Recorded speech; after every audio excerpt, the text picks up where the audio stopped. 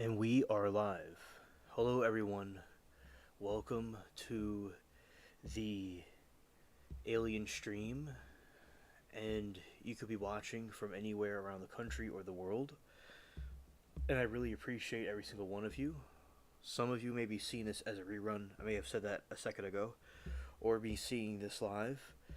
And this is the after party stream of the birthday stream that happened previously. I'm just calling it that, and we'll be talking about Gene Hackman and gaming and wildlife and different things of that nature. So I'll be doing the game, and throughout the stream, we'll be talking about these different things, including the trials. And now I'll be switching over to the other window to for people to see me. So here we go. Hello, everyone. Welcome to the stream, and we have Vash. I was cold, now I'm heated. Well, welcome, Vash. I'm glad that you're here, able to make it. So, basically, I hope all of you've been having a good week and a good weekend coming up. I'm about to be starting the game, and we'll be getting right into this. Okay, so as I said, hope everybody's had a good week, a good day, and I'll be talking about the trials, and I'll be talking about the Gene Hackman situation and wildlife and stuff like that. Hello, Sheree and Shelly. Well, welcome, everybody. All right, so here we go. Get the game ready. Hello, Dwayne. Good to see you. Hi, Alien Spaceship. I just watched you pick that great looking spinach. Oh, I'm glad that you got to see that. Yes. And I have some right here. I have some of the spinach right here.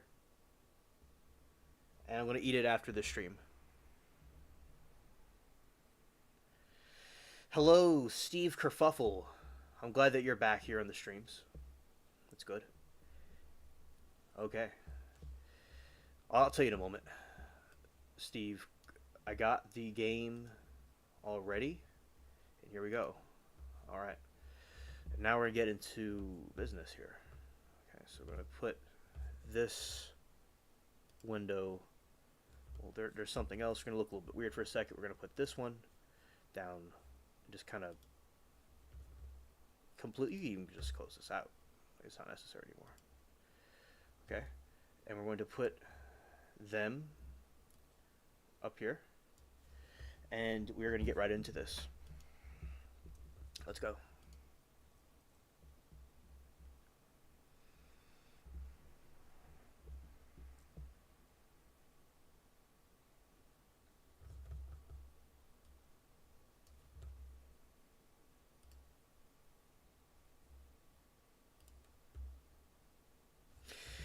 All right, I want to say, hello to the crowd of people. I'm glad that y'all are here, and hope everybody's been having a good week. If anybody likes to say what they've been up to, I wouldn't mind the conversation. So basically, today I found out some information. So Remy, my friend, some of y'all know Remy from the trials. She was telling me before that Gene Hackman was also, I read, the wife as well. They were mummified in their house, and they were, obviously passed away. And it's very strange because people, they just passed away, and it's kind of strange. And they were mummified, which is even more intense. So that is something, rest in peace to Gene Hackman. He was an amazing actor. I've seen him in a couple of movies, and y'all have too, before I was even around. And so basically the mummification process is, so basically with mummification, the weather over there where they are is very dry. And when the weather is very dry, in the right conditions and the right circumstances, it'll cause the body to dry out, and thus causing a mummification process. Her feet and her hands and some parts of her body were mummified, and that was caused that process. So in ancient Egypt, there was this mummification process that would take place, where they would take out the brain. This viewer discretion advised. I'm about to get kind of graphic, and basically they would take out the brain through the nose. I want to say hello Liberty and everybody in chat, by the way. And they would take out the organs and they would wrap the mummy up, and because of the Egypt, it would, and the weather there, and of course the other factors too, completely draining fluid from the body, it causes the mummification process. And where they were in that type of environment, it was the right conditions for them to be mummified.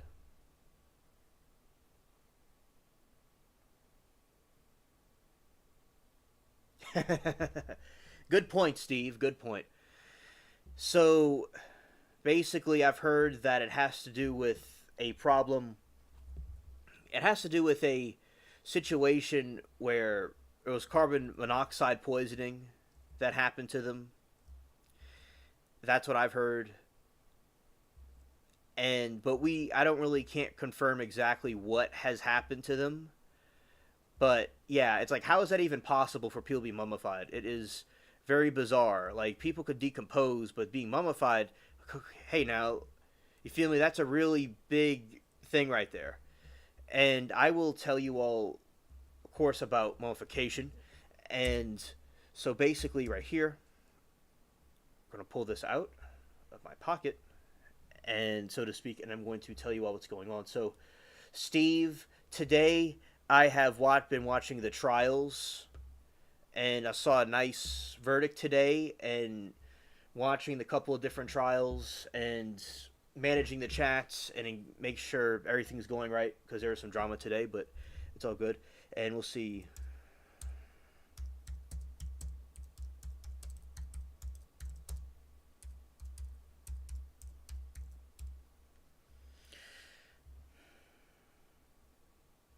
Now, this is how the Egyptians did mummification.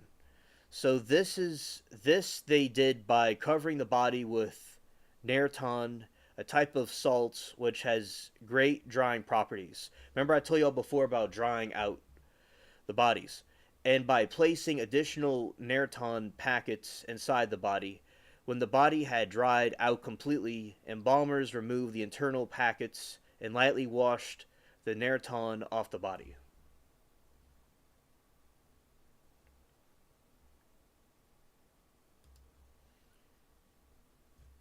Alright, so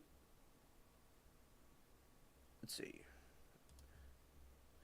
What can cause mummification?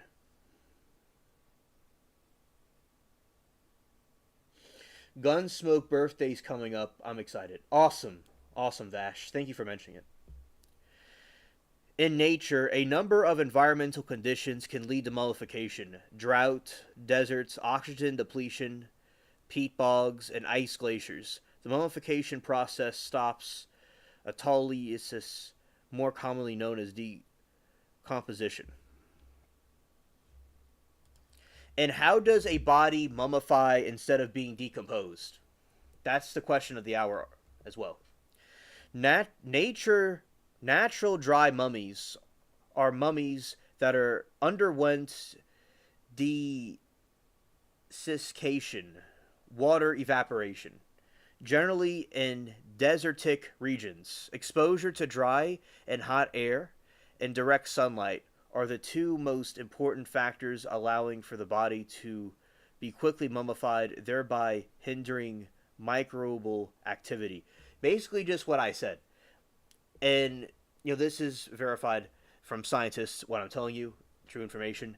So, and the type of, now, Steve Kerfuffle's an exception, but these, unfortunately, with the mummification process to those that happens to, nearly happened to me one time when there was a drought here. But basically, it's when all the liquid evaporates and you just kind of dry up like a sponge. So that's natural mummification. It's not the same type of mummification from the Egyptians.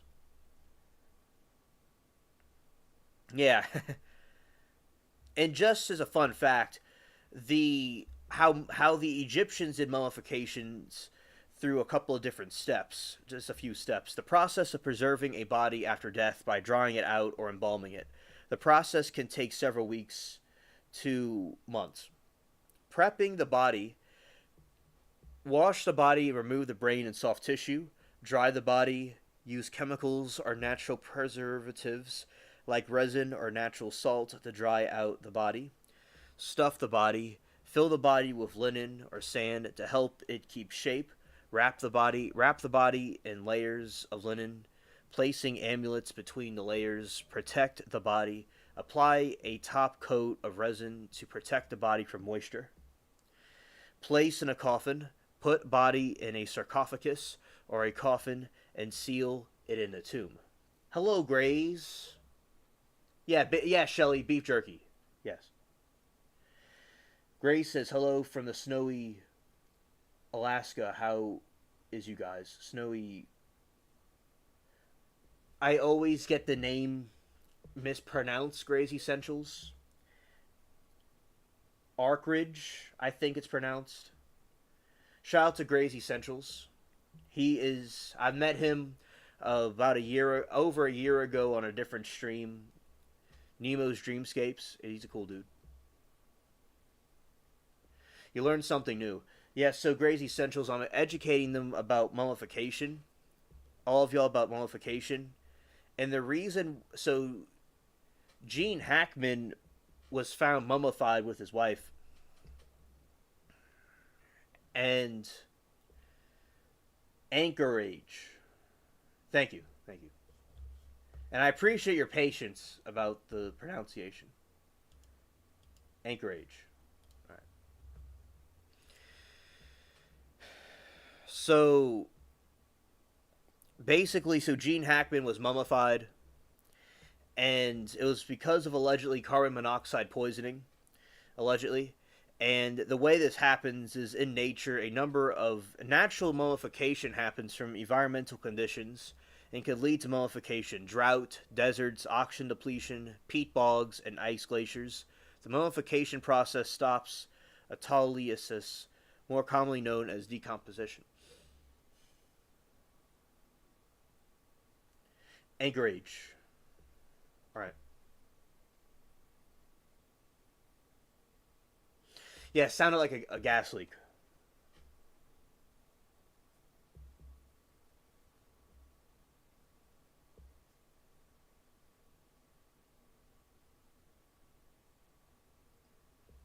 All right, Vash.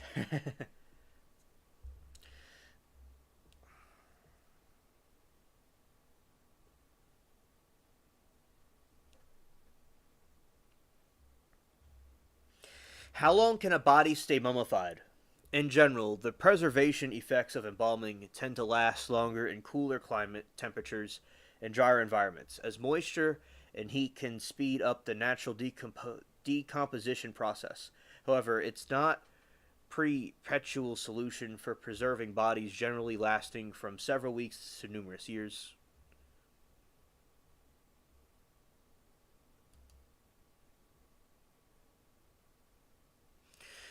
After 5,000 years in a sarcophagus, mummified bodies from ancient Egypt still smell quite nice. And the scientists said they smell, and the differences, intensity, and odorous, all can be described as woody, spicy, and sweet.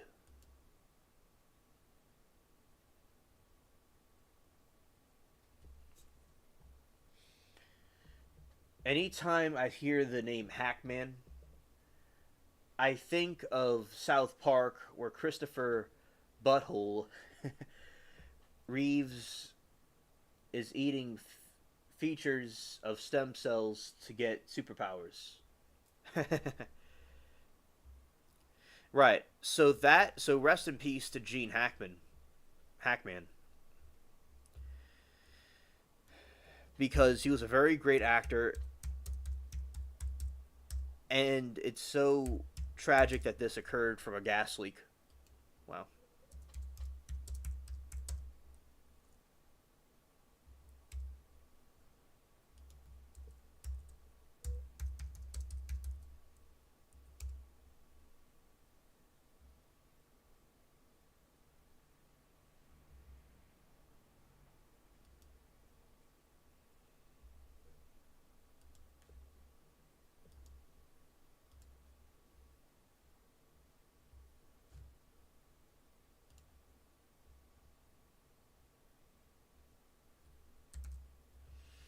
All right. Right. And also, there's been certain other in other news as well. There's been these releases of Epstein's list, and Mookie was saying that she was going to be reading through that. And from what I hear, it's just the same news that we heard before. And there's nothing really new in it. And I think with all the different people in Hollywood, there is just, and all the people that may be on it, I think that they don't want it to be revealed. But from my understanding, it's no different than what we originally knew before. But that's also a very interesting factor to learn.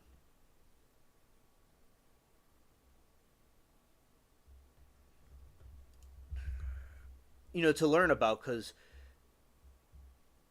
everything has a meaning. Rest in peace to Hackman and Blakeman. All right, watch this. So you try to fight this thing. You're supposed to fight this thing with a group of people, but this is not, exactly. I'm lasting a little bit longer than I thought, but then I went out. But yeah, with this guy, you need a whole entire group of people to fight him.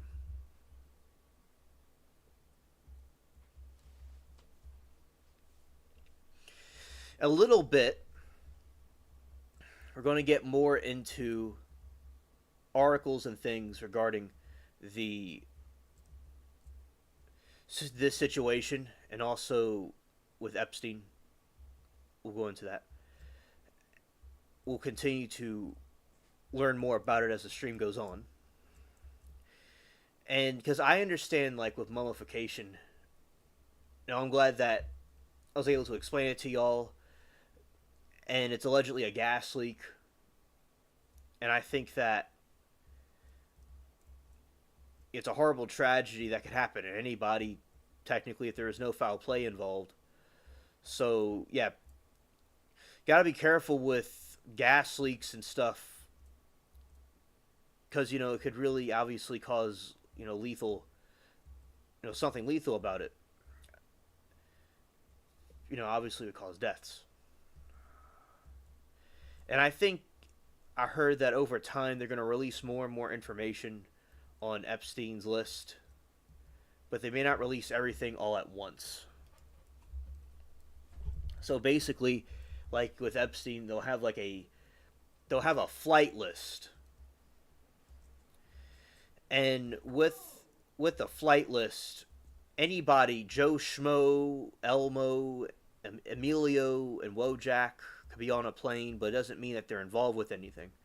So having people's names on this list doesn't mean that everybody on there was involved with something. But I've known about this thing for like last year. So I think that it's not, to me, nothing majorly new was released. It was just the same stuff that they told us before.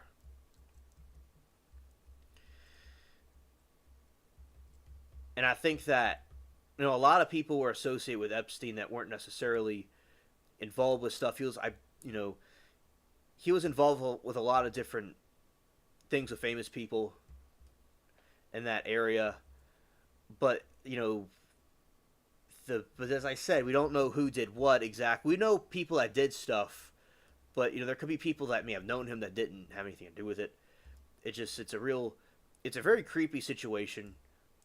And it's also a messed up situation that people want to do things like that. So as I said, I think that it all should be released. I don't know if it'll ever all be released because people don't want to be exposed or it would cause people a lot of trauma. But I think everybody needs to know what's going on. So I'm glad that they're releasing information over time. They have tons of files on this guy from all his properties in several locations, all his recordings, all the different court stuff, etc. So they tons of info that we should have. Exactly, Steve Kerfuffle. There's so much information out there about him, like what you're saying, and I can't even begin to imagine what information is out there on him and his properties and the creepy island he had.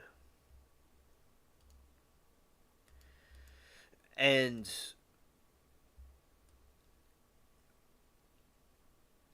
basically, he thought that he wouldn't get away with it probably, but he did. It didn't work. And everything needs to be released right now. Oh, also his unalived, deleted stuff as well. Okay, okay. Scared. Yeah, all of that was on there as well. Yeah, so basically, in my opinion, I don't think that he did it himself. I could be wrong, but I don't think he did it himself. I think that he had help. Somebody helped him out with that. As I said, there's people that just want to hide secrets. For instance, there's all these properties, there's all these dark things and these stories that happen that must be told. It's obvious on a wall. It's obvious on a wall and obvious on a piece of bread with mold. Like, we all could see the moldy bread. And they're saying that it's not there, but it is there. Just like with the alien information that was released. Not all alien information has been released, just for the record. But basically, now it's been more accepted to talk about those things, including Nibiru.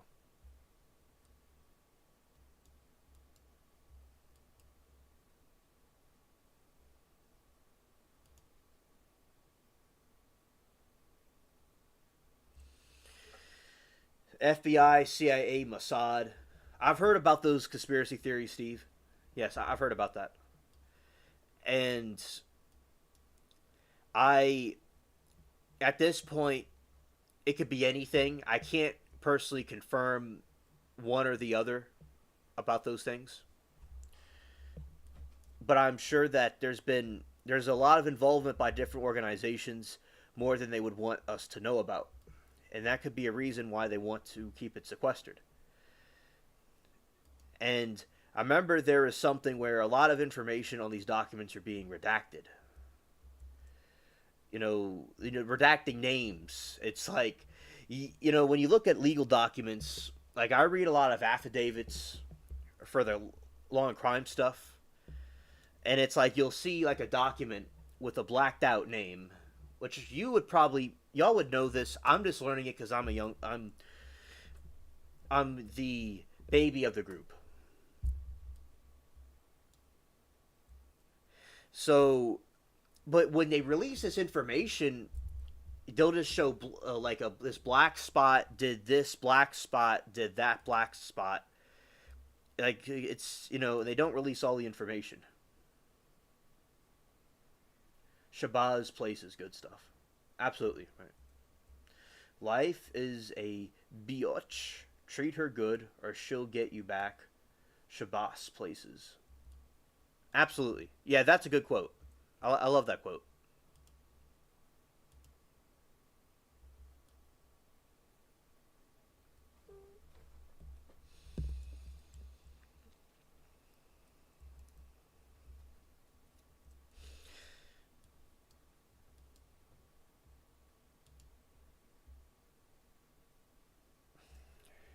And it's like, what's going to happen if they get rid of, if they tell people what the truth is? Like, I don't think anything, you know, like, what are they scared of?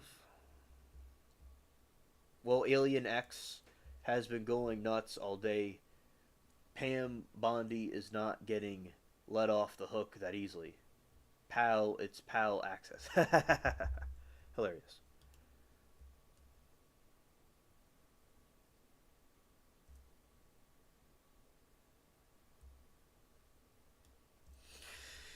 Thank you, Steve. Well, X has been going nuts all day. Pam Bondi is not getting let off the hook that easily. Yeah, I heard about that because earlier Mookie was telling me that one of the influencers had the information, and I think that now I did look at some website from the FBI or the CIA, and I did see some of the documents. So in my opinion, I did see something on a government website about this. So I think they did release it on the government website, contrary to what people think. But whatever these influencers got, I think everybody should be able to see it. And yeah, I bet it's been absolutely nuts, Steve. Absolutely. In general, Vibe is pretty are really upset. Besides for ABL, he had a tweet saying he doesn't care at all. Care, lol. Yeah, yeah. I'm sure people have been going nuts all day about it.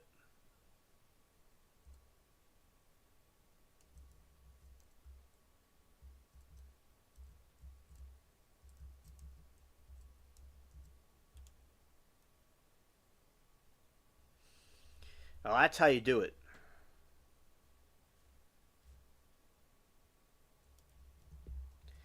Scared.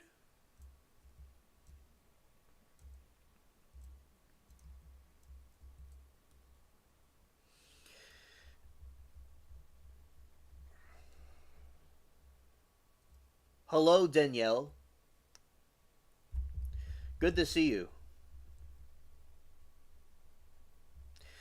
So, basically, in Danielle, so we're talking about Gene Hackman. Remy was telling me about the situation with Gene Hackman being mummified and passing away and how terrible that is. And he passed away from poison from the carbon monoxide, allegedly from gas. And basically, the process of mummification naturally is in a dry environment where the moisture gets sucked out the body and the body naturally mummifies. So that is how persons can be mummified. And Gene Hackman was a great actor. It's so unfortunate what happened to him. May he rest in peace. And you're not interrupting, Danielle. We're talking about trials too.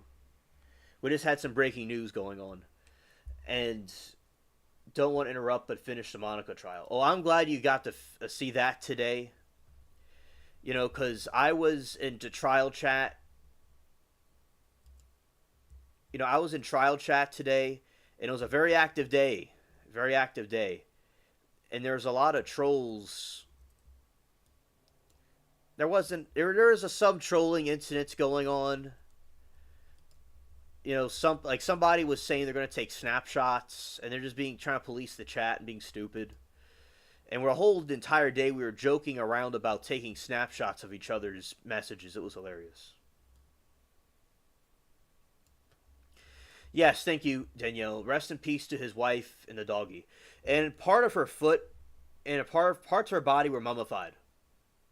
They're real specific. Like, parts were mummified because it's like it dries up where they are at.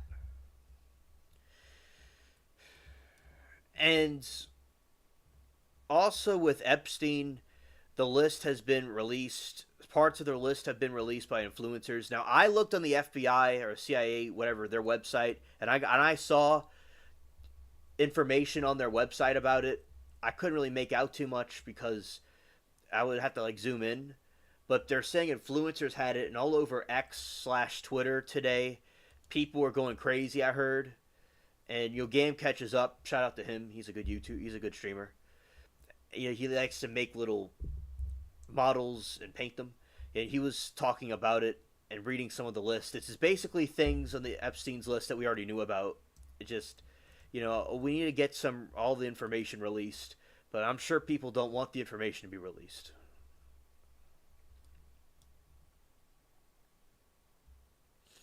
Danielle, you saw that earlier. Okay, so as I said, I was talking about some breaking news that was going on about Epstein, about Gene Hackman, however you say his name. Rest in peace. But I also was here to talk about the trials, which I'm glad that Danielle's here so we could discuss it.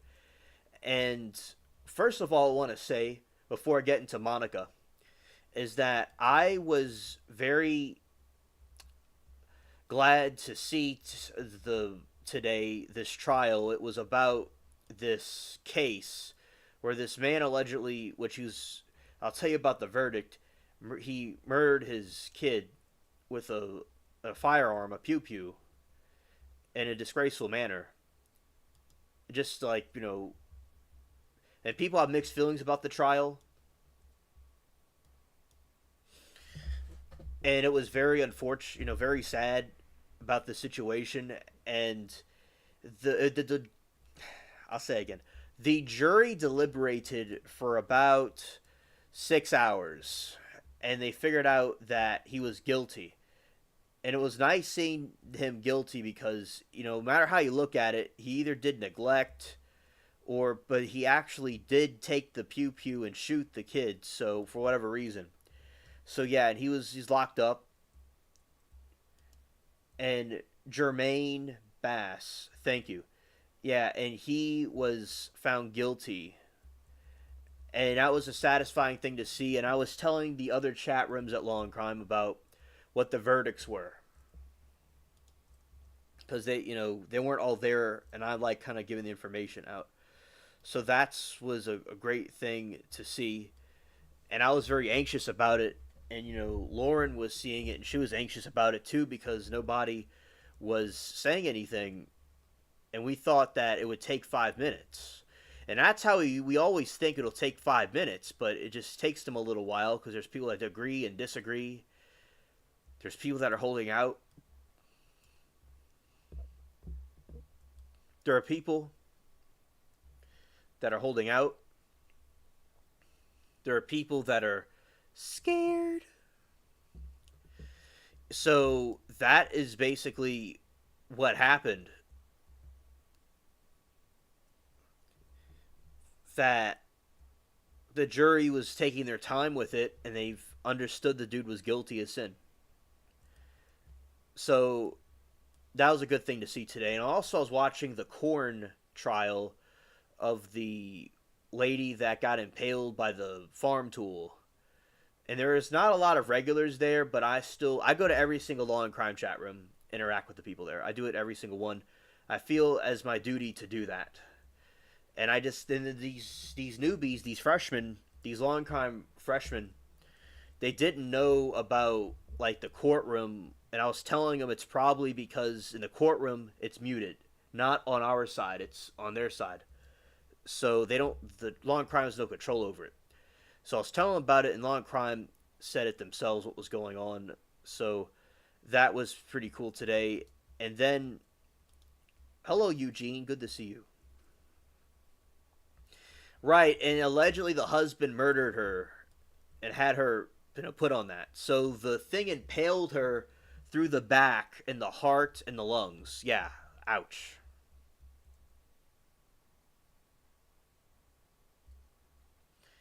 Yeah, happy birthday to Eugene. Yeah, happy birthday, Eugene.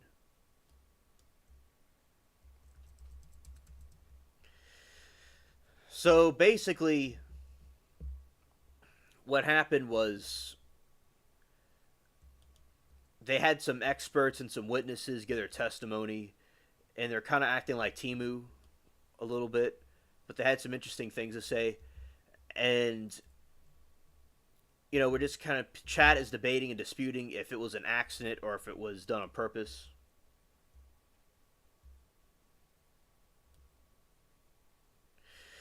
And as I said, that's very painful. And he was saying he's innocent, so that he had like a retrial over it.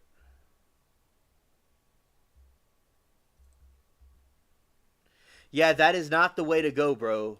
Absolutely. Happy birthday. Happy birthday to you. Partay. Partay.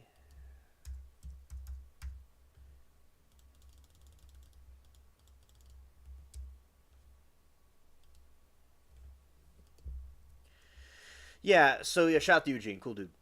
So basically, in the situation that happened, with the trials, this other trial that I've been telling y'all about, this.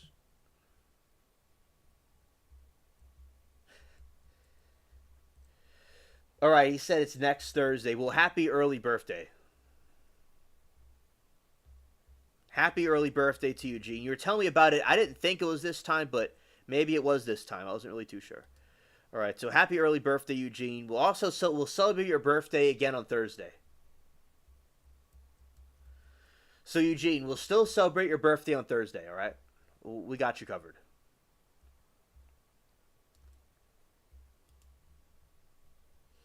Shout out to Mary Toodles. Well, you see, look, I celebrate my birthday a whole week, and there's still people here and there celebrating the birthday. Here and there's little parties today that happened. So it's okay, dude. You're alien royalty. We'll celebrate it the whole time. Partay.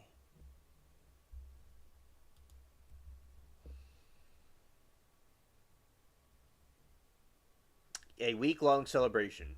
In this nation. Scared.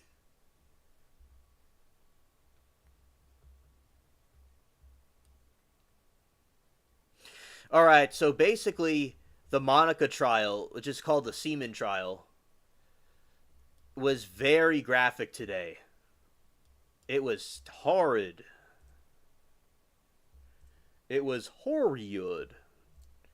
So the Monica trial,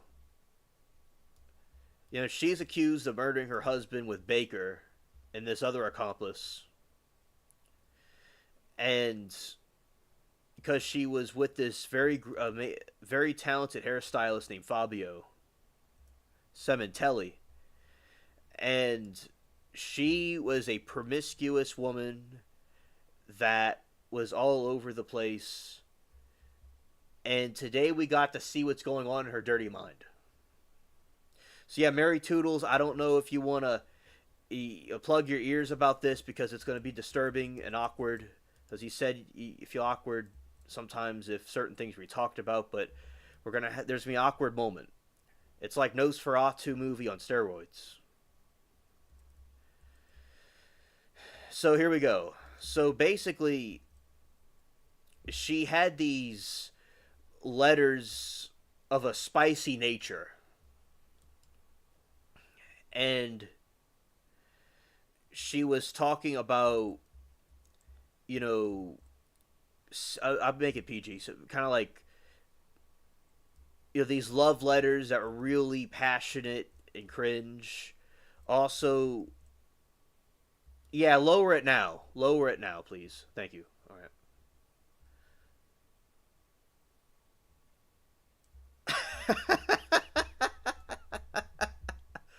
Steve said it's called the semen trial, and a dude impaled his wife with a damn equipment. Jesus, out there. Oh, God, that cracked me up. I'm all over the place. I got off course for a second. I got derailed by Steve Kerfuffle. Scared. Yeah, you see, Steve, I have all these stories to tell. That's why I'm glad that I went this path in my life and watched trials. So, Oh, the other one where the guy murdered his kid is called the nightmare trial, the nightmare murder, the night the nightmare murder that a special helmet type talking is getting to me. I got this. So it's called the one where the black guy named Bass murdered his kids. Has murdered his kid is called the Nightmare Murder Trial. All right. So now here we go. With the Seaman trial, she had these provocative pictures and she had these passionate love letters. And she put a kissy face on the letter. And she said, insert everybody, viewer discretion advised. We're going to have this video might have issues, but here we go. She basically said, with a kissy face with arrows, and she would say, insert dick here. And it's very very disturbing, very cringe. And then she had these pictures she drew, which I'm gonna be like, someone has a talent for drawing, maybe, but there's drawing the wrong stuff. And she was having this picture of this woman that's like pretty much naked except wearing some underwear. And she had master tattoo to her thigh towards where her peaches, her nasty fishy peaches are, and she had a blindfold on. With the drawing had a blindfold on, and she was writing some love letters to Baker, and saying how she wants to be enslaved by him and stuff, and kind of kinky stuff, and like a dude, a king, like power. I don't know. I call the dude Martin Luther King because that's what the name looks like to me. But like, so Martin Luther King in the chat was saying that she wants to be Queen Bee, but also Bottom Bee at the same time. Thank you. Danielle is more specific. Underwear up her eos and crack. Yep. Another thing that happened in this okay, the reason why it's called Seaman Trial is because her last name from Fabio is Sementelli, so we call her Seaman because she that's all she thinks about. That's all that's in her head. And she got Baker's Timu Seaman. So that is what happened with that. So right, you can't have people could switch around and stuff, but they can't have both, right? Exactly. You have to choose a side.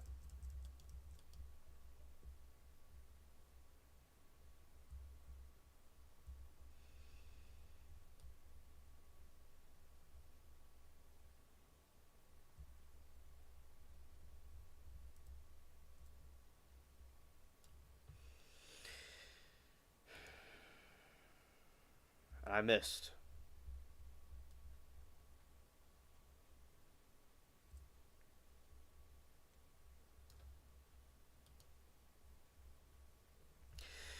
So basically,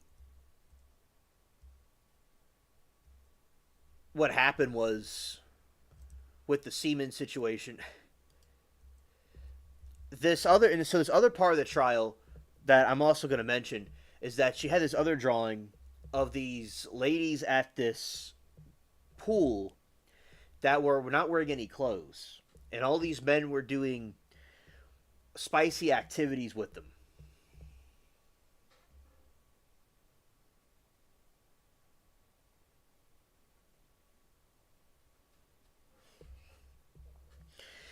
And basically, what happened was, and also tomorrow, by the way, I will go and I say this to the earlier stream as well. I'll also say this to the early stream as well. So Danielle and chat, there's a group of people that are not here because it's real late. So I'm going to talk about some of these things tomorrow as well. So y'all just brace yourselves, along with additional information. So basically, what happened was these women were at this like pool with these like perverted activities going on, and she was thinking about him.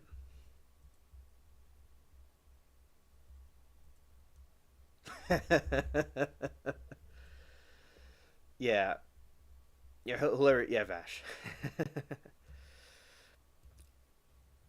So basically, what happened was, and that's what she was saying in this trial. She was saying those things, and those were her love letters to Baker.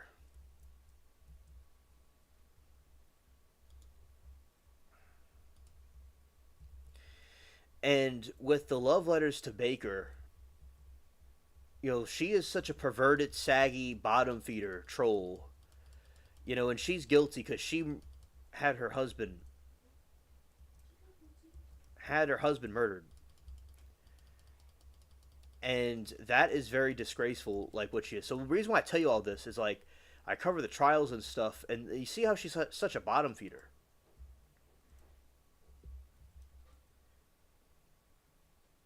such a complete bottom feeder.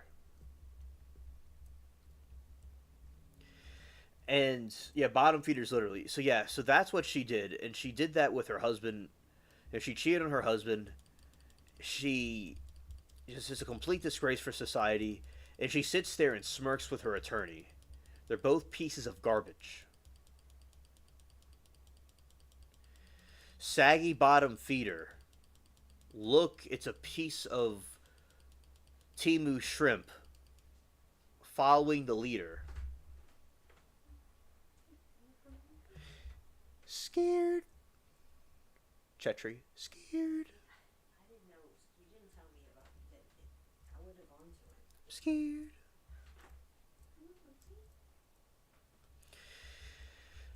So basically,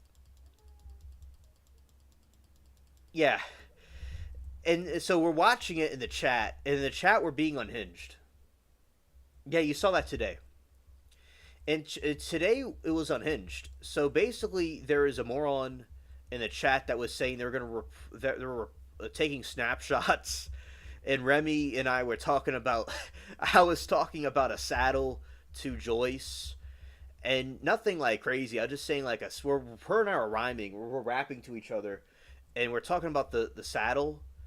And I was talking about a raw saddle, and Remy made a joke to me. She said she was gonna. She took a snapshot because I was talking about saddles, and about raw saddles. It was this. The chat was funny, and G, she was going crazy on Monica, going crazy on her. She was not letting her. She was not holding back, and she was talking about how she, a complete degenerate disgrace. She had enough of her. Really, like G will let him have it. She writes in all caps, and she doesn't hold back. And that's what the rest of chat does. The rest of chat does not hold back on there.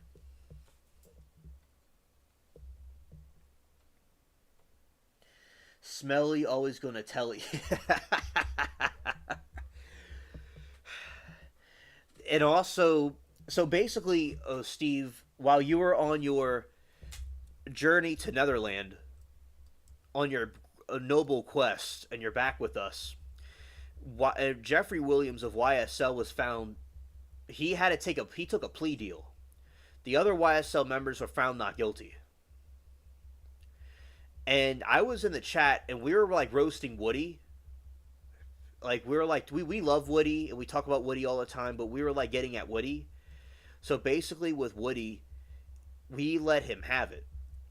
Like, if we were like, there's 100,000 people there, Steve, and we were saying like he was a Timu, a fair weather friend. He's like a Timu barnacle. He's a Timu toothbrush. And I remember the Timu roast from the YSL trial, so I incorporate the Timu warfare in everything that I do. So on YouTube, I have to deal with morons all the time, so I engage in Timu warfare, and that is something that I got from that trial because, like, say Johnny Depp, that we learned some things, but and then in this new generation, there's all kinds of roasts and stuff that are going on. Yeah, Quest for sure. Yeah, she is a disgrace and an abomination. I mean, you know, I think that yeah, yeah. So, okay, Woody from YSL, he's the snitch. All right. So he said that Jeffrey Williams, who is this artist that he pled guilty, but in my opinion, I thought was not guilty of these crimes.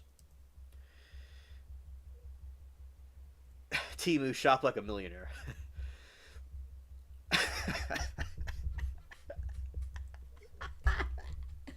Timu Felly.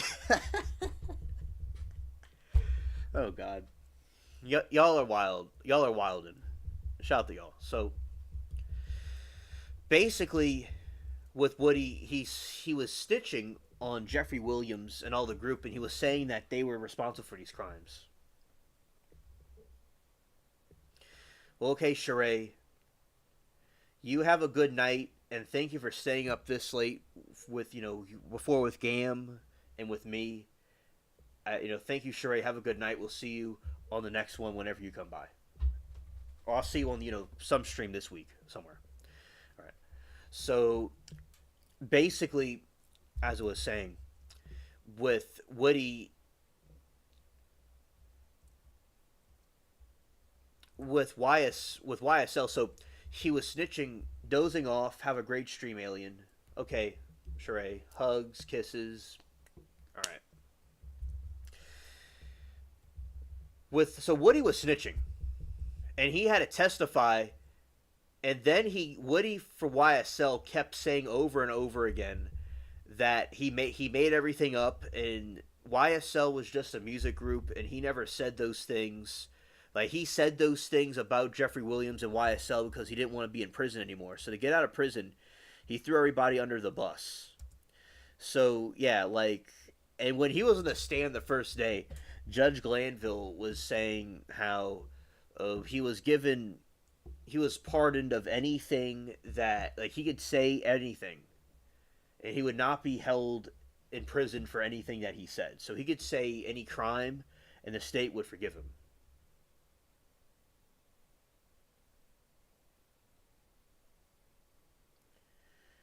Cue Sarah Sarah.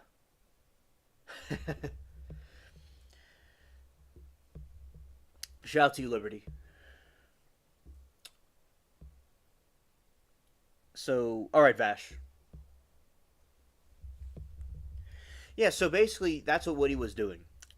And so when he was on the bench, when he was like on the stand, rather, the judge, they asked him, they said, Woody, how old are you?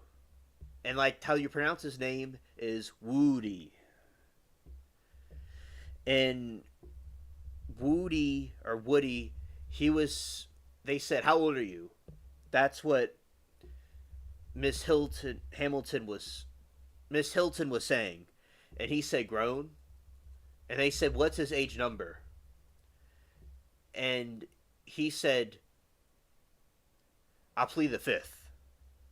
And he said, you're going to be held in contempt for the weekend, okay? And he said, okay. And the court was over for the day. So they asked him his age, and so before that, he was like, do I have to answer the question? And he said, you could say anything you want. You're not going to be held in prison for it.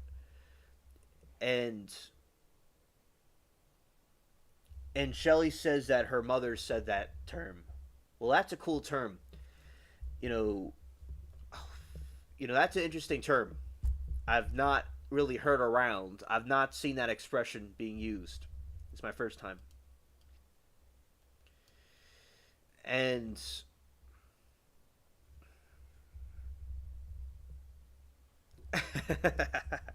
yeah, he pled the fifth. And the judge said, I'm smoking high liberty. How are you?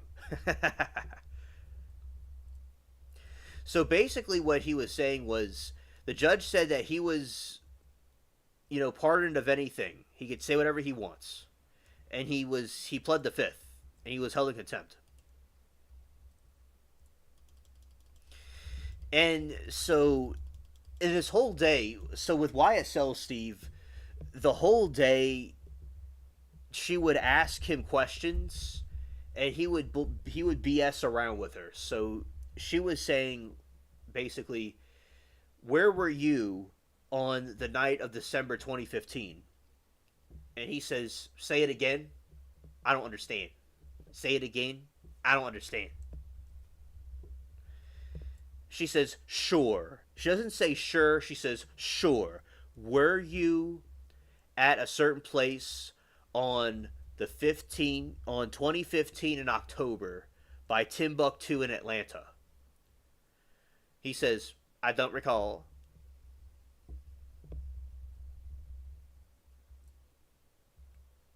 Doris Day used to sing that song. Ah.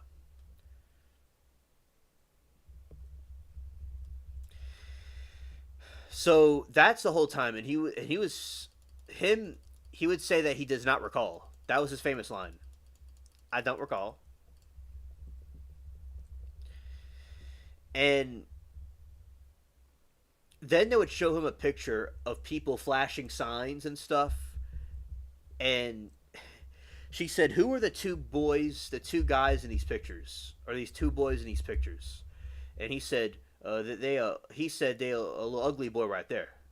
And he would just look at her.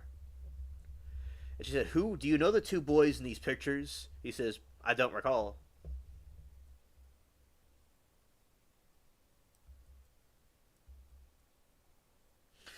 All right, Eugene. Understood.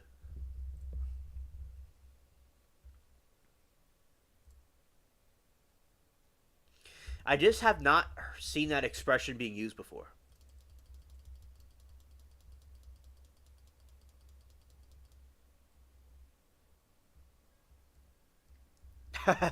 Yeah, right, right, exactly.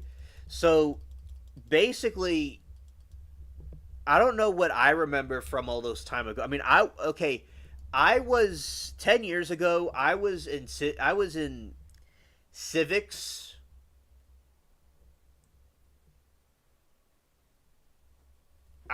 civics class. I was in civics class and doing other school stuff in 2015. That's what I was doing.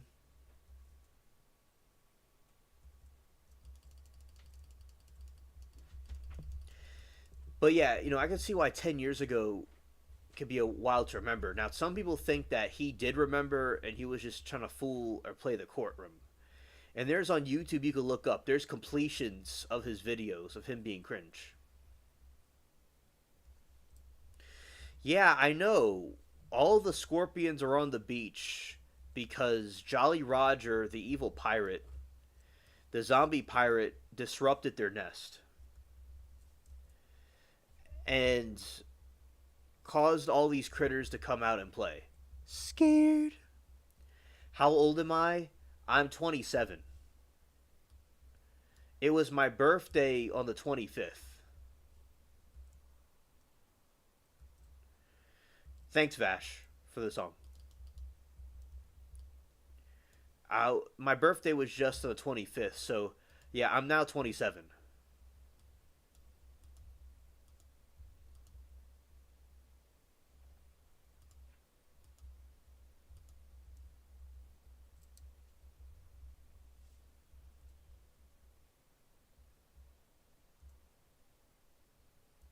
Alien. I need to say this in the trial chat rooms. I don't type much because I'm not fast enough. Oh yeah, Danielle. Yeah, I have like I can. I wish I could be even faster than I am. Young Chicky Alien is. Yeah, it's true. Because in the what? So basically, with the trial, like when the trial chats are going really fast, I have to type really quick. I have to type really quick. And I'm on a computer, so I have to pull. Sometimes when I'm putting certain emojis, I have to pull down a menu. I have to pull down a menu and have to pull down a file and put and punch in the emojis and send it to people. And sometimes people get angry at me when I do not type fast enough. You're 29 and holding.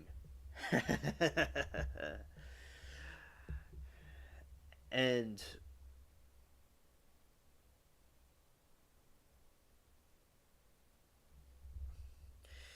And also, basically,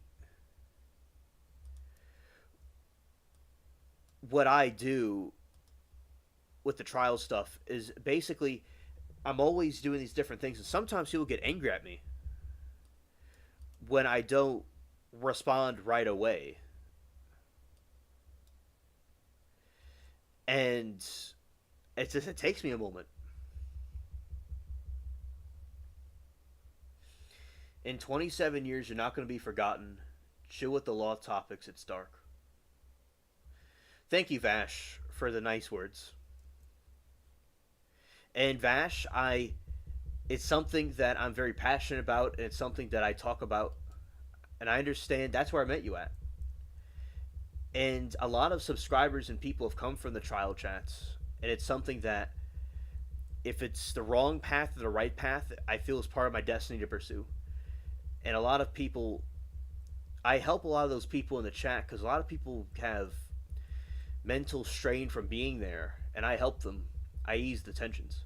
And I understand, Vash, and I agree with you, and it's good to balance it out with some things. And later on, I have some more lighter things we'll talk about, and it won't be something that I'll harp on all the time like that, but it's something that we'll be talking about. But of course, there's other things as well that are also lighter to talk about.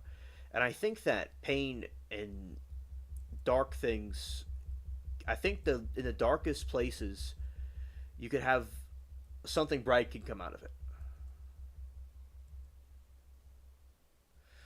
And thank you, Vash, for the kind thoughts. Thank you. Eugene says ABL's chat is very fast. I think people are ignoring me. You see, ABL's chat's very fast. Like when I was talking about my birthday, when I called into the show, they told me happy birthday. But when Marsha mentioned it in the chat, it was like people were zoned out. You're young at heart. You see, Danielle, you were my age at one point. Like Pam, for instance, Danielle. So basically, Pam Africanized killer bees. It's a killer bees. We are the swarm. Alien. Steve is. I'm joked out by Steve. He said, I actually hope people are ignoring me in ABL chat.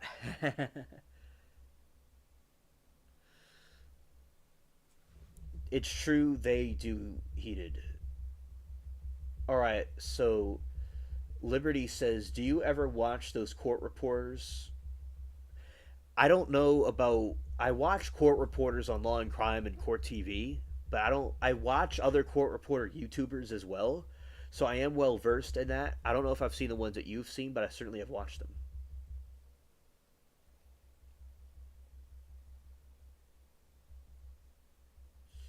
The truth is behind you, and the truth hurts. For Pam was a friend of mine. She's at another channel now because she didn't like the trolls at Law and Crime. But basically, with Law and Crime, there is these trolls, and Pam, she is around the age of Liberty and Danielle. She's around that age, and very attractive lady, and very cool. And she was in the chat, and I used to talk to her. Now I got in touch with the trial chat because of the Johnny Depp trial. That's how I found Law and Crime.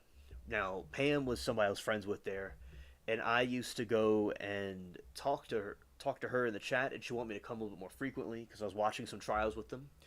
And then I decided to come as much as I can, and those are the greatest decisions I ever made. And so many subscribers came from there to my channel. And so no, I'm going to keep on doing the trial stuff. It's what I do. And Pam, and I met many other people over there as well. And her in the group of friends like Dwayne and the different groups of people in that trial chat. So she was a cool friend in the chat, very good insight. And yeah, I'm cracking you up, Vash. So that is why I am. That is why I like the chat because I meet so many different people. So Pam was somebody I met that was a little bit you know around y'all's age group, and y'all are some cool people. And at one time, everybody was my age at one time, and people younger than me at one time. So it's we all, and I'll get older too. Like I don't really see it as a big deal. So I don't really focus on the things too much to understand that they were at one time my age. Ivan more like spying. Ivan don't watch me watch TV. Ivan stop watching me watch out for ice.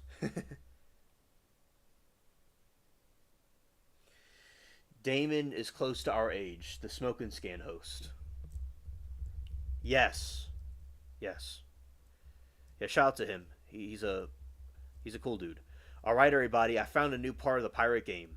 Scared. I have found the one. This is the rum cellar.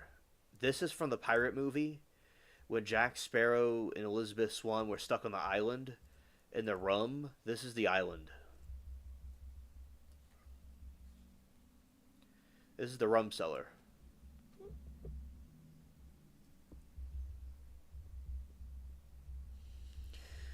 Liberty said, "When I was 27, I wasn't as smart as you, alien." Well, thank you, Liberty. I really appreciate that. Steve says, Damon's in his 50s, I think. I believe, yeah, he just became 50, I think, from like what I saw last time.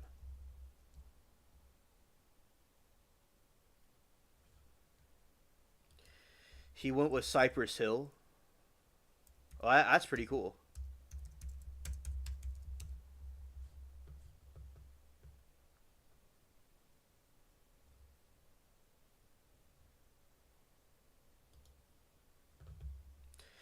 Those are some pretty cool groups.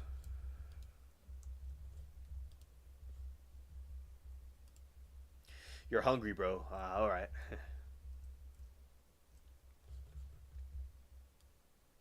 Well, thank y'all. I really appreciate the very warm compliments about that. And as I said, I found Law and Crime because of the Johnny Depp trial, because the Independent went out, and during the Johnny Depp trial, I was having subscribers come over to the channel. The past 4 years, 3 4 years, however it's been, I've been bringing people over from trial chats. You thought he was 61. Well, Damon, back in 2020, he had more of a tan and he had a darker beard. But as the years have gone on, he's gotten more pale, and I think his beard and hair kind of turned a little bit lighter. But like back in 2020, he had that thing like a mini stroke type thing that happened. So he wasn't able to do a lot of things he usually could do. So maybe that could have had something to do with it. But shout out to him; he has a lot of good coverage on things.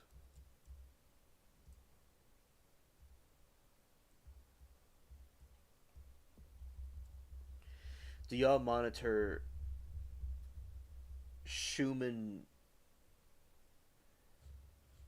Renaissance? No, I've not heard of that, but I certainly will look into it.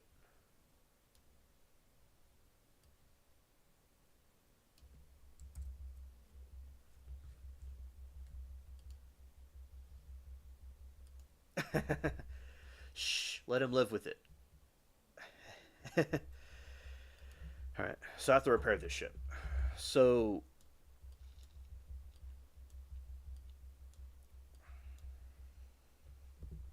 and the name for it is called Bell's palsy, and he talks about it all the time.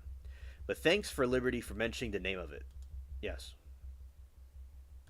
Yeah, he had Bell's palsy on one side of his face, and he wasn't able to, use it. And he has to tape his eyes closed. Yeah, his laugh is very funny. Very funny, dude.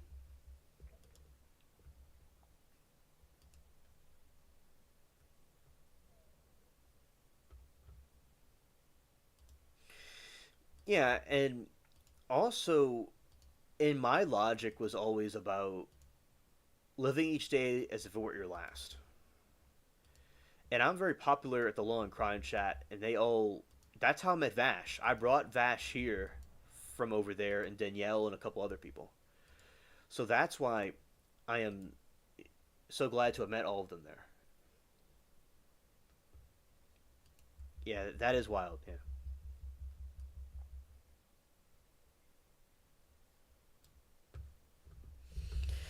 So,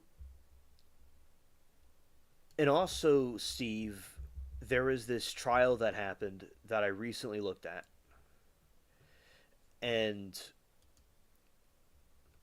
there was this. It was the flower petal murder trial, and this dude went into this woman's place and allegedly because of child abuse, and he murdered her. And he was trying to say like he didn't do it and stuff like that, but he was found guilty, and he murdered this woman, and he had no expression, no emotion to him at all.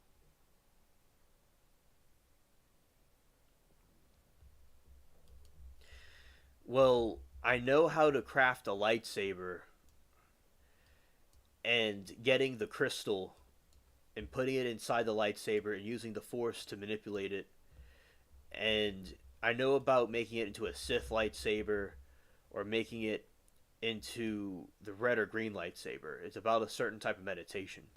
They have some pretty cool lightsabers on social, like in real life. They have some pretty cool lightsabers that have been made.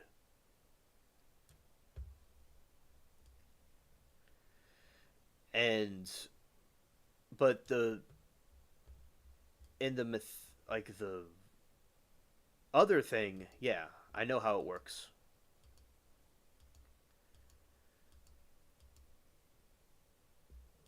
That sucks, yeah.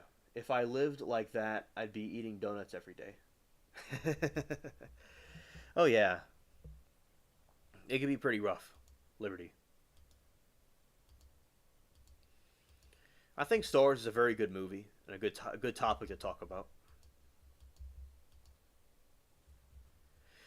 And also, there is this thing that happened where, hello, Silver Fox. What a pleasant surprise to see you here. Welcome, welcome in, Silver Fox. So, and basically, Vash, I think that a balance between the light and dark side of the Force is good. I think they both could be used in a positive way. Star Wars is one of my favorite topics, so it's a good thing to bring up. And Steve, to catch you up, there is this trial that I was watching where they were talking about blood flow, and I learned about Pol- Pololi's method, and it's used in measuring the valves of the blood vessels and say blood flow out the body or blood flow in the body regarding plaque and cholesterol and stuff like that. And I learned from the Harvard website, they had this article about it, and I thought that was pretty cool. And this other thing that happened, Steve, was that this other time, this trial where this woman unalived her husband because he was being abusive, but these people don't call police or sue them. They go and put matters in their own hands, but they're not supposed to do that. So there has to be, the burden of proof and all is there. Like for instance, with the trial with the nightmare murder trial and the black dude murdered his kid, the state had the burden of proof. You got to have the burden of proof because if you don't have the burden of proof, it could be difficult to prove it in the jury. Oh, Greg, I'm glad that you like my call in ABL. I'm glad you enjoyed my call. And everybody's like, I'm catching Steve up on things that he missed while he was on his quest.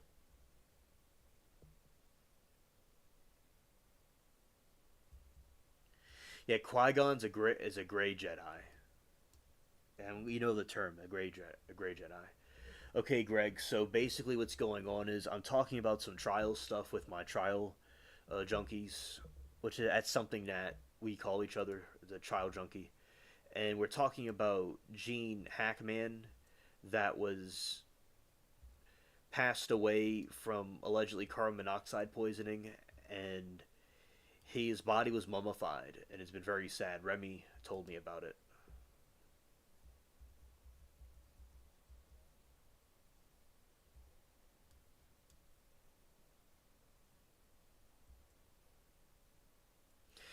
Yes, Liberty. AI made me say it. So with delete, I think people like delete better. I think unalived sounds really cool, but everybody seems to Liberty. It's universally hated. Unalived seems to be universally hated for some reason. I think unalived sounds pretty cool, but people seem to like the delete better. So I use them interchangeably. The scurvy scared shallows. Scurvy.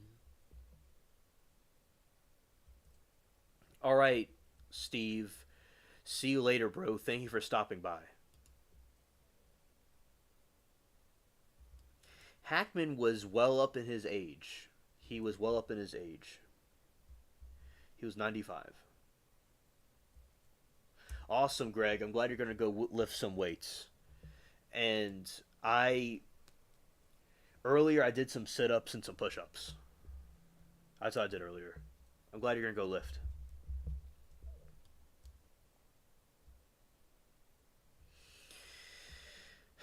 Liberty. I don't mind using killed. We could use that if you'd like. It's just there seems to be some. The reason why people use delete and unalive is because allegedly because of YouTube community guidelines. They say that there is like a demonetization. There's monetization issues, and they can't say it because YouTube allegedly censors people. I don't know if it's true or not. I think it's a rumor. I think you could say killed, but it has to do with YouTube's guidelines allegedly. So a lot of content creators say delete or unalived. Now in the future, we get another platform like an alien platform that I have. We could say whatever we want, but uh, basically, I don't care. We could say I don't think it's a problem to say killed. I never seen anything about saying killed as a problem, but I've gotten to a habit of saying unalived and delete. And some of the mods, like the Copilot, really gets on me and enforces it. So it became kind of like a habit. But you could use any word you want. I don't really know if it's even true. I've ran so many ads on Google with YouTube. I don't even think they do anything to me personally.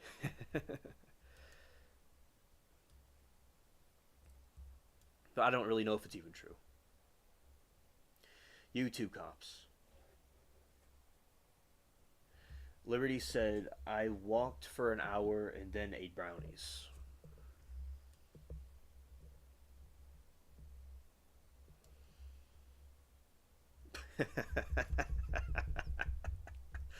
Yes, Vash, I agree.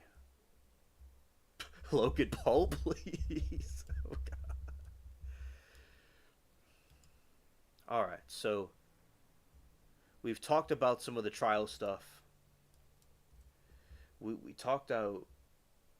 I disagree with that moderation. No, you have to say sewer slide. Oh. I'm still shook about Michelle Trachtenberg passing away. People keep bringing her up, her upper liver transplant. Oh yeah, it can be very rough. Absolutely.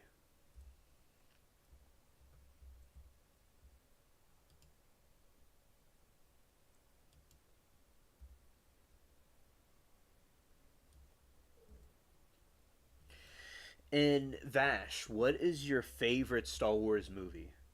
I'm just curious.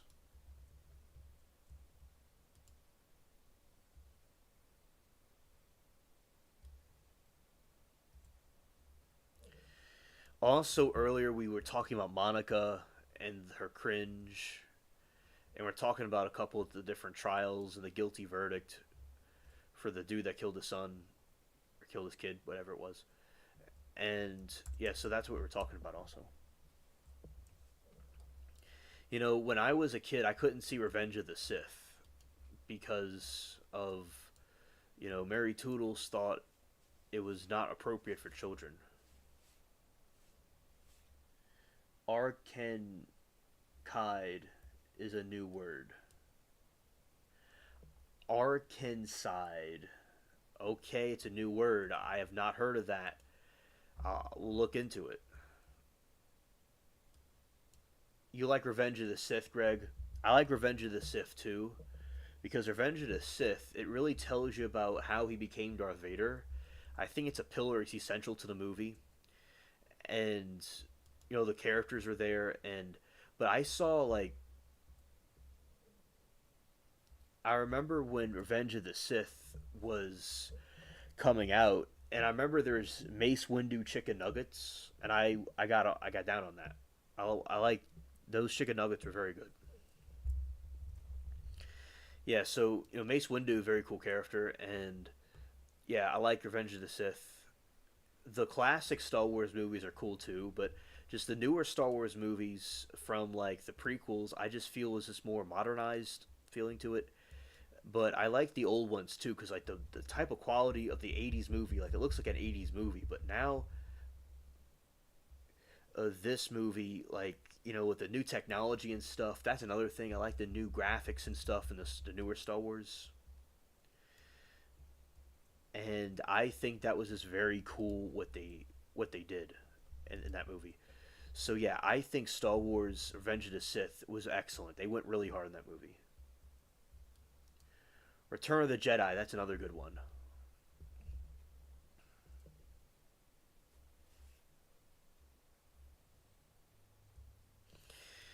So,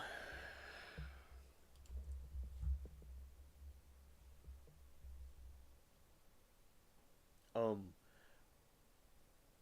we got yeah. Shout out to the Ewoks.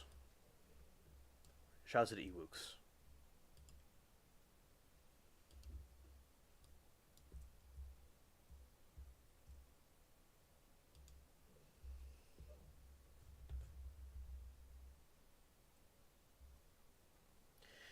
Um, all right. Silver, you're on UK. My fiance was from UK. I list him in May 2023. He was 53. Okay, so Danielle, my deepest condolences for your loss. All right, you're not alone. Okay. Thank you for mentioning that, Liberty, about the Clinton. Okay, the Clintons deleting people or causing self deletion on people. And Liberty, the word for that is self deletion.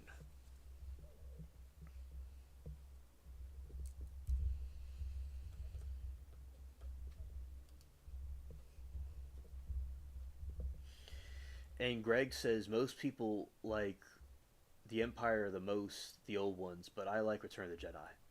Okay, thank you for your insight. I didn't know that there's a certain group that liked one better than the other. But I love the older. I love the older ones too. They're very cool.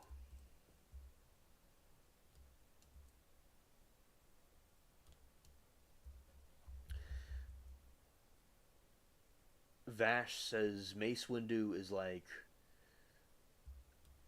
in the depths of his soul, killing his soul and cut his arm off. F, like, what the F? I should say deleting his soul. It's deleting his soul, I should say.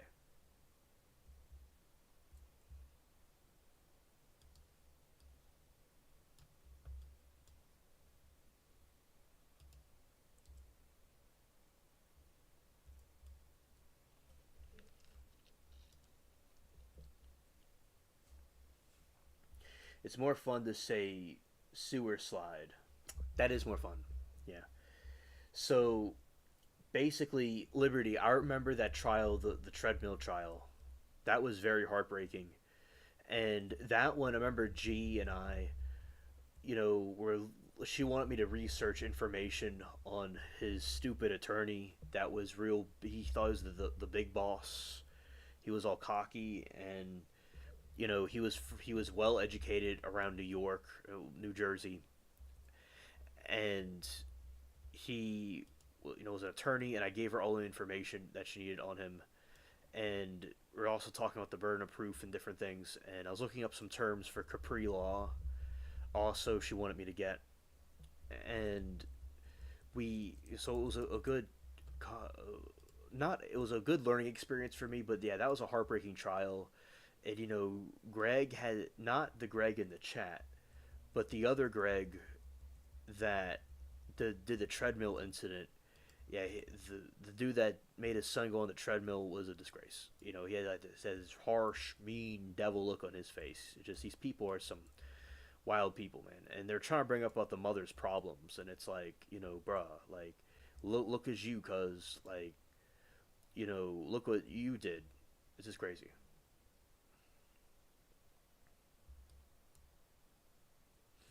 And Liberty says, I like Terminator 2 Judgment Day.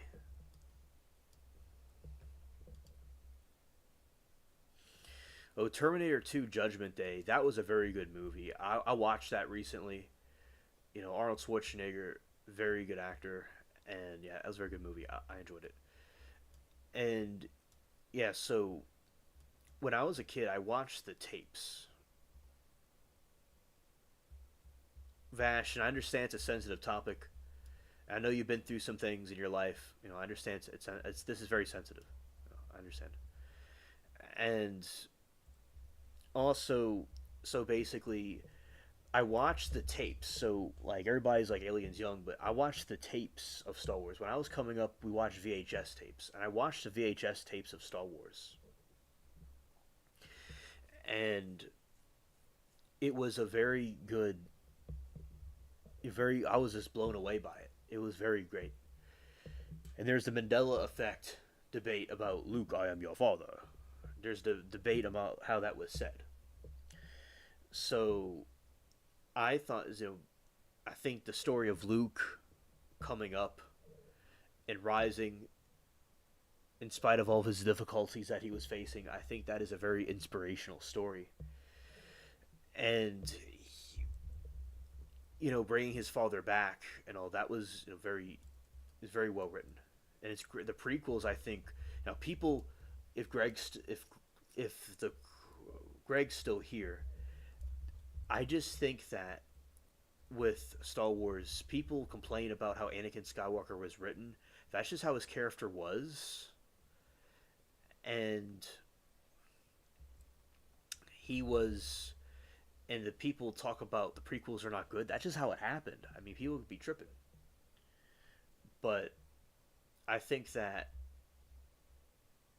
he George Lucas did great with that story. The Mask Jim Carrey Alien is my favorite VHS. I love The Mask.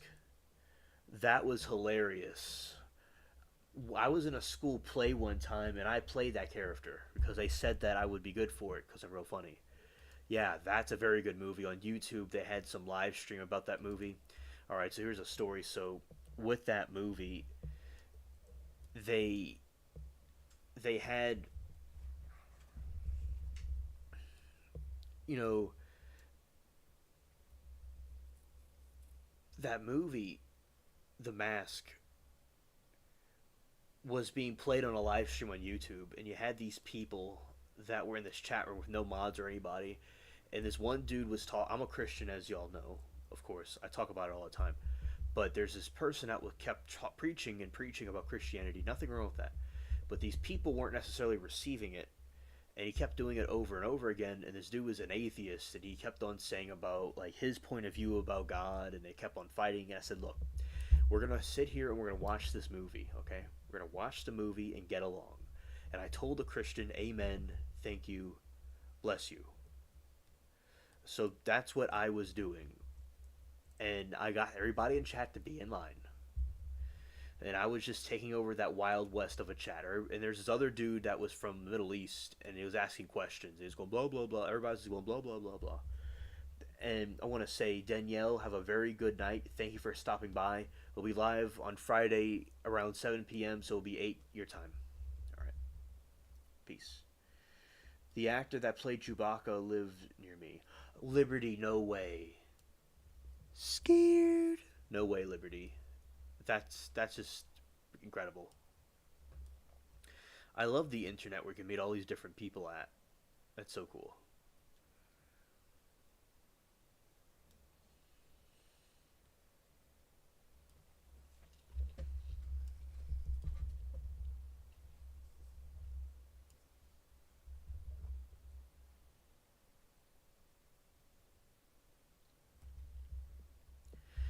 Vash, I agree.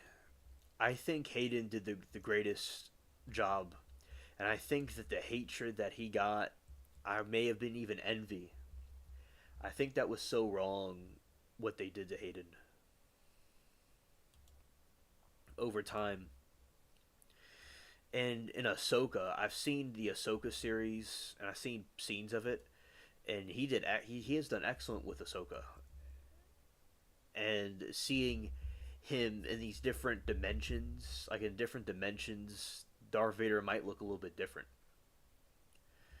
So that's what I like to see in Star Wars. I like seeing that that being taken, but a lot of the new Star Wars movies people don't like because of some of the political messages in it. But I think I saw all the Star Wars.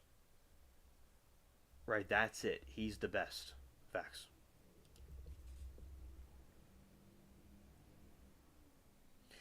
We got breaking news. Silver Fox says reports said there was no carbon monoxide poisoning in Hackman's house. Well, okay, thank you. We don't know. It's a mystery right now. We don't know exactly he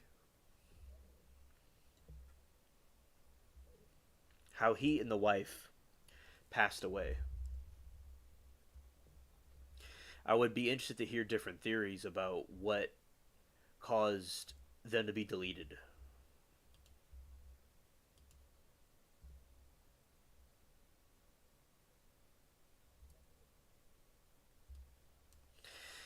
I thought Rogue One was good, in my opinion.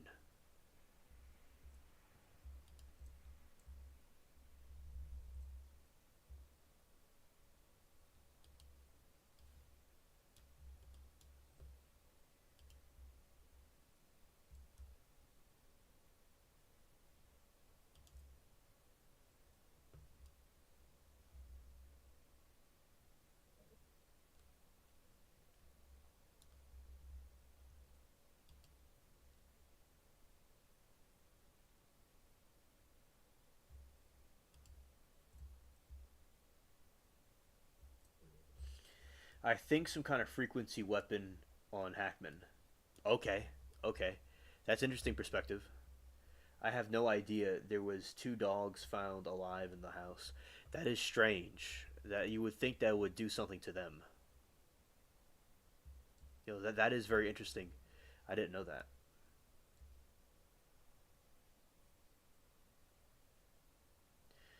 Effin Boo staff. Nah, one battle.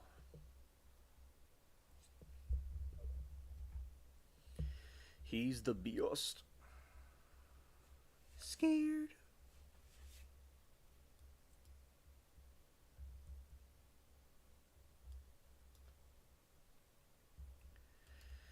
We're gonna go explore this cave on this island for y'all to see. Alright, now we're gonna go to this. Okay.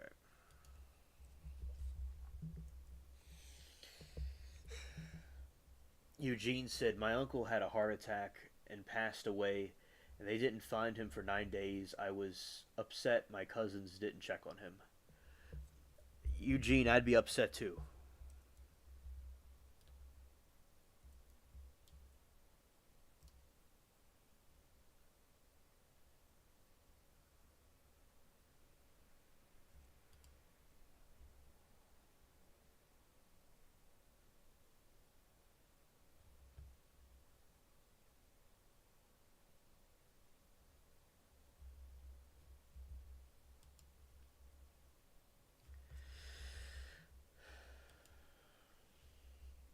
Yeah, it's always important to check on relatives and make sure everybody's okay. Definitely.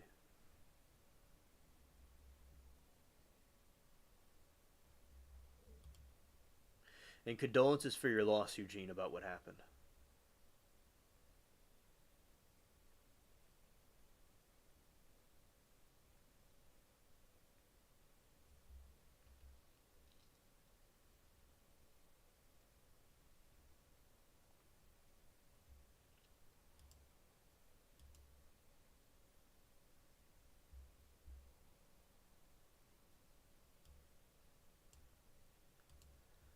Let's see, is that the same type of weapon?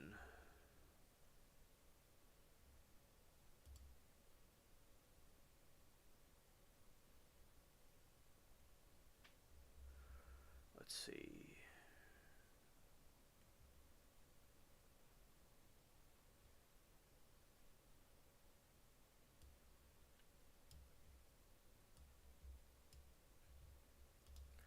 Let's put the lieutenant's thing right here.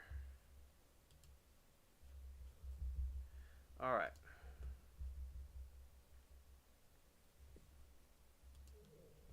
Yeah, it's heartbreaking indeed.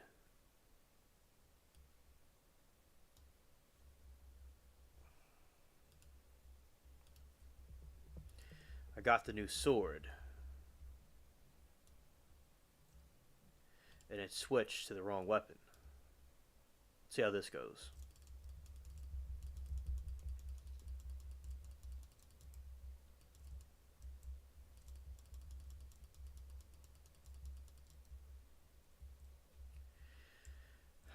All right, we got more killer wasps on this island. I'm going to look for some gold. Be right back. Scared. I appreciate it. My family has a history of not checking up on people, sadly. That's very unfortunate. It's very not nice.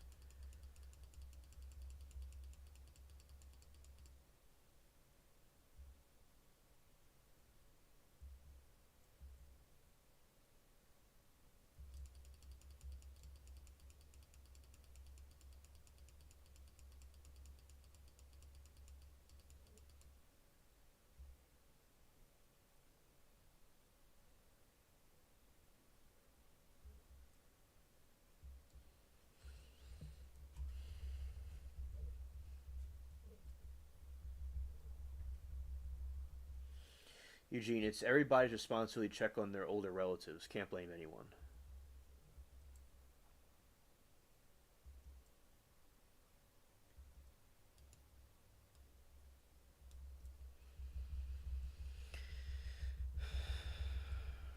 And also, Eugene's saying that the other people are closer. Right.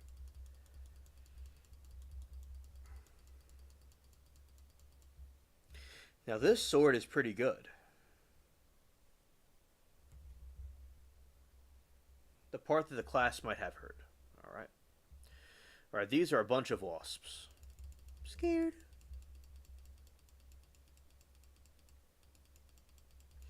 No, I'm using a different type of sword. It's very powerful.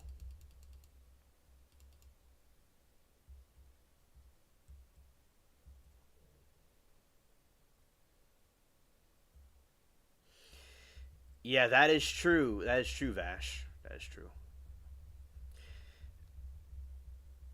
Let's see how well it does against this thing. Well, there's two of them now. Oh, there's three. Usually with a group of people, this does better. Ah, they're gonna all gang up on me now. I'm outnumbered. I was hacking at it with a sword. I'm in dangerous terrain here. Alright. Looks like you need more than one person or a different type of weapon for that, but you get this pew pew right here and it fixes everything.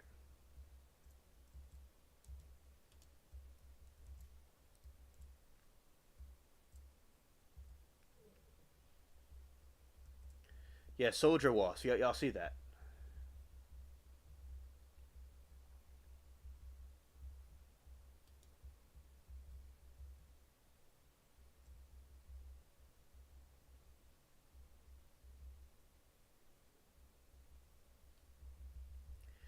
It's this other cutlass.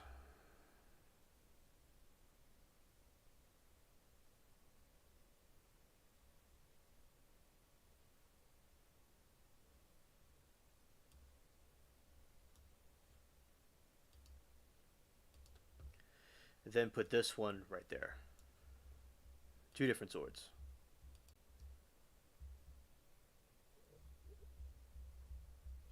Did y'all see something about birds with the camera? I have not heard about that. I don't know what you're talking about.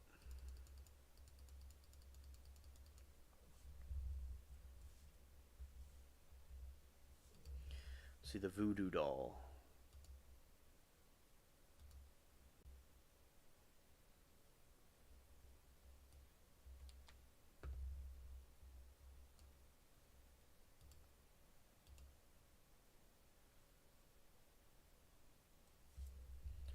All right, this is like the voodoo doll, for instance. You're gonna do this, and you put swarms on them, and you can poke it. You do swarm, and you poke it. Poke. You swarm. It's like a wireless attack.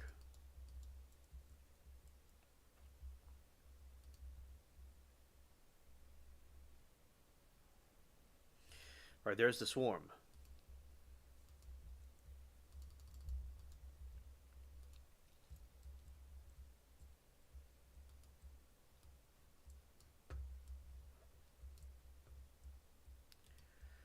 Just keep on doing that. You put swarms and poking it. That's the voodoo. Scared.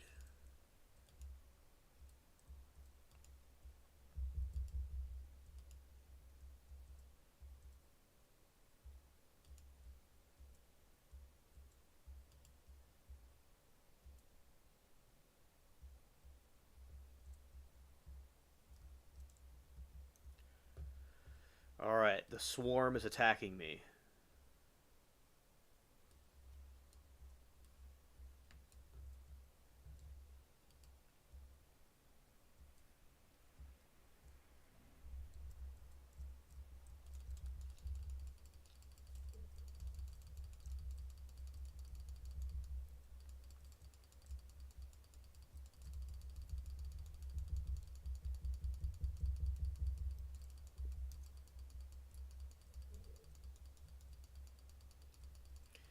All right, see, that's the swarm. And we're going to do this.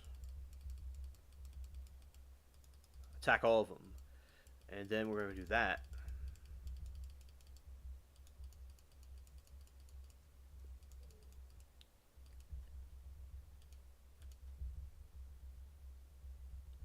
This is brutal. This is brutal.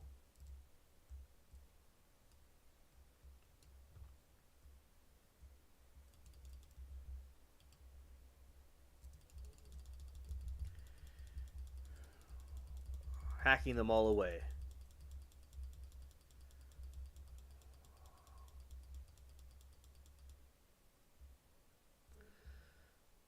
All right, I did it. Yay. CIA using cameras on pigeons and in 1976 cameras on birds look on X. Okay, we will look at it. Yes, I will look at it, certainly. Thank you. And this is a Schwassbuckler's bayonet. This is with the pew pew.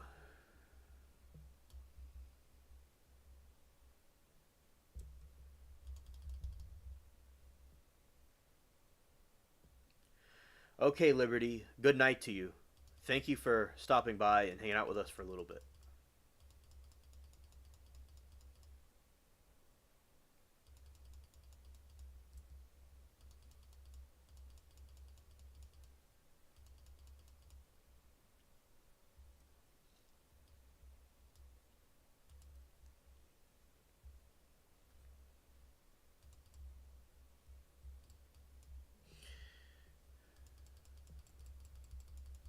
With a bayonet, you can tack it like this, like a kind of a sword.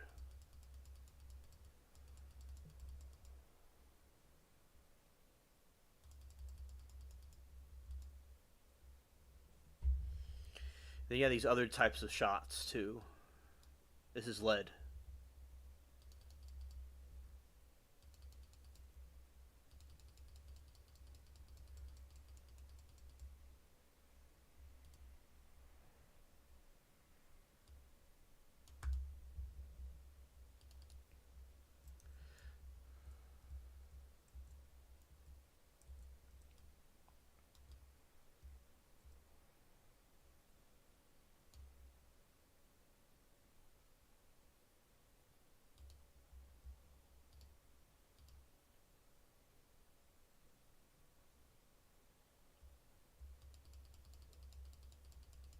Oh, also, good night to Eugene. I didn't see that. Or good night to him, too.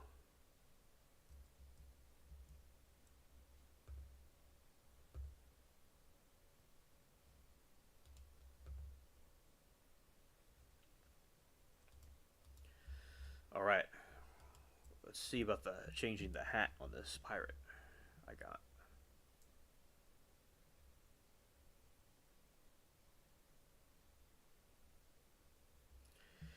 I think I got a new hat in here somewhere.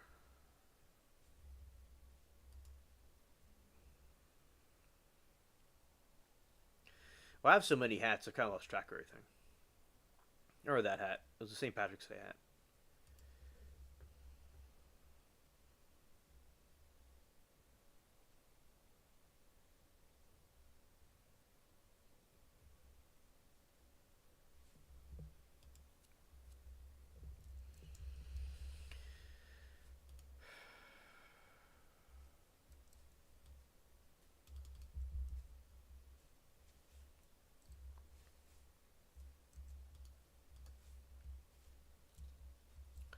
All right, so this is more of like a swampy type cave.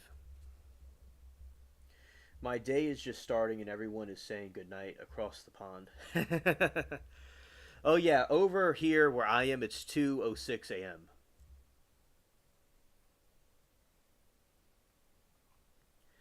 Oh yeah, I'm pumped for St. Patrick's Day too. I like St. Patrick's Day. I'm part Irish. I think that's a cool holiday. Although like my dad's side's from the UK, and the UK, Ireland is part of the United Kingdom. Well, it has problems, but with it, but still, there's a lot of people in England that have some Irish ancestry like me. So I like being both, but a lot of people like to be one or the other. It's 12:07 Cali time. Ah, okay. All right, and these are some of the fly traps.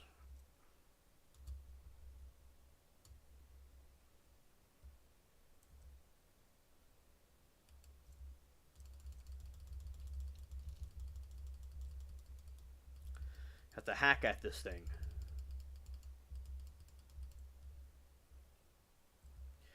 All right, so we got some more ammo in here. Go there. Okay.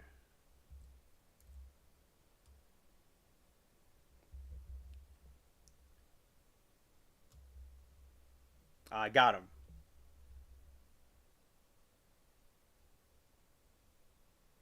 Thank you, Silver. Thank you.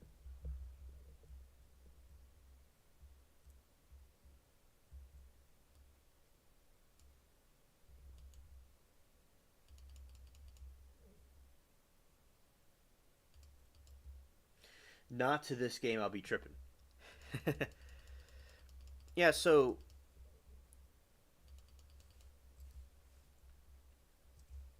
yeah, we got the chest right here.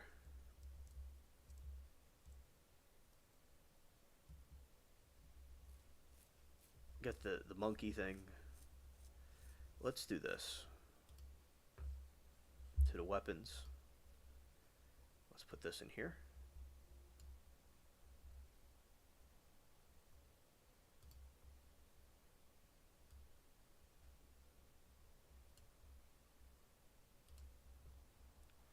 And let's put this here. That one will be better. All right, good.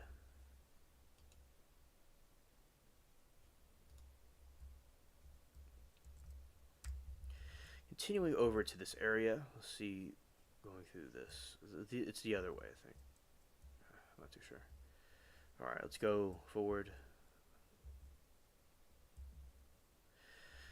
All right, this is another entrance, another part of the game that's interesting.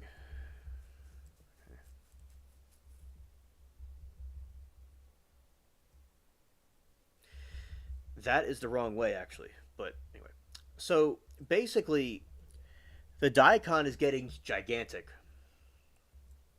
It's getting very large, and I want to do either a live or a video about me picking it.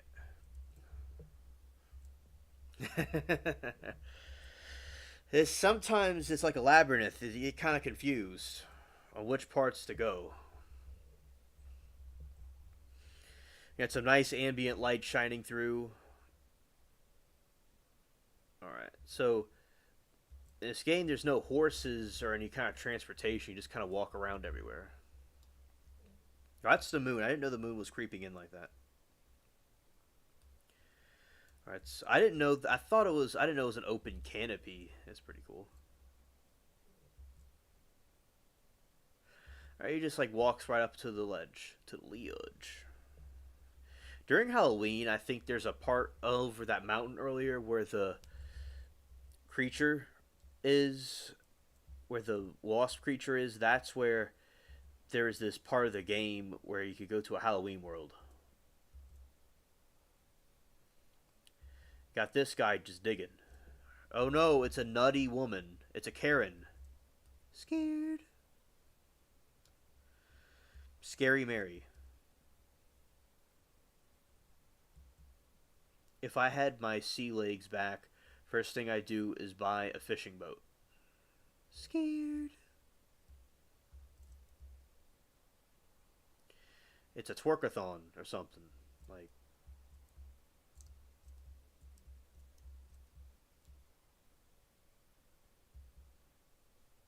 this is the things. This is hilarious. All right. Good morning and have a good day. If you go or alien does before I do. All right. Yeah, thank you, Vash, for that. All right, let's see what this entrance has in store.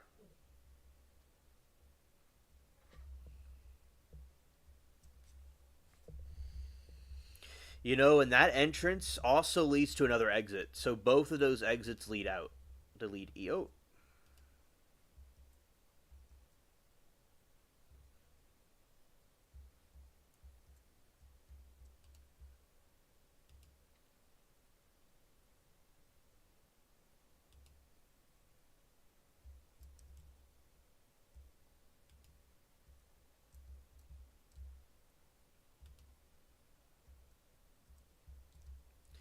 Yeah, this is using voodoo on a wasp.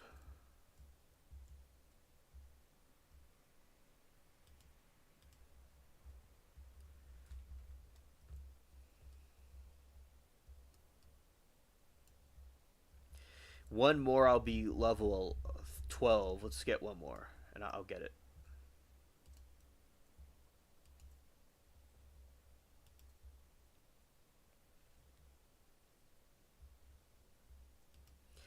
This one has a function called monkey panic.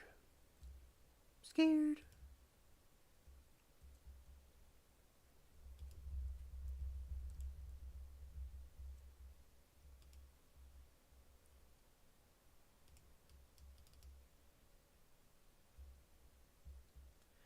Not true. Not true.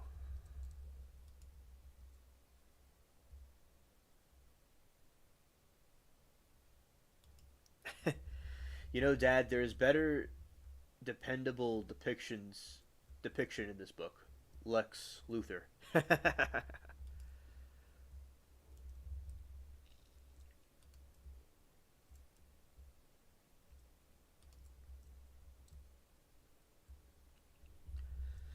This is crazy. This is some voodoo magic.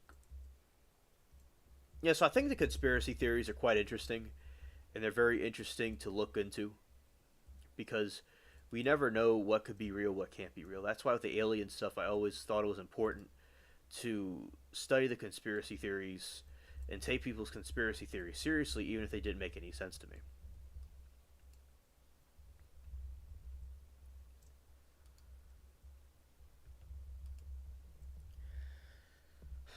And eventually, I'm gonna get the voodoo staff. We're gonna, get that. And I think that this game is a very cool community, but there are some trolls and stuff. And also, Silver Fox. Remember the dude that was saying it was his birthday the next day? I was telling you about. He told me his birthday soon, so he was lying. Now people be hating on me. I'm scared.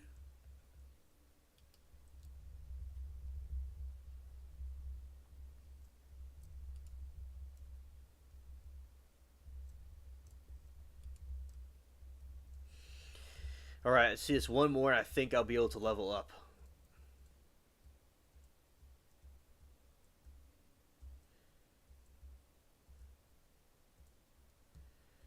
You think the graphics are not that good?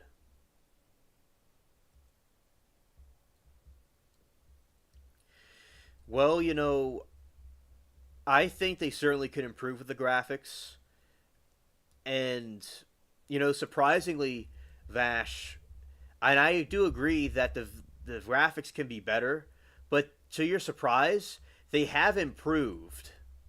Like with the water and the sunlight and stuff, I think they've done very well. But in some parts, it needs a lot of improvement. I do agree with that. Especially sometimes when you fall through the ship and you're just like in a Matrix type thing. Yeah, like I'm not complaining about the graphics too much, but it can improve. But they have improved better than it used to be. Worse, it used to be worse.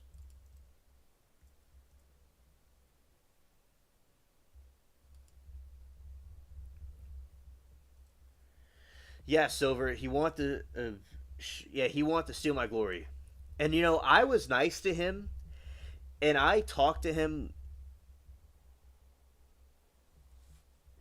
I talked to him like when his grandmother passed away. I was very nice to him. I was always very good to him, and he was like Satan trying to take away glory. That's basically what that is. I'm not comparing myself to God. I'm nothing like that. But basically, that's like the idea of envy. The idea of envy and stuff like that comes from Satan, according to Christianity. So, people like that really got to, check up on themselves. And this other person, as I said, when Vash was saying I was dragging this other guy's balls around, like, so to speak, like crushing the dude, this other guy that was saying about my birthday that he thought it was weird about talking about personal lives in a chat room, and he felt uncomfortable. And I annihilated him with the chat, and everybody was laughing. So yeah, those were two trolls I had to deal with that day. And yeah, Silver Fox, like what Abby pointed out, she was like, "My birthday isn't all of a sudden the same day as Alien Spaceship's birthday." So yeah, and I felt so bad about that. I'm a Dark Soul fan. I understand, Vash. I understand. There's games with better graphics, but the game has improved. It has improved, and it can improve more. I'm waiting to see the other dude. What I'm waiting to see the Kraken in the game. Scared, scared. Comfort. In Silver Fox, the shows that I'm on, the different shows that I'm on, I always told everybody the great compliments and the great birthday party y'all threw for me. I tell everybody all over YouTube about it, and y'all are excellent. Absolutely, that was an amazing party. That was like the greatest birthday ever. And I had some dark birthdays. Like when I was in school one time, there was this teacher that may have meant well, but she was too harsh. So get to her in a moment. So there's this was back in 2010 maybe or 2011. No, it had to be 2010 or 2009, something like that. I don't really remember. I think it was 2010. I'm gonna be all over the place, something like that. So basically, it was eighth grade. No, it was not eighth grade. It was sixth grade. I was, Mary Toodles had these cupcakes, and I would throw a party, kind of like what I do on YouTube. And I threw a party, but in a very tiny group, and it was a small class I was in. Thank you, Silver. I'm glad that I'm glad to hear that. And we were celebrating the birthday, and there's a substitute teacher, and she was I requested her as a substitute teacher. I made sure there's a substitute teacher, it would have to be her. It was, it's Logan's aunt. Logan's a friend of mine. It's Logan's aunt. He had one of his aunts is a teacher in the first grade. She told me happy birthday just a couple of days ago when my birthday was there on Facebook. She told me one of his other aunt, but the other one there's two of them. The other one was a substitute teacher for me, and she let us do whatever we want, and she was chill. I always wanted her as a substitute teacher. And I got all of y'all are like a bunch of substitute teachers that threw a party for me, along with the other people. So it was like the YouTube thing was even better. That's the greatest thing ever. So this one time, you remember DeLeon Auto Detailing? I don't know if you met him yet. He's here sometimes. He was getting into a fight with this dude named Matthew, and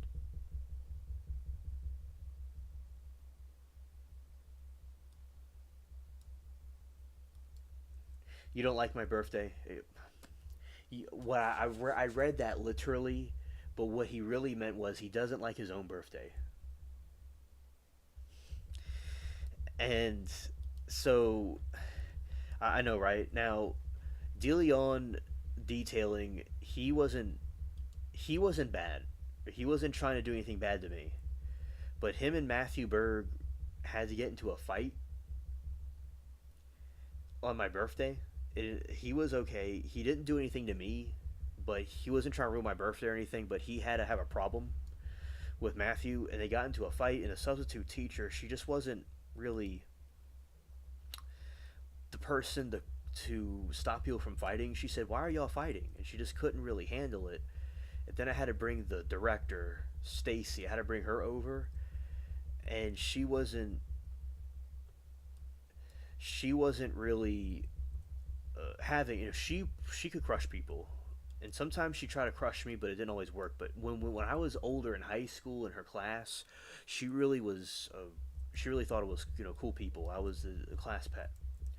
So basically, when we were having, I had to go to the high school part where like Logan and friend Ross was, and I had to bring her over to the sixth grade class. And then this teacher that has it in for me from the third grade class just spontaneously came out of photosynthesis out of nowhere. Like just out of nowhere, it's like just came into existence. Like it's something's trying to exist but can't. But this one just came out of existence. Like where did she come from? And then she took over the whole thing, and I'm like, oh lord. And she made us all stand on the wall the entire recess on my birthday, and I didn't do anything wrong. And she told me the good suffers with the bad. That's what she told me. And so I like the YouTube thing. The YouTube thing is great, and I had great teachers, and the director of that part of the school, I liked her. She was cool people. I didn't have a problem with her. She had a problem with my girlfriend because she was getting in trouble because she had her phone out in class, and this jealous daughter of a teacher, slandered her allegedly, and said she was filming something, but she was just like on her phone. And then so that was a problem back then. But everybody gets along with me, like But this one teacher, I think she had some problems. It was a third grade teacher, and she was she meant well, all right, I guess, but shout out to you, Vash. Shout out to you.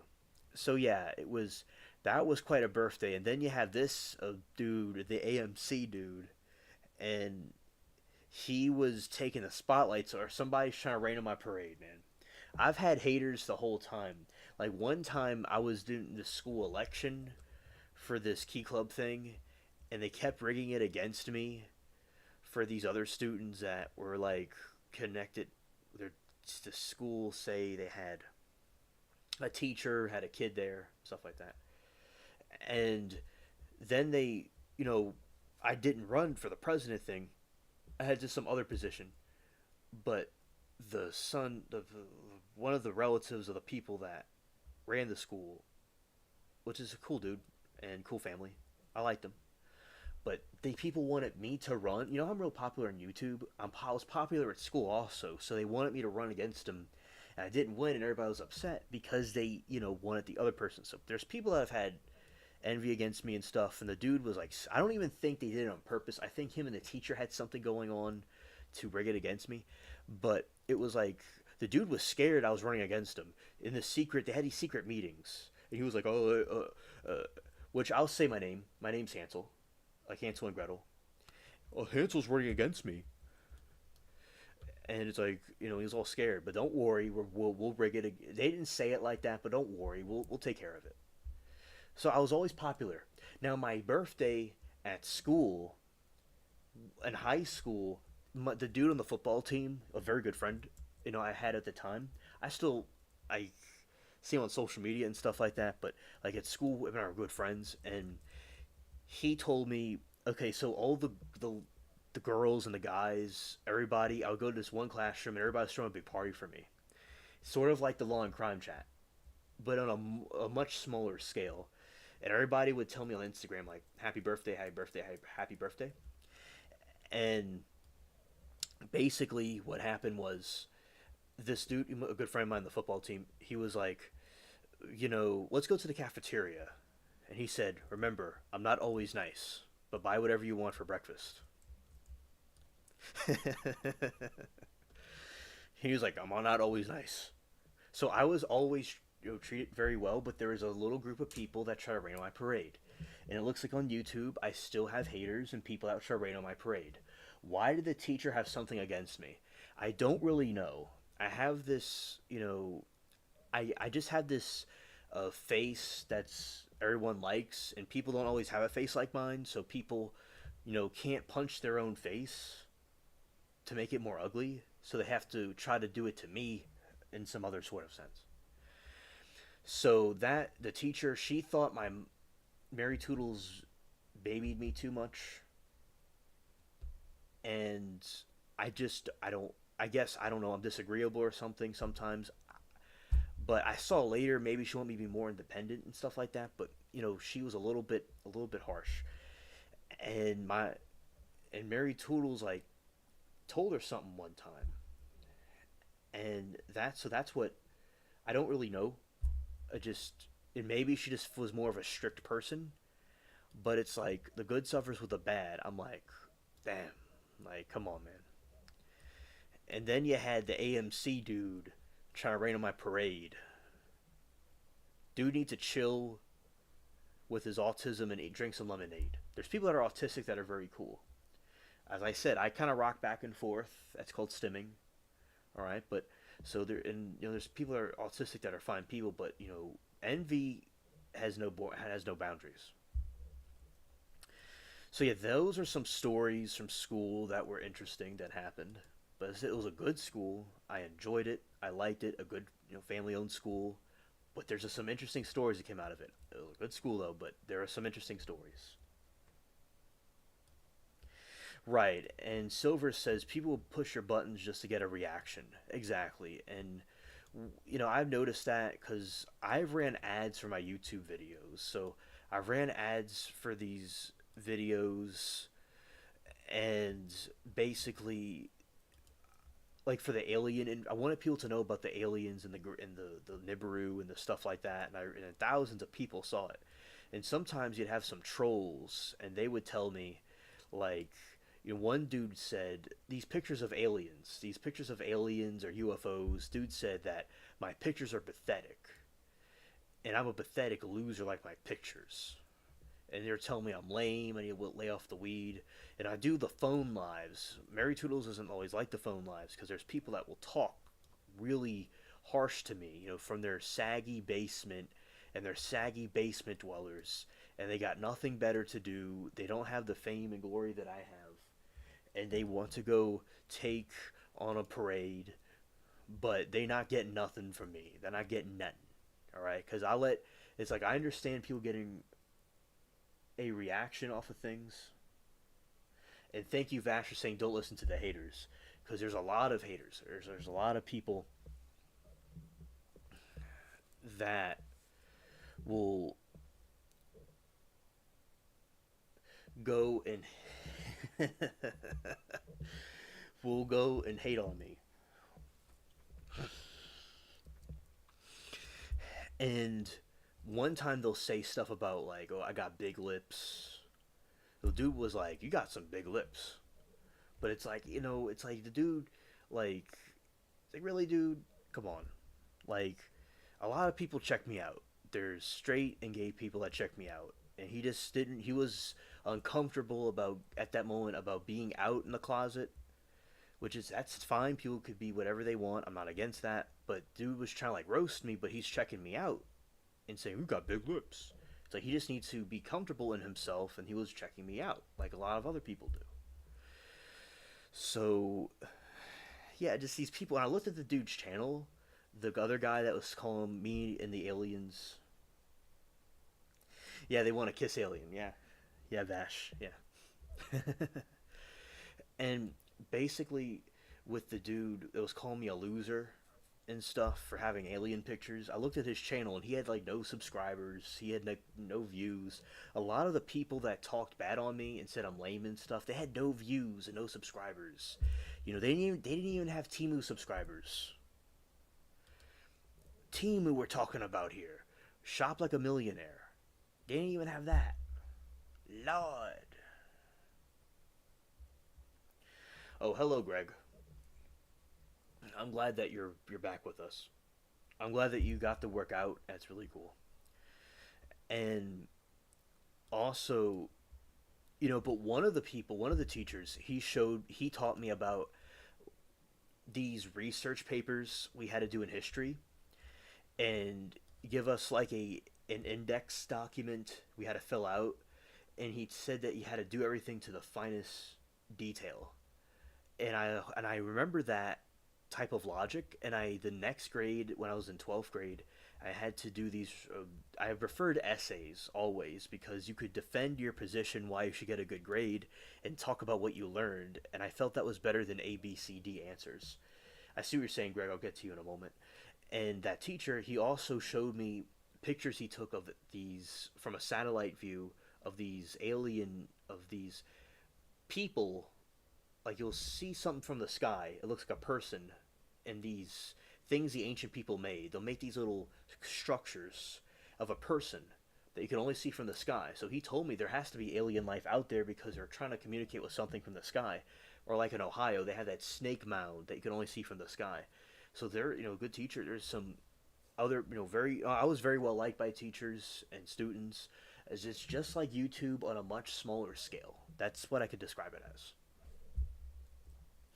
Like my life is pretty much like it was on YouTube. I'm well liked. Everybody likes my speeches that I would make for the little class presentations and stuff. Just like the calls on the show, it was very similar. It mirrors my life on in school a lot. And Greg says that's how most haters are. They don't even show their face. Exactly, they don't show their face. They don't have any kind of. They're just keyboard warriors, and they're just bragging from their keyboards. Drop and give me 50. Silver said these people need someone to protect their bad energy on. To project their bad energy on. Exactly. Exactly.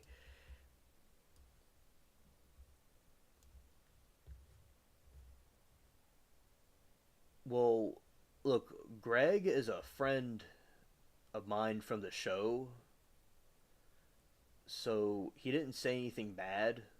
I don't think. Let's see. What did he say? Unhide.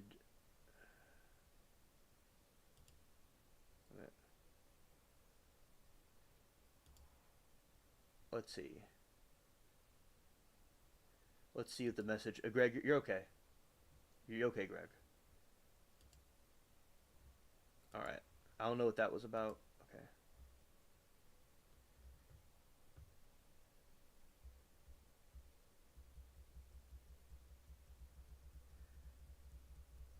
Vash, you're all right. You could stay here if you'd like. All right, Greg. Understood. Yeah. So Greg's a cool dude. Is the channel? Nobody do anything to him. I made him a moderator so people could know that he's okay. He didn't say anything bad. He said it was a nice little workout. That's how most haters are. They don't even show their face.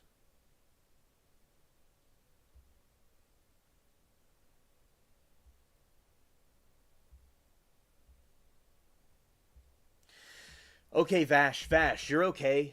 It's okay. You didn't do anything wrong, and you're new to it, and that's fine. And it's Vash from Trigun. He's Vash from Trigun. That's the character that his thing's based off of. It's okay, Vash. You're all good. You know, as you get know the ropes, mistakes happen. It's all good.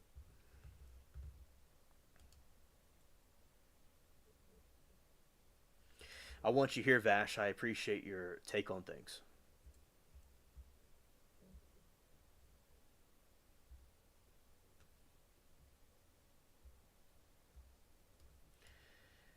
And that's the threat I don't accept. The name, it's my responsibility. All right. All right, Vash. Yeah, he just wanted to know where the character came from.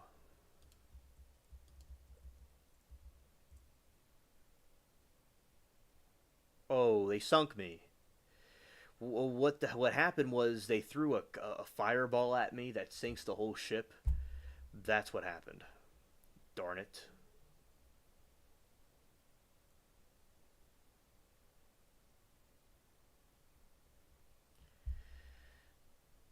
Vash, thank you for looking out for me. And Shelly is new to being a mod also. So thank you all for looking out for me. And Greg said nothing wrong. He didn't do anything wrong. He's all right.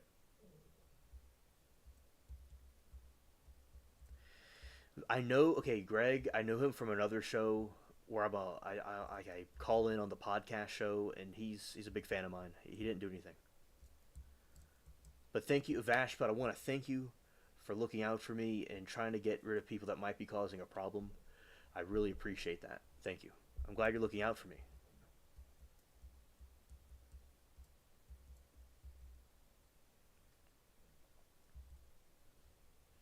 And Shelly, thank you for telling Vash about the message. Very kind.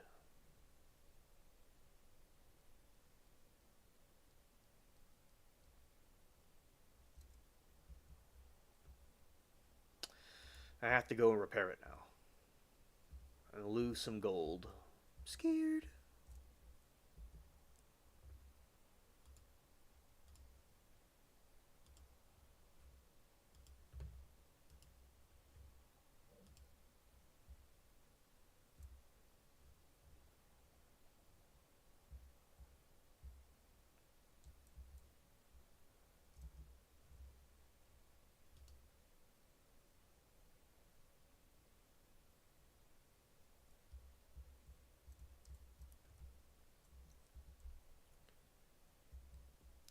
All right, now we're gonna have to go back and plunder these ships. Yeah, so I like the those things you're talking about with Star Wars. And Trigon's is a very good show. Trigon's a very good show.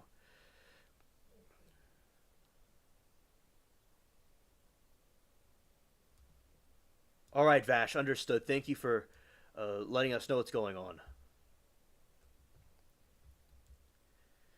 I know, Vash, when we do the phone lives again, and if there's trolls there or here, I know you're gonna knock them out the ballpark because they think that they said, "Okay, I could write a book on all the bad things they said." They'll always. One time, there's a whole bunch of them all talking on me.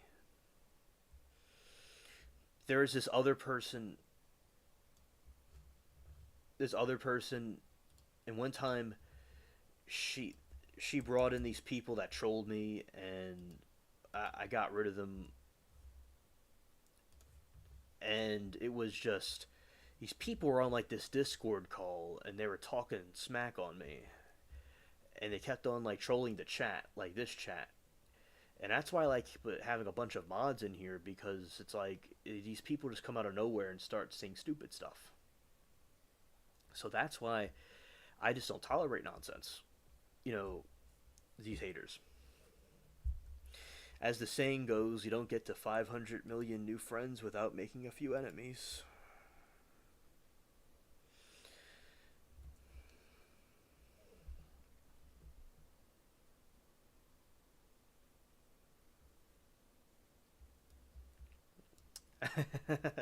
The Discord call.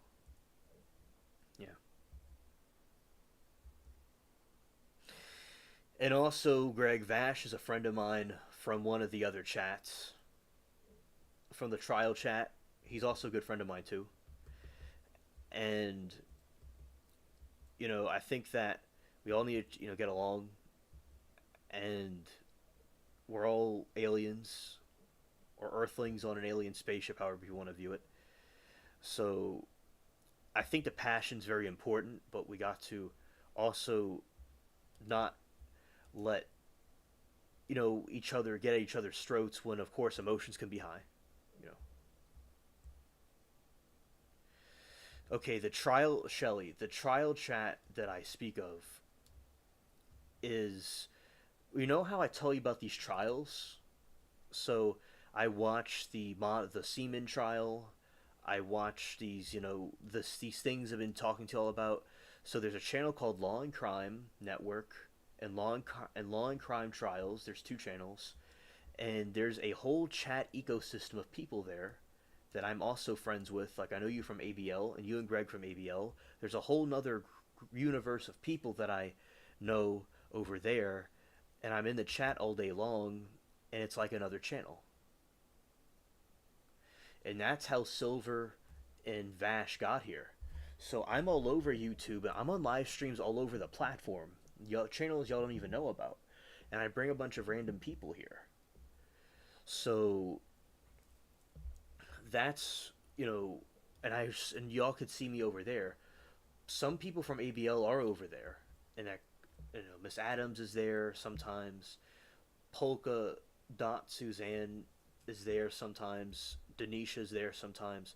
So yeah, they have a couple of different people, from ABL that are there. But yeah, so that's and over there, there's people of diverse political and religious and backgrounds. There's some people that are straight, some people that are gay, and the concept of it was bringing people together from different spectrums, or people would most likely be enemies politically or in other areas, and putting them all together, and we all are united on one purpose about the trials.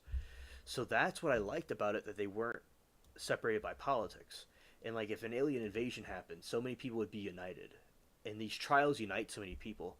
And there's politics that can be talked about. Okay, there's trials that can be talked about. There's politics that can be talked about now, but there used to be not being as political. It just depends on the topic at hand. There used to be a bunch of mods there. There's Addie and her team of mods, but they were taken out, and there's mixed feelings. Some people think that the mods were too harsh and that they were too controlling, and some people think the mods served a good purpose. So there's a mix of opinions about the mods. So I think that the mods were. I like the mods.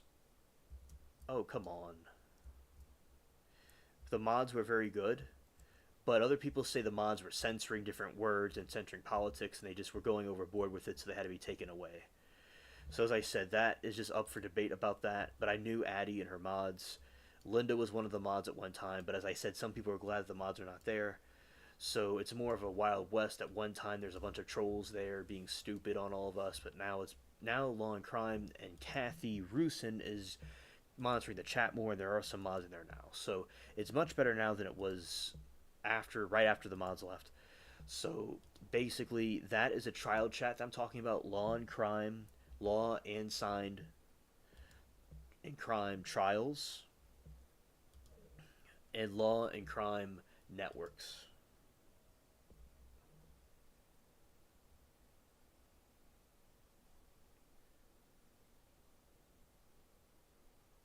Oh yeah, Vash is hilarious. I remember we were at the Rocky chat, and he was very, he went through some things, so he was kind of sensitive about it, what happened.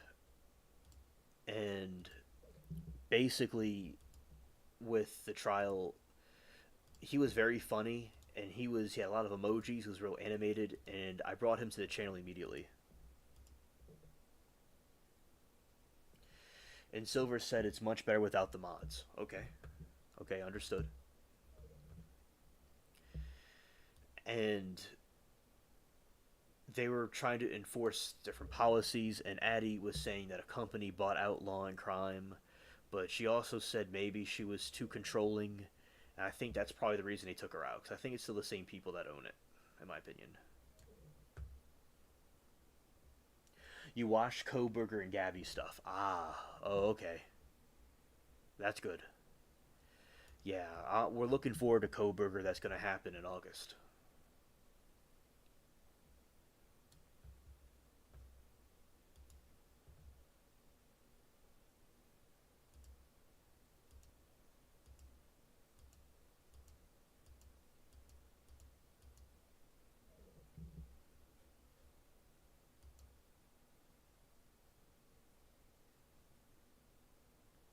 See, but that's not always true, in my opinion. Okay, understood, Vash.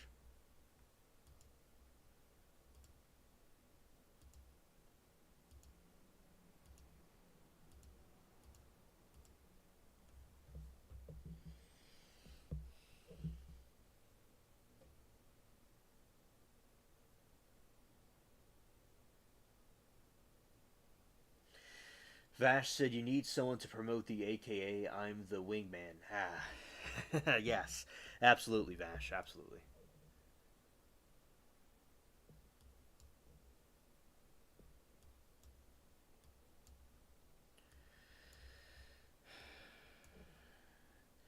And Silver says because people in the chat fighting for the mods' attention. Oh, okay, I didn't know about that. Thank you for letting me know.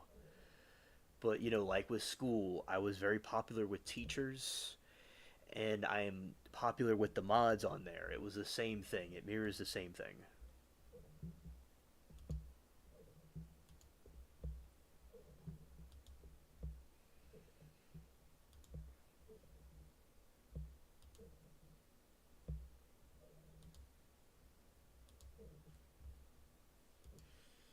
Trigun is a classic. I like Samurai, Shimpolo, Cowboy, Meepop, and Outlaw Star, too.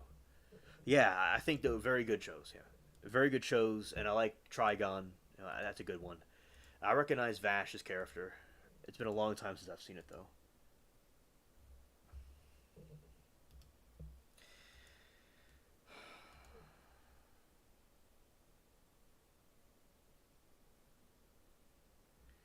Champlo is about 10th of the way finished. Now, Greg, do you have a favorite episode of Trigon? I'm just curious.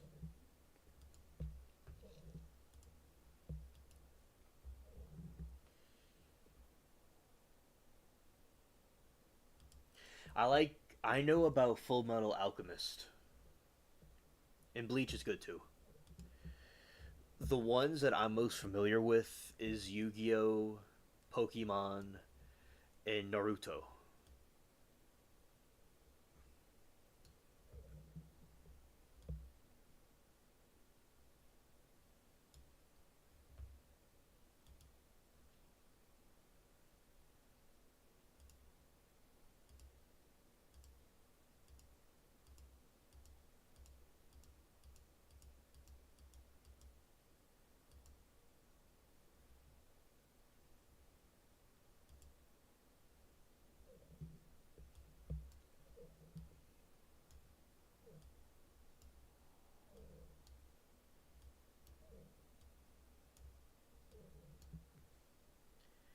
I don't know about favorite episode. Greg did this. Yu-Gi-Oh was my jam. Oh, nice. I'm glad that you like Yu-Gi-Oh. Remember when I was a kid with the Yu-Gi-Oh cards. I opened the deck. This is about 2001 or 2002 or something like that. And I look at the cards, and it could have been earlier than that. I was in the playroom and I was opening the cards, and I saw the Yu-Gi-Oh card did not look like it did in the anime, and I was just like, maybe if I put it in a drawer, it'll look like the TV show. And the Yu-Gi-Oh card looked the same after 2 hours. I'm like, come on. So the Yu-Gi-Oh cards, I love Yu-Gi-Oh cards. I traded Yu-Gi-Oh cards. I played the game. Also, Pokemon. I traded Pokemon cards, or Pokemon, it may be called. Pokemon cards in the game. I did that a lot, and I traded cards. I remember my friend said one day, he's like, this card's going to be valuable one day. I see what he means now with all these Pokemon cards being expensive.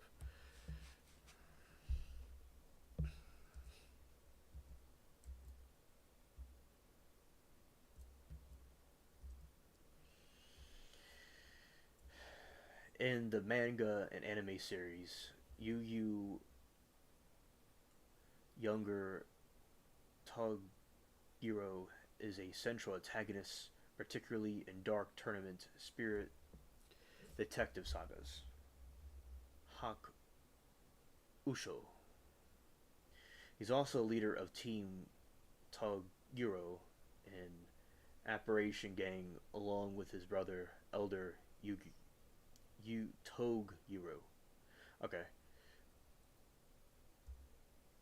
your Oni and Yu Yu was my stuff. I can talk about anime all day. Awesome. Shelly, I am in love with that art and music. Berserk. Ah, thank you. Nice, Shelly. Red Eyes Black Dragon or Blue Eyes Black Dragon. Ah, I like the Blue Eyes Dragon. That was the one that just stuck out to me. And then I like the Red Eyes Dragon.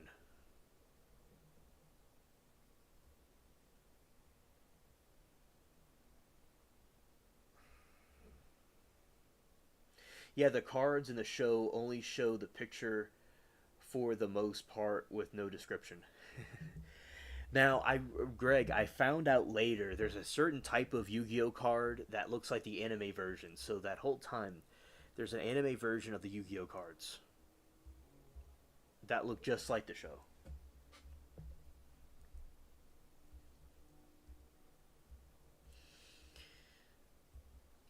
Now, you know what my favorite Yu-Gi-Oh card was? It was the Dark Magician. And I kept on trying to get Yu-Gi-Oh cards over and over again to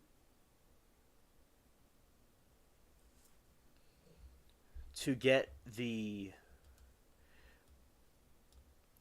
Dark Magician because it was a purple dude and he was a magician. I thought he was pretty cool, and I never got it. Every single time I tried, years later, I did get it, and then I don't know if I might have traded it with somebody else, and then in 2010, my final part of my Yu-Gi-Oh collection, I got from Target. I went to Target or Target, as some people say, and I got a NFL football, and I went and I got the Yu-Gi-Oh card set, and it had all three Egyptian gods, and the god cards, and I got a couple of packs, and I got the Dark Magician as the final part of my collection. The final time of getting Yu-Gi-Oh cards. That's what I got.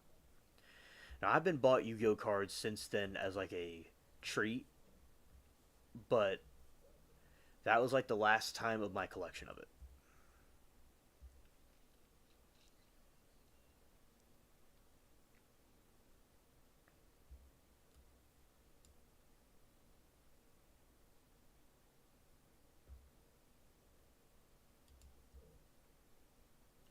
If you have three Blue Eyes, they could fuse into Blue Eyes Ultimate Dragon with 4,500 attack points. 4,500 attack points. I still have three different Dark Magicians. Oh, that's so cool. I have a binder. Oh, awesome. That stuff was fun in middle school. Oh, yeah. Yeah, you see, with me, I was in pre K when I was doing it.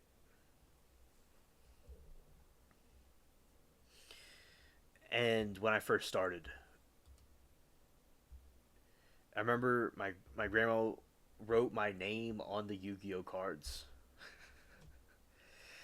And I remember I used to bring them to pre K, and as I went up older and older, I still liked collected them.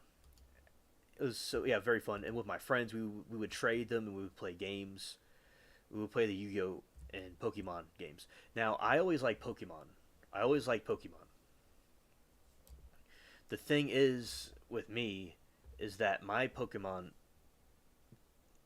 like, I really why Yu-Gi-Oh is more my main thing, but I love Pokemon too. Pikachu also.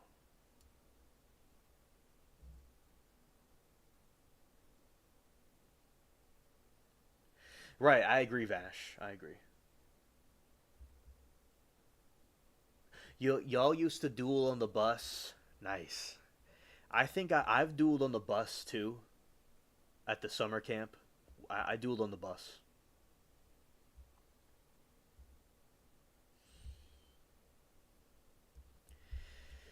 and that's very fun. I remember with the dueling, one of my friends had that what remember there's a car I forgot his name for a second. It's the Exodus one, and it takes 5 cards to create it.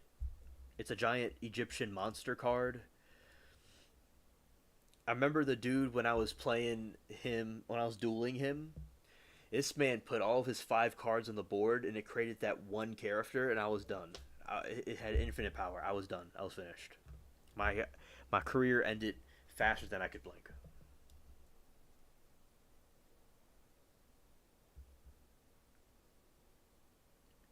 Thank you, Greg. Exodia. Let me get out of here. Dragon Ball Z was my main jam the most. Oh, I love Dragon Ball Z. I remember when I was at a Japanese. My Mary Toodles, she always took me to Japanese restaurants. She really loved Japan.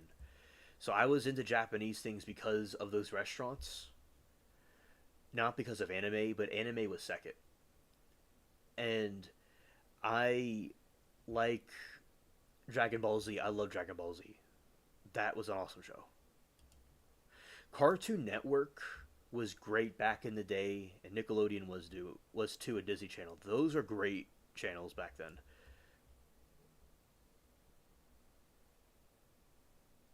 Left leg of the Forbidden One. Ah, yes, yes.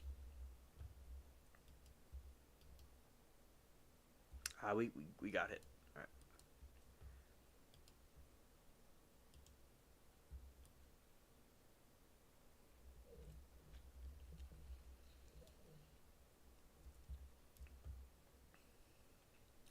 I used to watch Naruto on Saturdays, and on Saturdays I would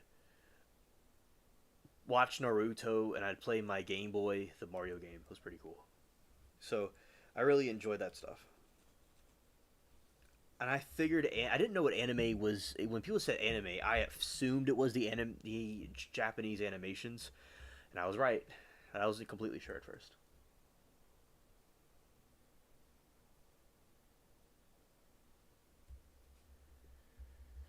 Greg said, "See, now we gotta talk about anime in the future. Me and my friends used to debate, argue over that stuff in school and on Facebook." Ah, okay. Oh yeah, definitely. One time I had Stranded call into the show, and her and I talked about it for a couple of hours. Yes, Shelly. If people don't know, Mary Toodles is my mom. Yes,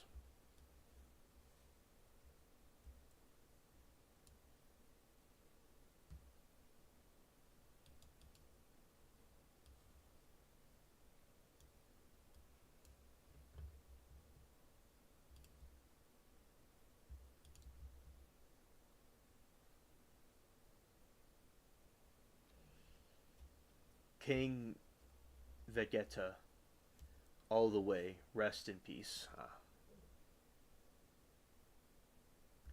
Oh, that's really cool, Greg. That's very cool.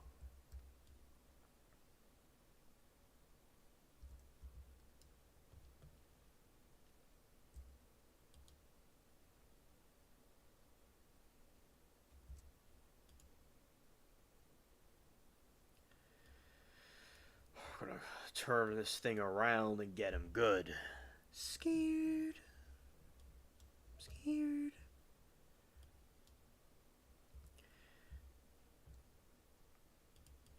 Uh-oh. I'm pulling up on him. Bam.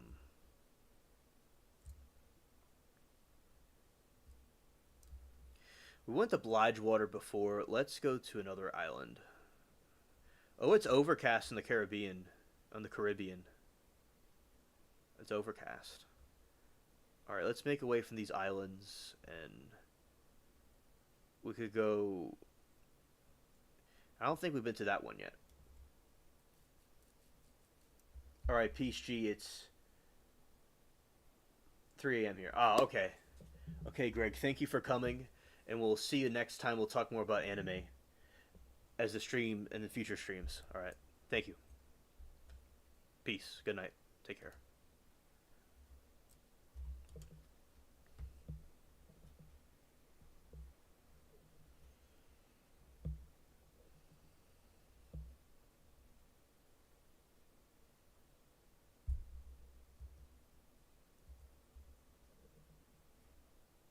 Facts.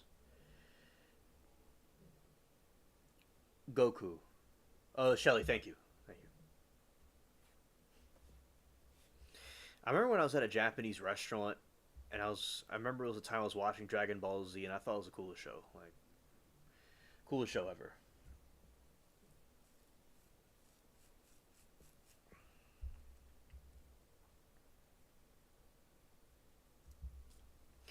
Oh, you have not seen Pirates of the Caribbean. Scared.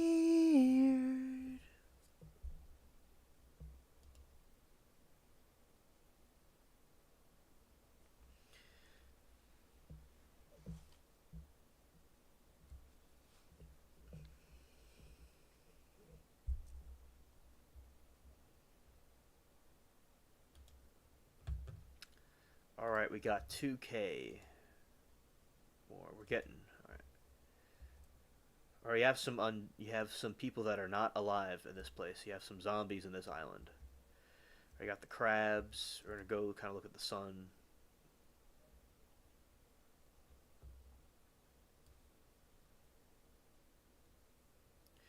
Yeah, nice. See, like I think in the game the sun graphics are very good. Very good graphics right here. Looks like the real sun.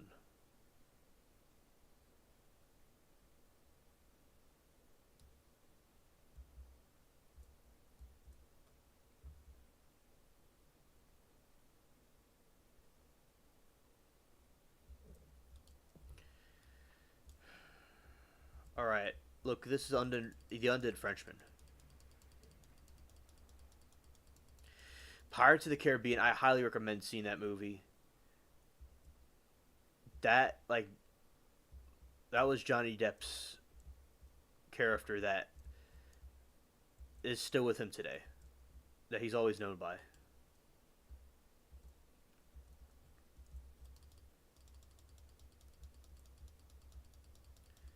The unalived Frenchman.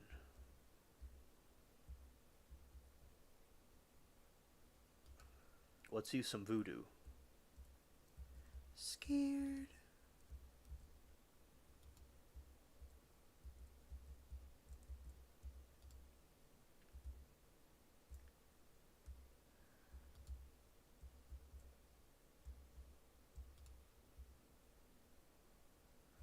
We're gonna get it.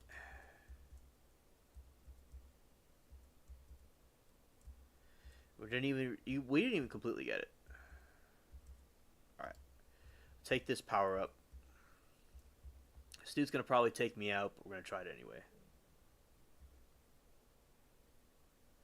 Nice, Shelly. Awesome, awesome. Alien Jack, 1000% rum under the sea.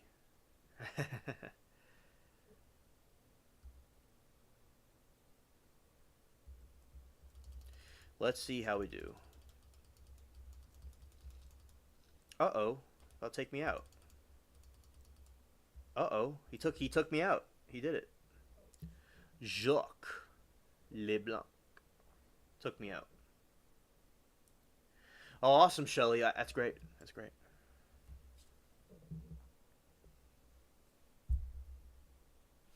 In the Royal Port Royal Jail. All right.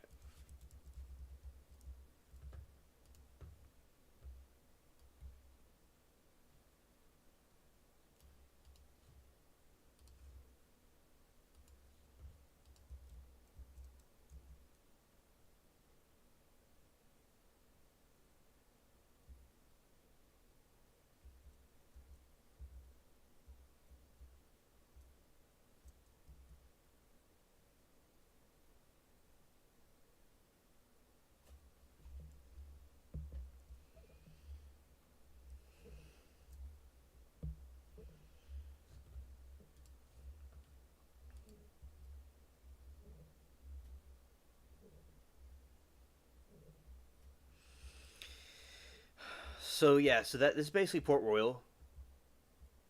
Scared.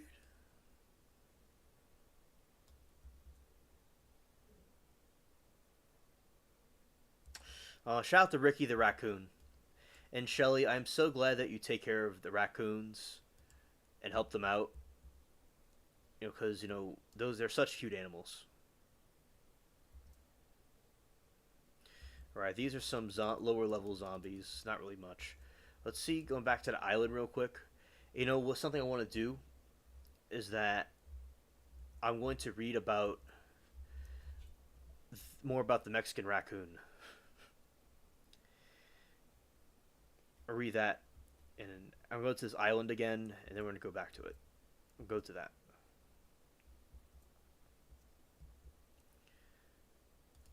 Yeah, but I'm glad that like Vash. I'm glad that you're here to talk about the anime and stuff.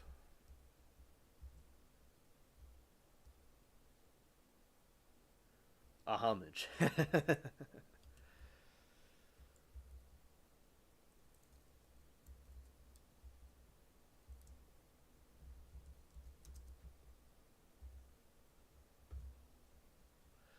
Yeah. So shout out to the ship.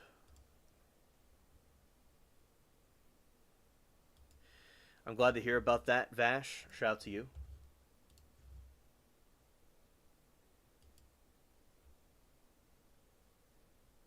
I have the foxes that use my doormat as a toilet. Oh lord. Scared.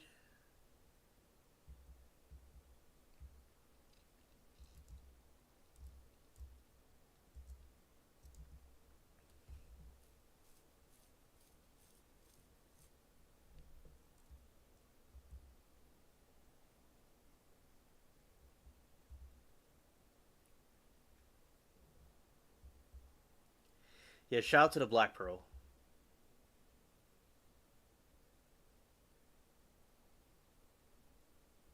That's Blackbeard's ship. It's docked at Port Royal.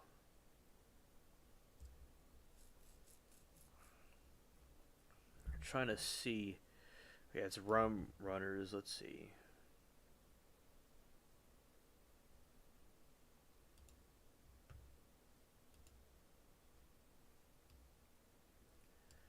Driftwood.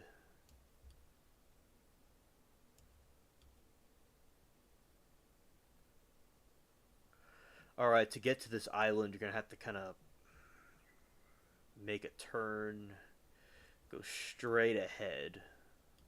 There's like a GPS thing right here, but I'm just going by the map. Something that I learned when I was growing up was about studying maps and how to get to point A to point B. Especially when we're going to Mississippi and traveling around, I was taught about maps. And now there's like this GPS stuff, but like I was just like taught about maps.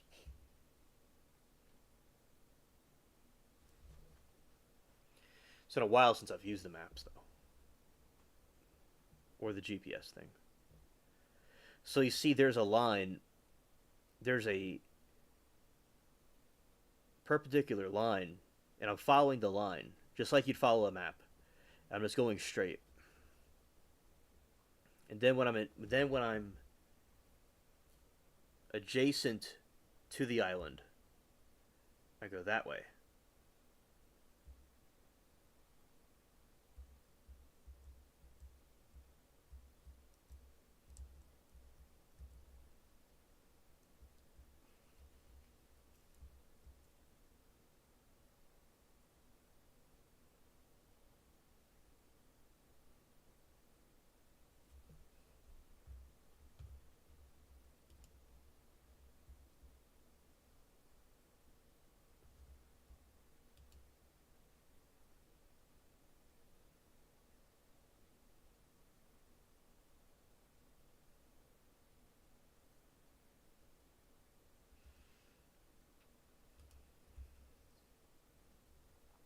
Yeah, yeah, Shelly, absolutely.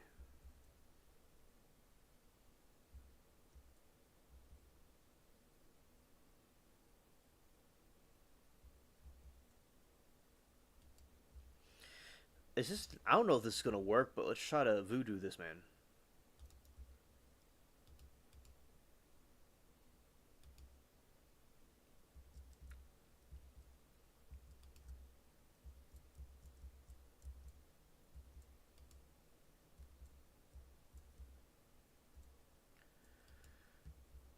All right, it's slowly taking this man out with the voodoo doll. You see, you're not fighting him directly. It's kind of bouncing around, and you can't directly get at me because I got wireless attack. Let's press this over and over again. Whoa.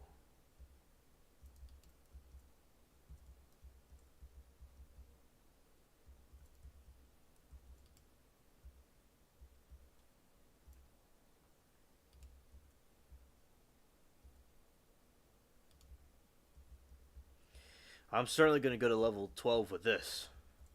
Yeah. Because I don't have the voodoo staff yet, but I got this.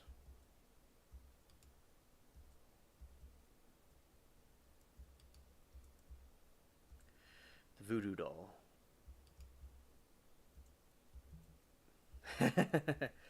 Shelly, they're the most noise when I'm trying to sleep at night under my window. Scared. Sorry, sounds funny, but yuck.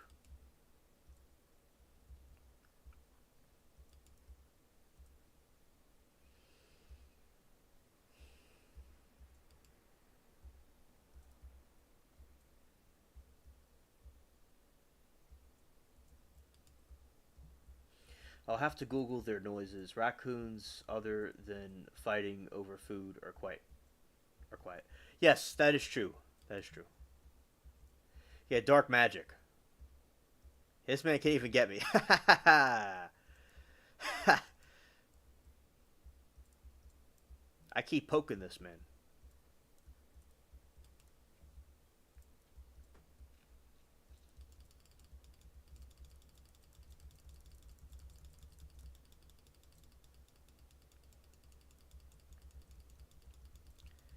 You're just running around in circles.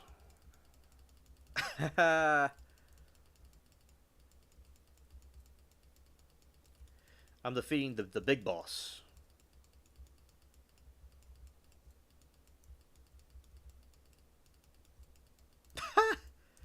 He keeps chasing after me, but he can't get me. Can't touch this. Nah, nah, nah, nah. Nah, nah. Can't touch this.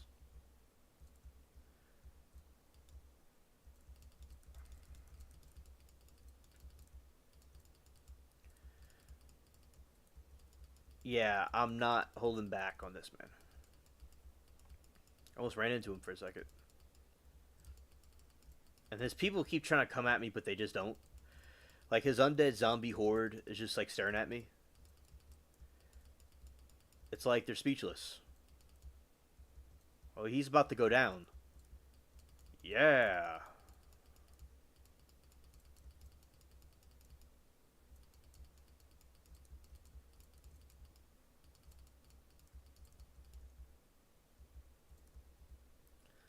Yeah, he's almost done.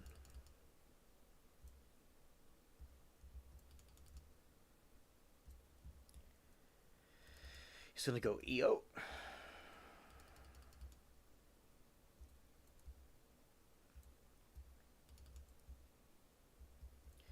His life bar is getting smaller and smaller.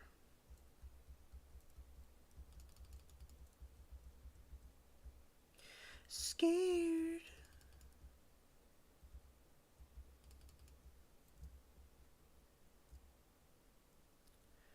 Alright, I did it. I defeated him.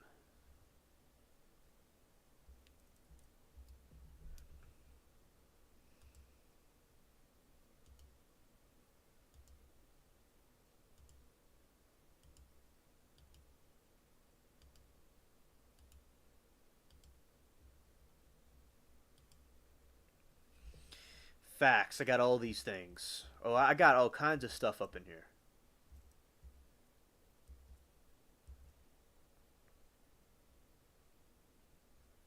All right, we're gonna curse this dude. We're gonna curse him.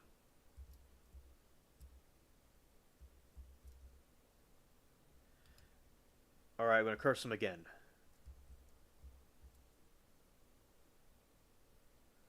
I do just like just he's speechless. Scorch. I set him on fire.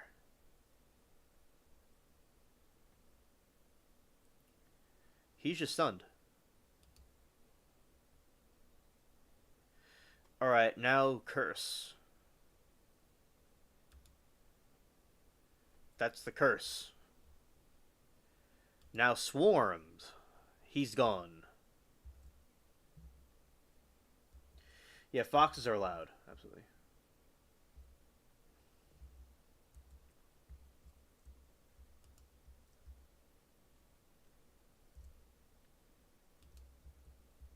I set the dude on fire. Ha. I set the boss on fire. Ah, he got me. The reason why he got me is because I wasn't moving around. Scared. Okay, he won the second round. Alright. Well, we're going to go back there.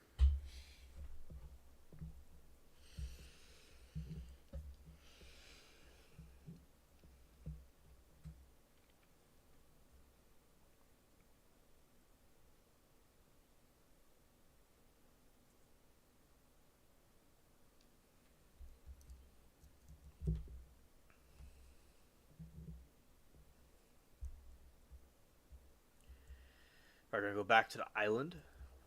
Another round with this dude and then look at some raccoons.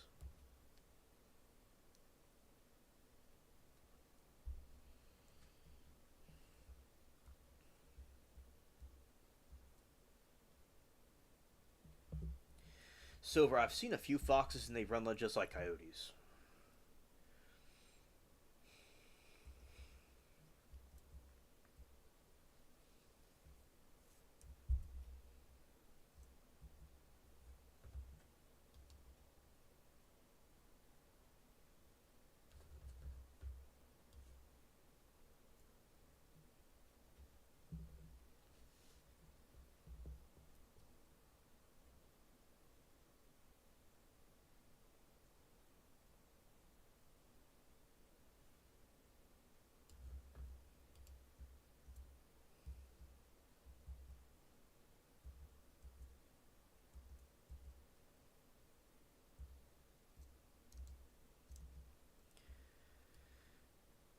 Okay, let's go into the direction we're going to go into.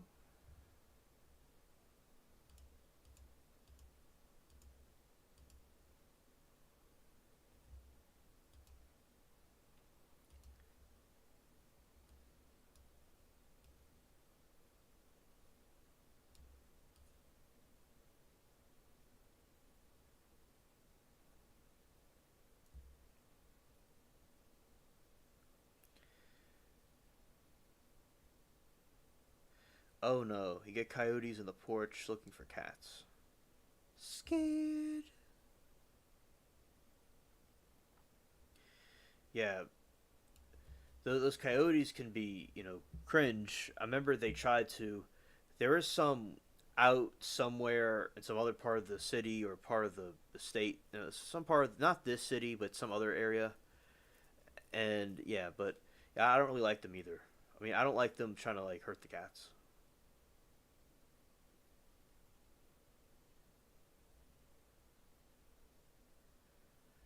She's seen pictures of the coyotes.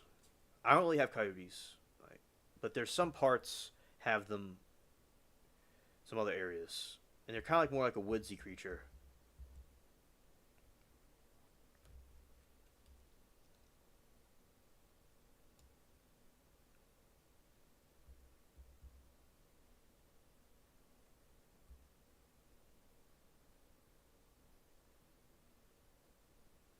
Shout out to the stray cats.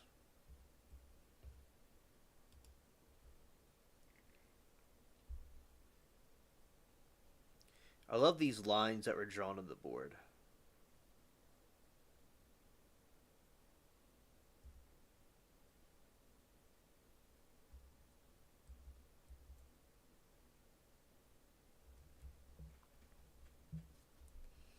We're going to catapult forward.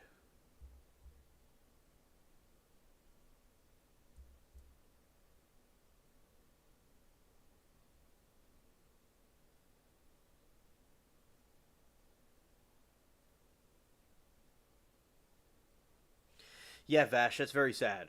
That's very sad. Yeah.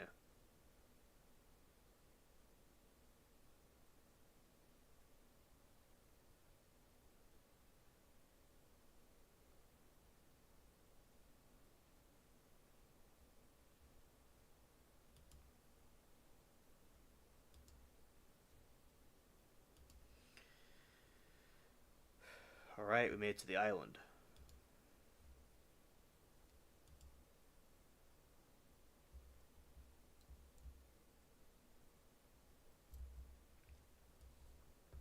It's the moonlight.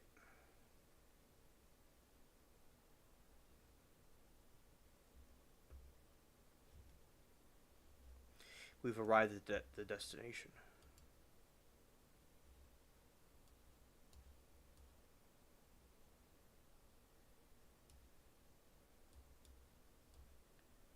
It's out in the middle of the ocean, just random. Of the middle of the sea. Yes, the ship is hauling. This is like kind of like watching a movie for y'all. This is like a pirate movie for y'all, in a way.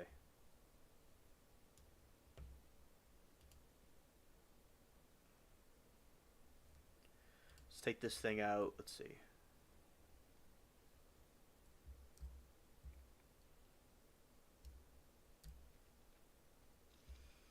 Get some crazy crabs here.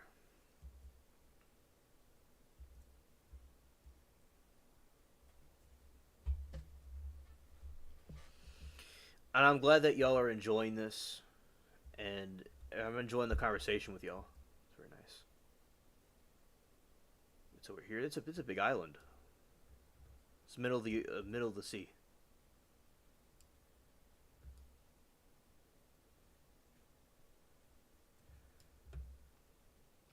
Coming from behind.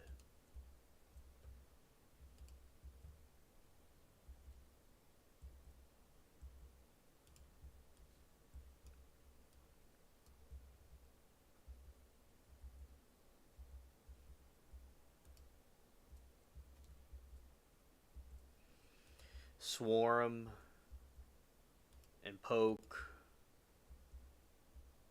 and swarm. Some more voodoo. Some fire.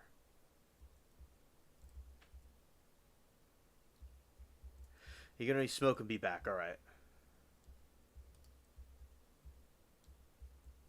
I cursed him.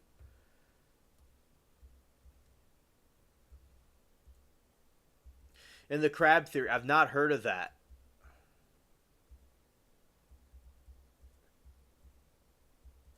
I'd like to know more about it. Happy 424. Alright. I get you. I get it. I get it.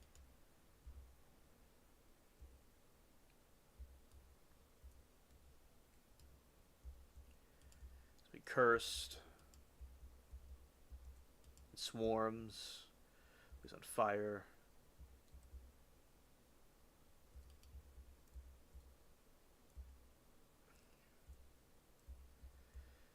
More fire.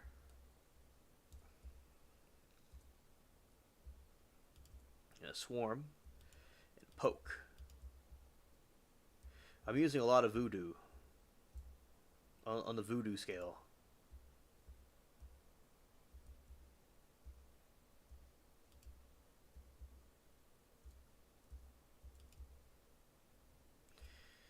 She wants to know what he's smoking.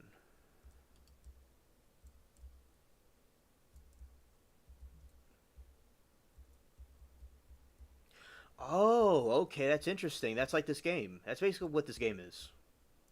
Islands of giant man-eating crabs.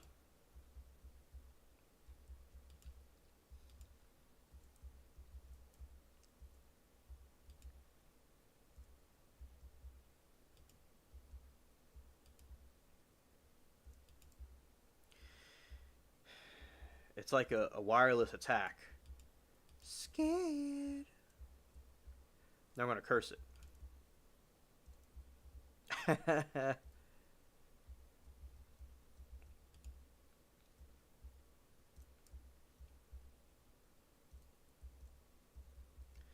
He's smoking lion. He's going back out. Looks like we're about to be square. He won 2 rounds and I won 2 rounds.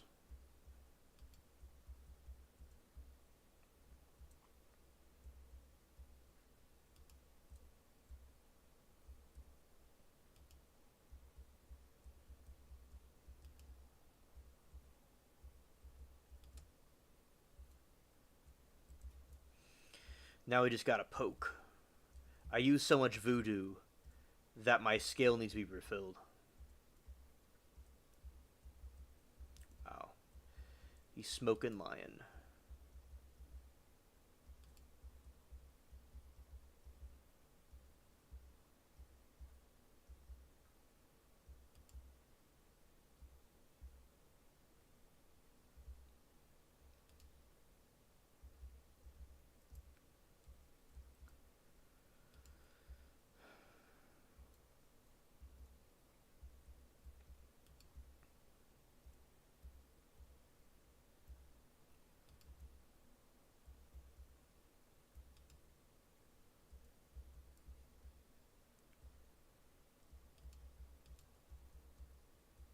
That should do it. He's almost gone. One more poke. I got him. I got a treasure chest.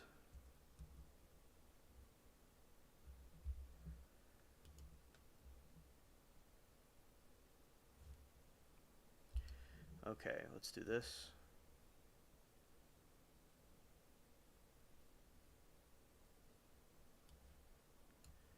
Put this in the way.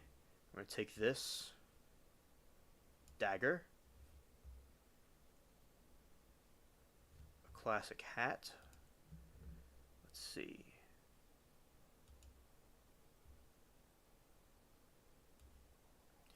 I'm going to collect everything from this adventure.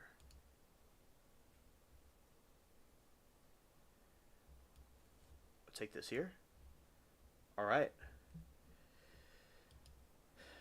I got a treasure chest. And I defeated him. He won 2 rounds and I won 2 rounds. We're square. The dagger right here. Let's see. Oh, he's coming back at me. All right. Well, I want to show the giant crabs. Let's see.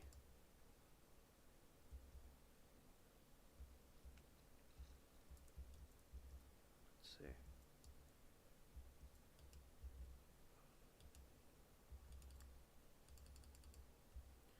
Okay, that's the dagger.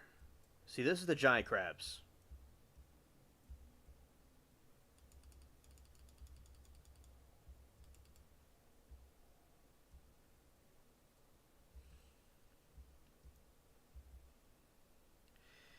Alright, so we're going over here, this hill. I don't know how well this is going to work because it's just a dagger, but let's see. Oh, there's 2 of them attacking me now.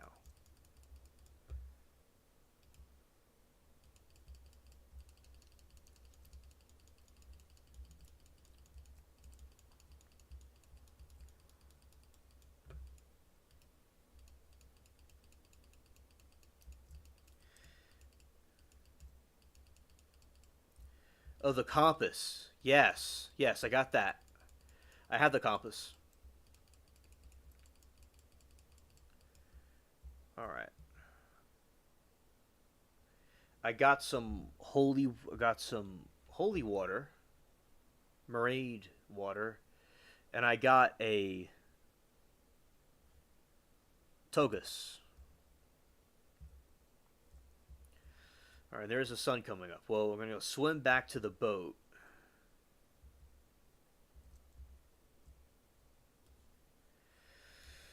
Oh, it's coming. It's coming in the water with me. That's crazy. I never saw that before. Oh, look at it. It's walking on the water. It's a Jesus crab.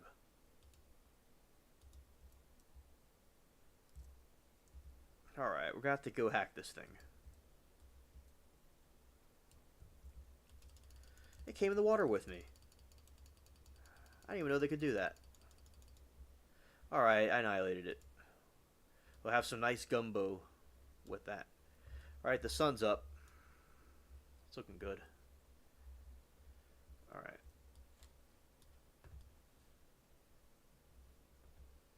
Dark Souls 3. I hear you. I hear you.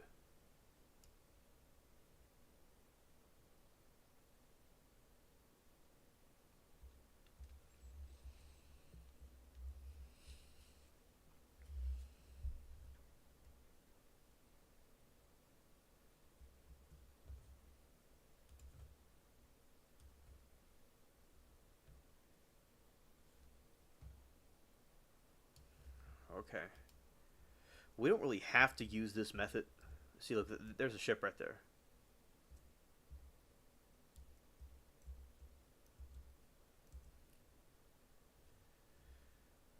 A teleport to Tortuga, the pirate island. I could just sail there because I'm right next to it.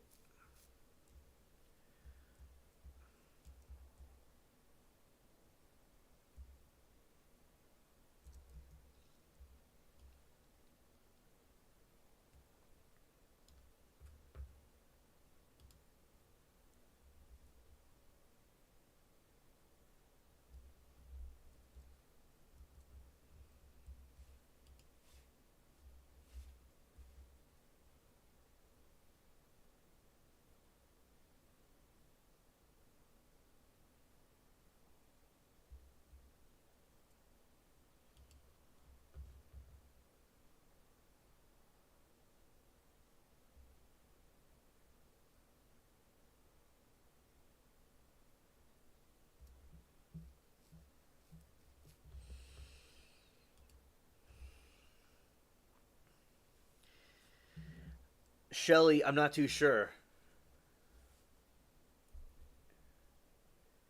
I think so. I think so. Let's just wait and see how it goes. All right, this is the pirate island, Tortuga.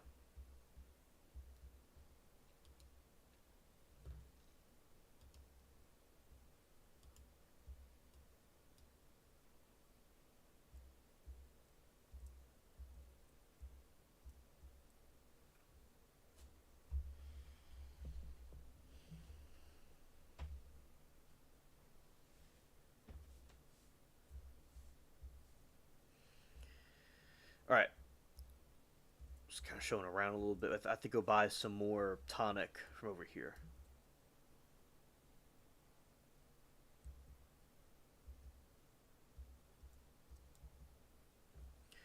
All right, gonna buy some more tonic.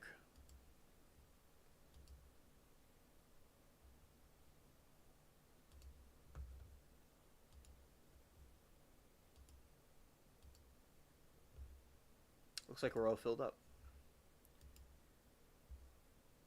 I don't really think so, but all right. So you got this.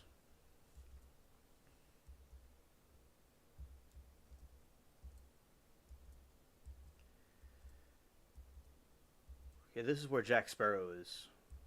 Captain Jack Sparrow is.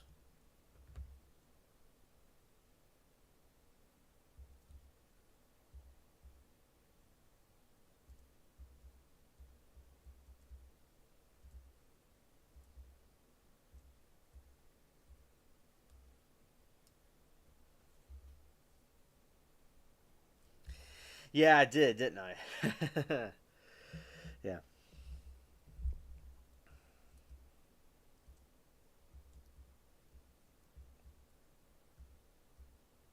Yeah, that's Mr. Gibbs, and that's Captain Jack Sparrow. There.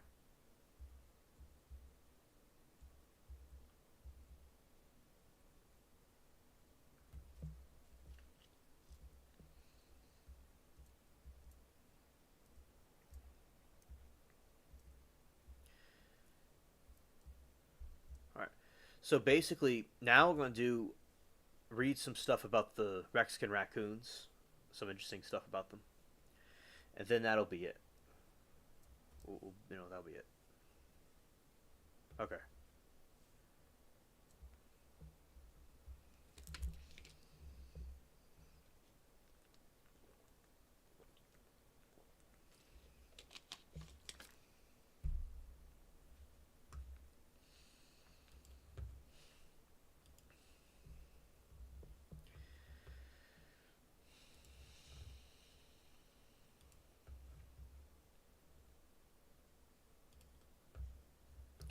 Shout out to the spaceship cats.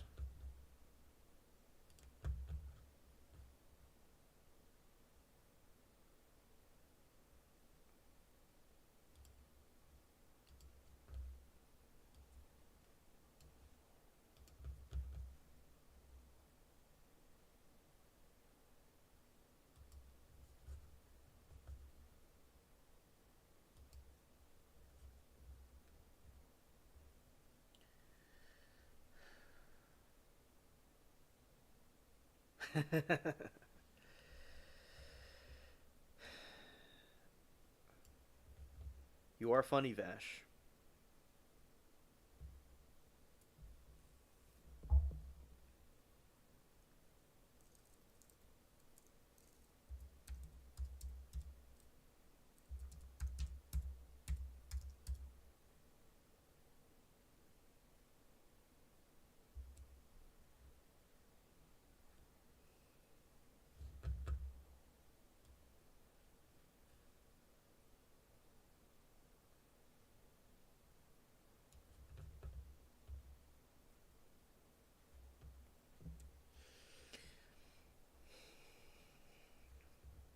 I don't mind doing different games sometimes.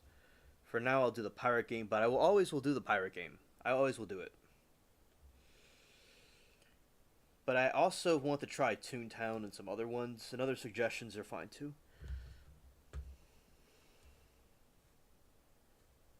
But for now we're doing pirates, and I always will do it, as I said. All right. So the Kotai, the Kotis, Cotamundus, are members of the Pryconidae in genre. They are mammals native to South America, Central America, and Mexico. The southwestern United States, the name Cutamundi comes from the Tupine languages of Brazil, where it means lone coati. Locally in Belize, the cotai is known as quash.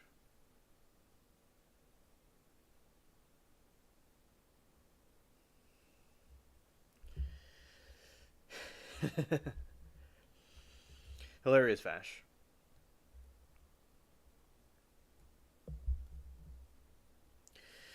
Physical characteristics. Adult coyotes measure 33 to 69 centimeters, 13 to 27 inches from head to base of the tail, which can be as long as their bodies. Coatis are about 30 centimeters tall, shoulder, and weigh between 2 and 8 kilograms, about the size of a large house cat. Males can become almost twice as large as females and have large, sharp canine teeth. The measurements above relate to white nose and South American coatis. The two species of mountain cotai are smaller.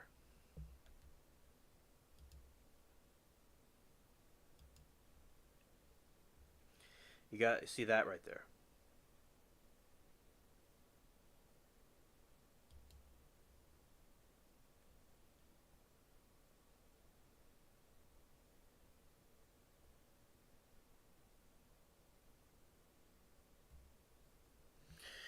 All coatis share a slender head with elongated, flexible, slightly upturned nose, small ears, dark feet, and long, non prehensile used for balance and signaling.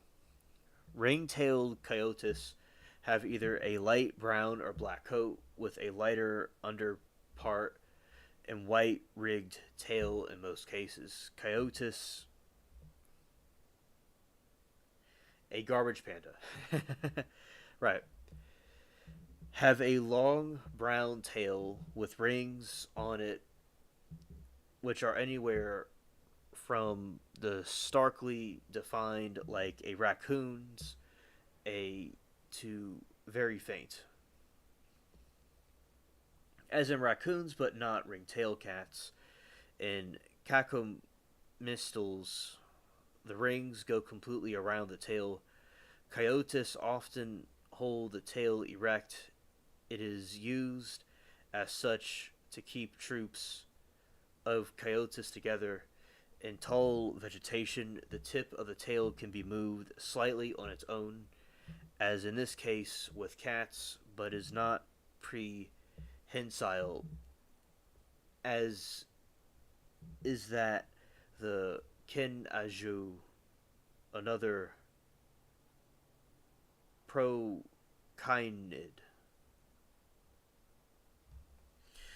Coatis have bear and raccoon like paws, walk plantigrade like raccoons and bears on the soles of their feet, as do humans. Coyotes have non reachable claws. Coyotes also are able to rotate their ankles beyond 180 degrees, and common with raccoons and other pricyanids. Others in order of the Conivora are rare cases among other mammals. They are therefore able to descend trees headfirst. Other animals living in forests have acquired some or all of these properties, though convergent evolution, including members of the mongoose, kevet, weasel, and cat, and bear, and families. The coyote snout is long and somewhat pig like, as part of the reason for its nickname. The hog-nosed raccoon. It is also extremely flexible and can rotate up to 60 degrees in any direction. They use their noses to push objects and rub parts of their body. The facial markings include white markings around the eyes and on the ears and snout. Coyotes have strong limbs to climb and dig and have a reputation for intelligence like their fellow pricanid raccoon. Unlike the nocturnal raccoons, however, most coyotes have reputation for intelligence like their other raccoons. And they prefer to sleep or rest in elevated places in niches like the rainforest canopy in crudely built sleeping nests. They make humans look like sheep. And this is the range.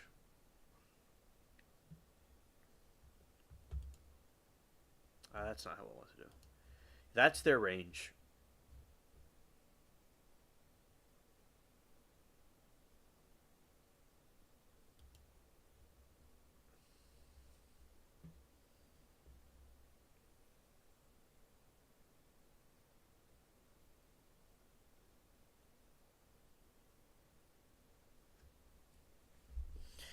Habitat and range. Overall, coyotes are widespread in occupying habitats ranging from hot, arid areas to humid Amazonian rainforests, or even cold Andean mountains, slopes, including grasslands and bushy areas. Their geographical range extends from southwestern U.S. to southern Arizona, New Mexico, and Texas. Though northern Uruguay, around 10 coyotes are thought to have formed a breeding population in Cumbria, UK.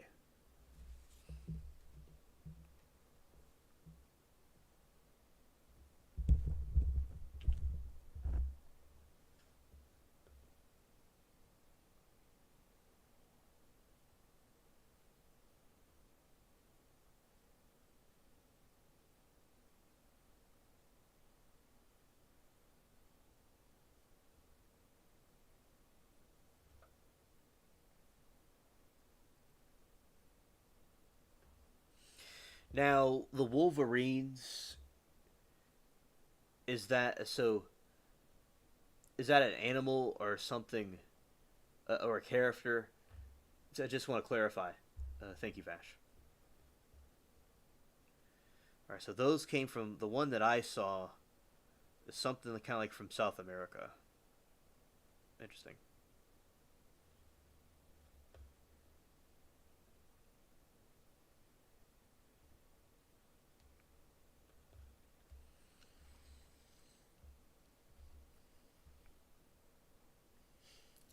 I'm serious. I'm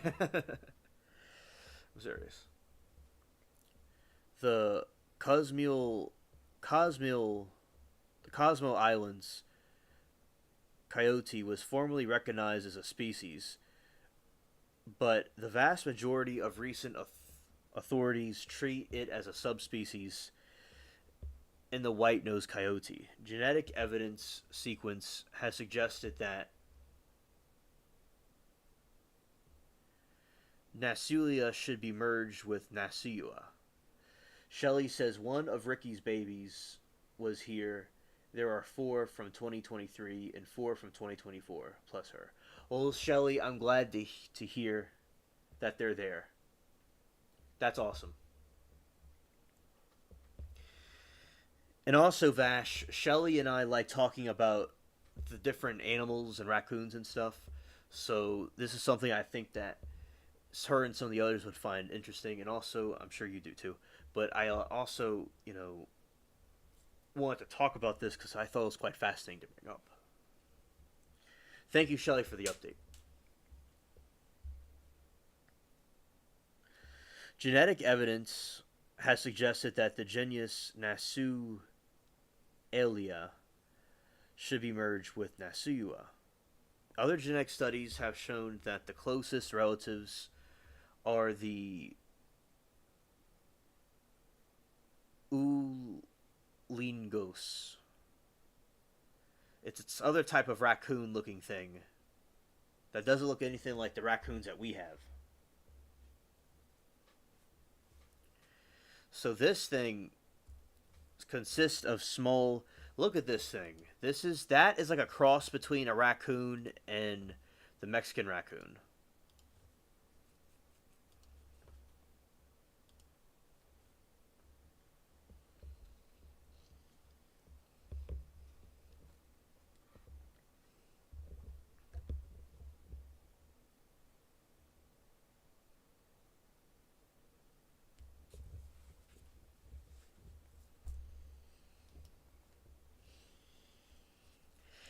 The two lineages are thought to have diverged about 10.2 million years ago.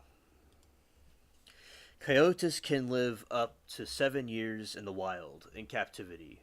Their average lifespan is about 14 years, and some coyotes can live to their late teens.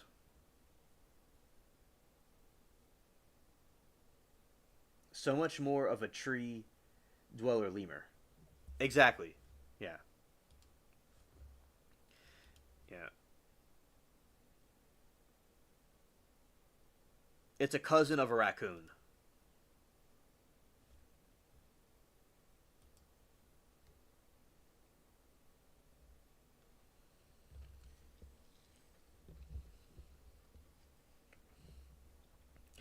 Coyotes are omnivorous. Their diet consists mainly of ground litter and invertebrates such as tarantula, fruit, 2004, 2007. They also eat small vertebrate prey as lizards, rodents, small birds, birds' eggs, crocodile eggs, and the snout with an acute sense of smell assists the paws in a hog like manner to unearth invertebrates.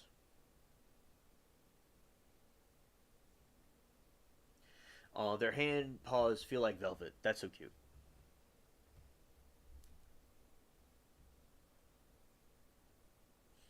Yeah, Shelly. He was talking about these little critters in the tree. He was talking about this dude. He's plotting. This man's plotting in a tree, and he has like a real like menacing look. Now, if you're talking about them, The one in the picture. Okay, understood. But he's not talking about the raccoons you're feeding this thing.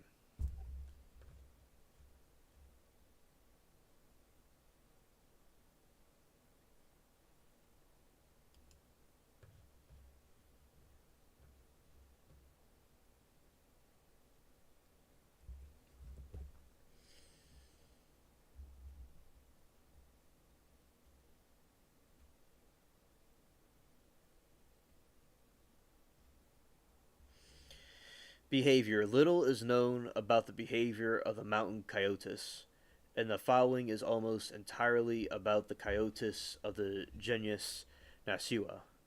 Unlike most members of the raccoon family, coyotes are primary Dungril Nasua. Coyote females are young males. Females and young males are up to 2 years of age, are gregarious and travel through their territories in noisy, loosely organized bands made of 4 to 25 individuals foraging with their offspring on the grounds or in the forest canopy. Males over 2 years become solitary due to behavior, disposition, and collective aggression from the female and will join the female groups during the breeding season.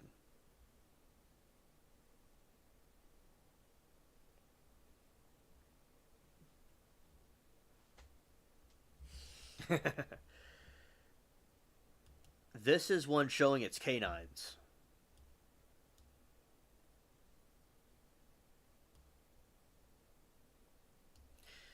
Look at that. Scared.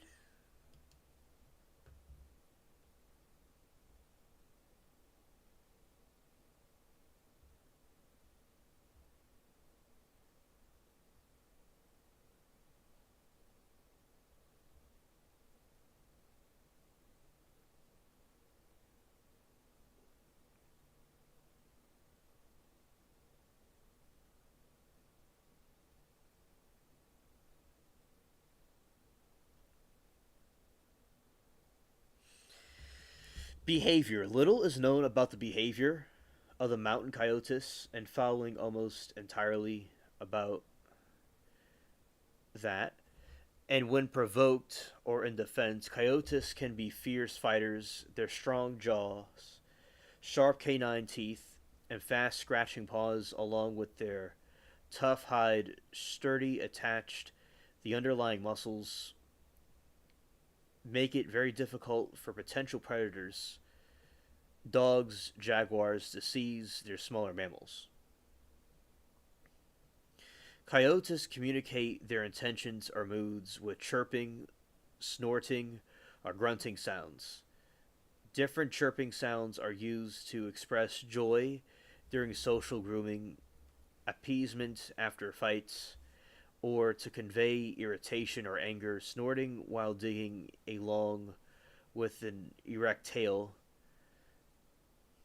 states territorial or food claims during the foraging. Coyotes additionally use special postures or moves to convey simple messages, for example, hiding the nose between the front paw as a sign of submission, lowering the head bearing teeth, and jumping at an enemy signal an aggressive disposition.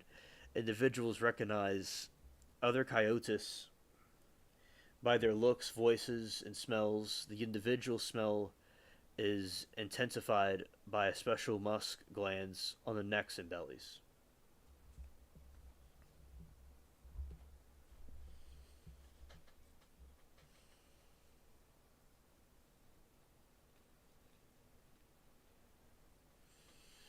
We'll show that next bash.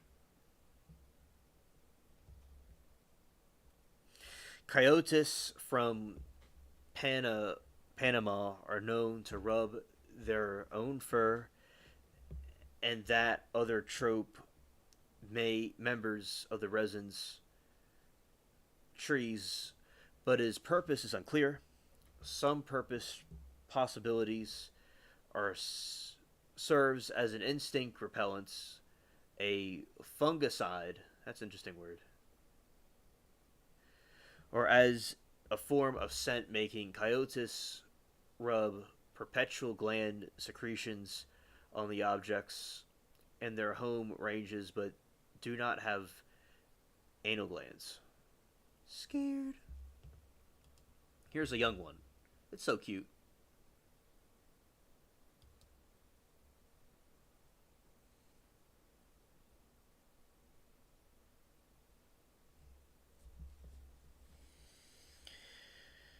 Coyote breeding season mainly corresponds with the start of the rainy season to coincide with maximum availability of food, especially fruits between January and March in some areas and between October and February in others. Female and young coyotes commonly live in bands of 5 to 40 and travel together. The males are solitary and join bands only during the short mating season.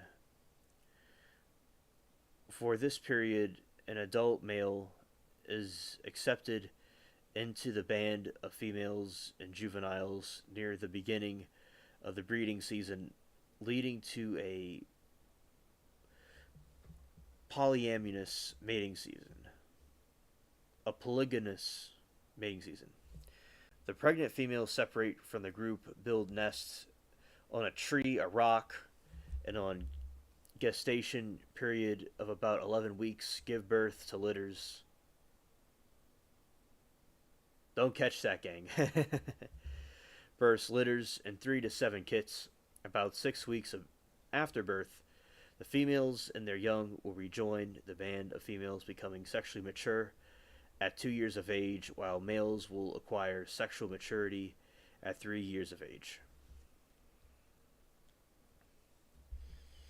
Natural predators. Coyote predators include jaguarids, anacondas, pumas, maned wolves, boa constrictors, foxes, dogs, trias.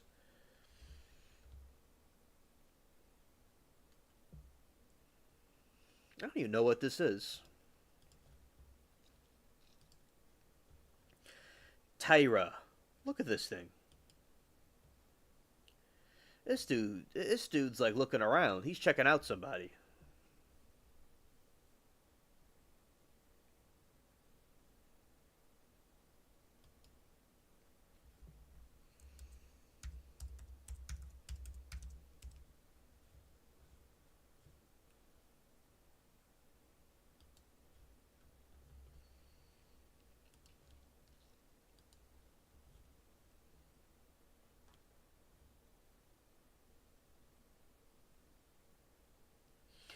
Oh, Vash, that's cool. That's cool.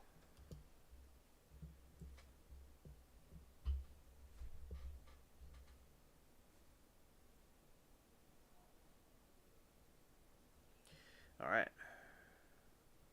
Octolots and jaguars. Large raptors, hawks, black chestnut eagles, harpy eagles, and whiteheads. Whitehead chipmunks. No, whitehead monkeys.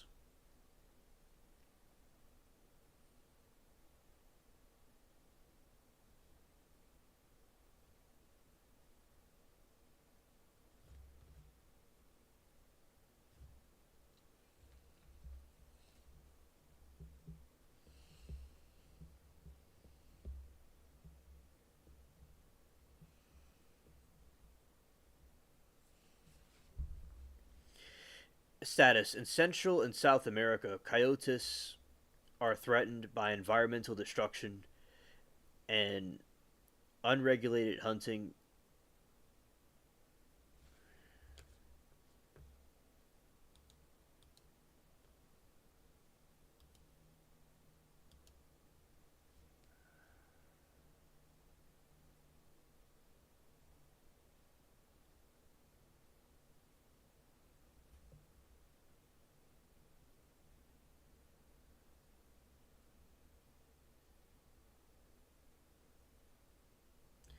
Checking through something.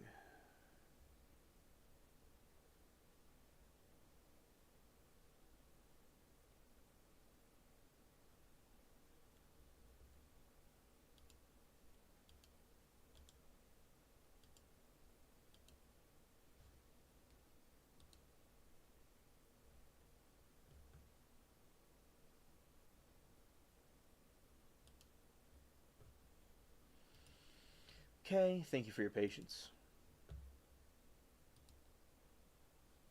Do this. Let's see.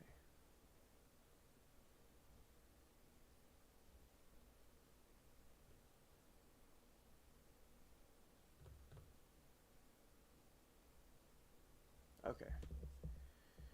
Anyway,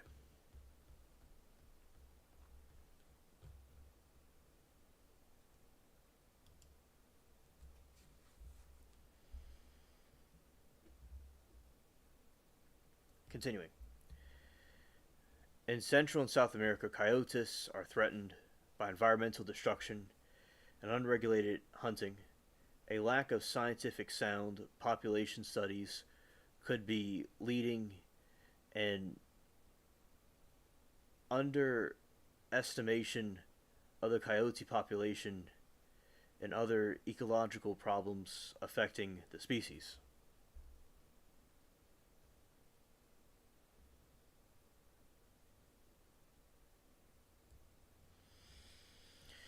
Captivity.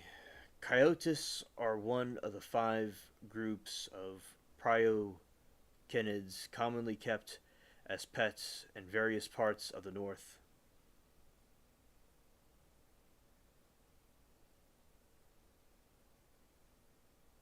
Yes, that's true, Shelley, and I've seen them before. Coyotes are one of the five groups of procanids commonly kept as pets in various parts of the North, Central, and South America, others being raccoons and common crab eating, the kinjao, the ringtail cat, and the cacomistal. However, while both white nosed and South America coyotes are common in captivity, mountain coyotes are extremely rare in captivity. Coyotes are small creatures that can be wild, somewhat difficult to control and train in some cases, generally behave in a manner radically different from that of a pet dog. Ultimately, they should have a spacious outdoor enclosure, and the coyote preferred room in the house and other climate controlled places as well. They can be given the run house but need careful watching, careful in some cases than others.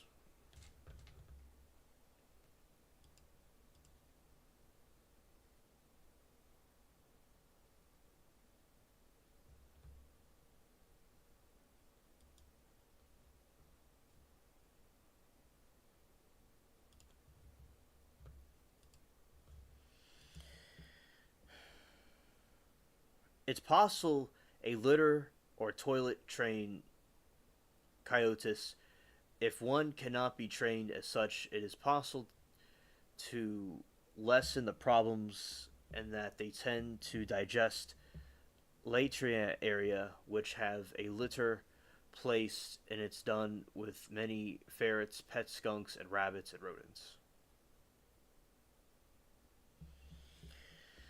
Coyotes generally need both dog and cat vaccines for distemper, distemper and many other diseases. In inactivity, rabies, and vaccines, they can be spayed, neutered, for the same reasons cats and dogs and other pets can be. That's some pictures of them.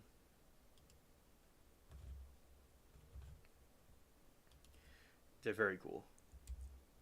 You know, I enjoyed the experience that I had. I really enjoyed it.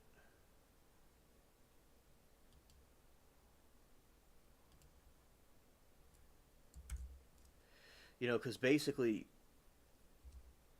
I think that they are very cool. They're very nice. But at the same time, they're wild animals and they can cause, people problems possibly. So that's why I think it's important to learn about them, but also people would want to have them as pets to have caution about it as well.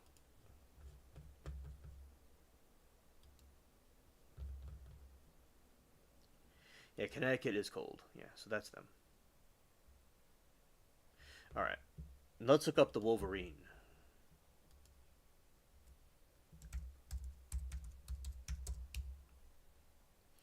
Scared.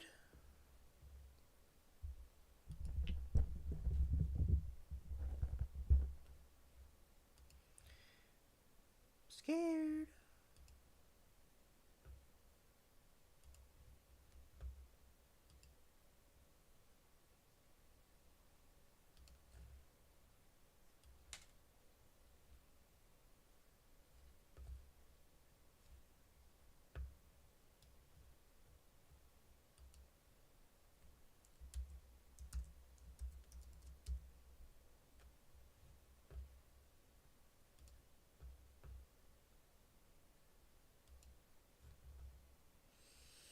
The Wolverine is the largest land dweller member of the family. It is muscular, carnivore, and solitary animal. The Wolverine has a reputation for ferocity and strength out of proportion to its size, with documented ability to delete prey many times larger than itself.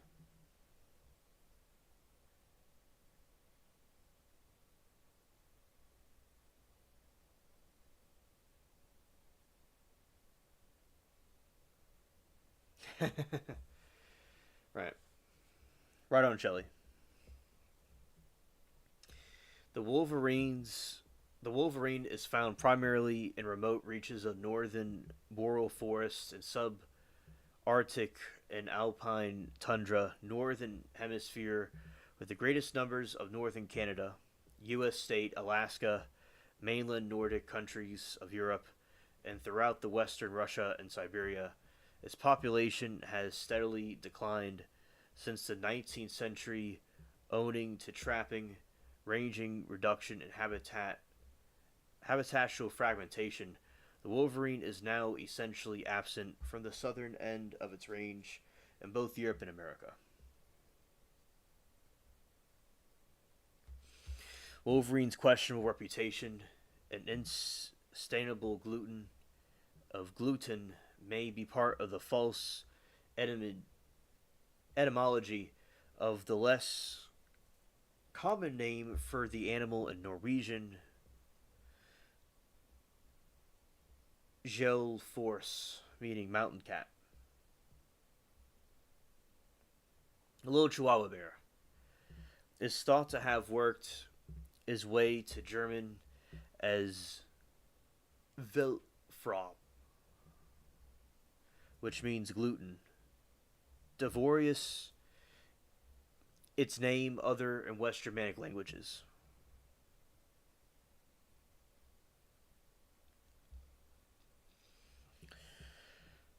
Finnish name is Ahama, derived from Ahamaiti, which translate into gluten. Eastern Slavic, Razum Makha, and Ches. Classification. Genetic evidence suggests that the wolverine is most closely related to the Tyra. That thing that was in that tree that we're looking at. A little Chihuahua bear. Yes. Most closely related to the Tyra and Martins, all which shared Eurasian ancestors. It's so cute. AKA don't play.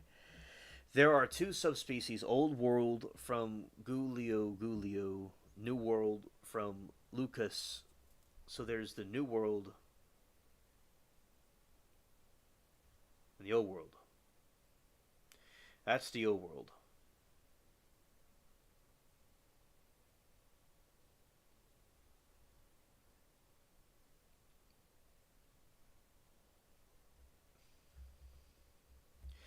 Described as many as the four additional North American subspecies: Vancouver Island and Kenai and in the peninsula of Alaska. However, The most currently accepted taxonomy recognizes either the two continental subspecies Gulio as a single Holarctic taxon.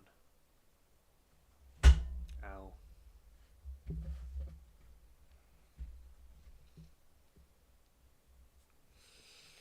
Evolution recently compiled genetic evidence suggests most of the North American wolverines are descended from a single source, likely originating from Beringia during the last galactic ice age. Not the last galactic ice age, but the last Galatian, and rapidly expanding thereafter, though considerable uncertainty is conclusion due to the difficulty of connecting the samples.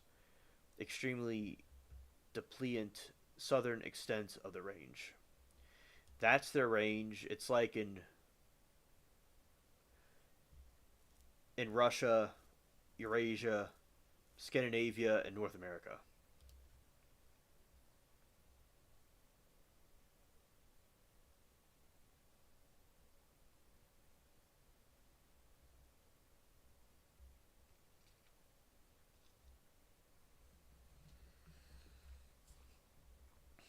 Physical characteristics. Anatomically, the wolverine is an elongated animal that is low to the ground with strong limbs, broad, rounded head, small eyes, and short, rounded ears. It mostly closely resembles a large fisher.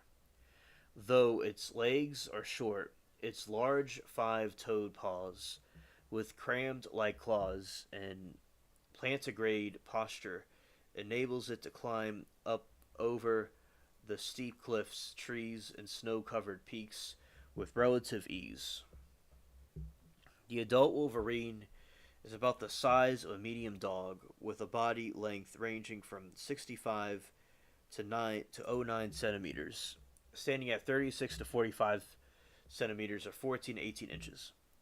The shoulder and tail length 17 to 26. Weight is usually 24 to 40 pounds. There are exceptionally large males, as reinforced in Soviet literature, though some weights are deemed mammals. The Soviet Union to be improbable. The males are often 10 to 15% larger than the females. Linear measurements and can be 30 to 40% greater in weight. According to some sources, Eurasian wolverines are claimed to be larger and heavier than those in North America, with weights up to 20 kilograms, 44 pounds. However, this may refer to specifically to areas such as Siberia, as data from Fennoscadian wolverines show they are typically around the same size as the American counterparts. It is the largest terrestrial mystians, only the marine-dwelling sea otter, the giant otter, the Amazon basin, and the semi-aquatic African claws. Otter are large, while European badger may reach a similar body mass, especially in autumn.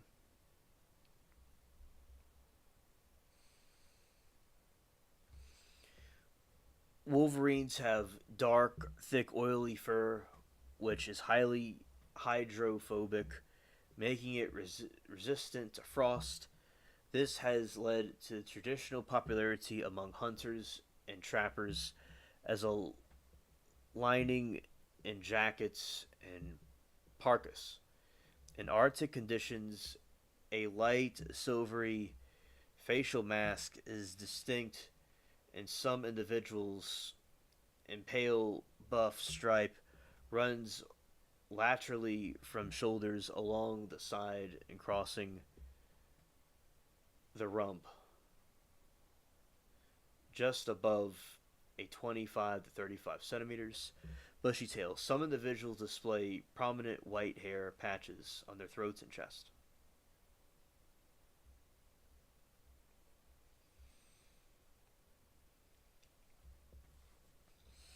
Diet and hunting. Wolverines are primarily scavengers. Most of their food is carrion, especially winter and early spring. They may find carrion themselves and feed on it after the predator, often with wolf pack. You can make garments from pelts. Okay. Early spring, they may find a carrion and has fished or simply take it from another predator. Wolverines are known to follow wolf and lynx trails to scavenge the remains of their killers to of their the ones that they have deleted, whether eating live prey or carrion. The Wolverine's feeding style appears vicarious, leading the nickname of gluten, also babies of the scientific name. However, this feeding style is believed to be adaptation to food scarcity, especially in winter.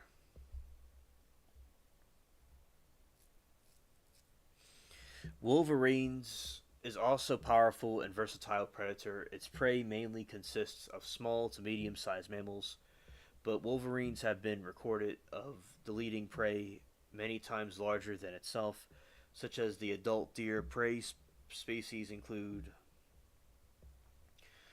porcopinus, squirrels, chipmunks, beavers, marmots, moles, goppers, rabbits, and voles. Mice, rats, shrews, lemmings, caribou, roe deer, white-tailed deer, mule deer, sheep, goats, cattle, bison, moose, moose, elk, and small predators. Occasionally preyed, including martens, minks, Eurasian lynx, weasels, and coyotes, and wolf pups.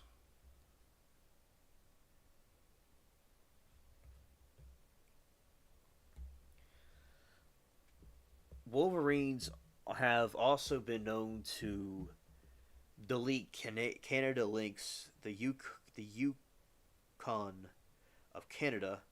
Wolverines often pursue live prey that are relatively easy to obtain, including animals caught, traps, newborn mammals, and deer. Diets are roots,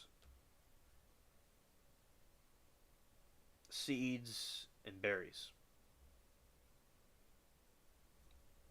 Yeah, absolutely. Adult wolverines appear to be one of the few coast-specific mammal carnivores to actively pose a threat to golden eagles.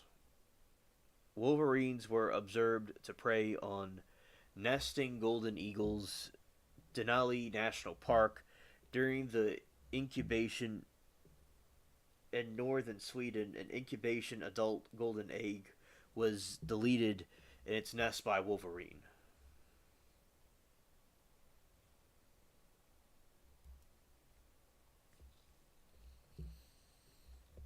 Wolverines inhabiting the Old World, specifically Fenscodia, hunt more actively than their North American relatives. This may be because competing predator populations in Eurasia less dense, making it more practical for the wolverines to hunt for itself than to wait for another animal to make a kill and then try to snatch it. They often feed on carrion left by wolves, so the changes in wolves' population may affect the population of wolverines. They also are known on occasion to eat plant material. Wolverines often cache their food during times of plenty. This is particular importance to lactating females in the winter, early spring, a time when food is scarce.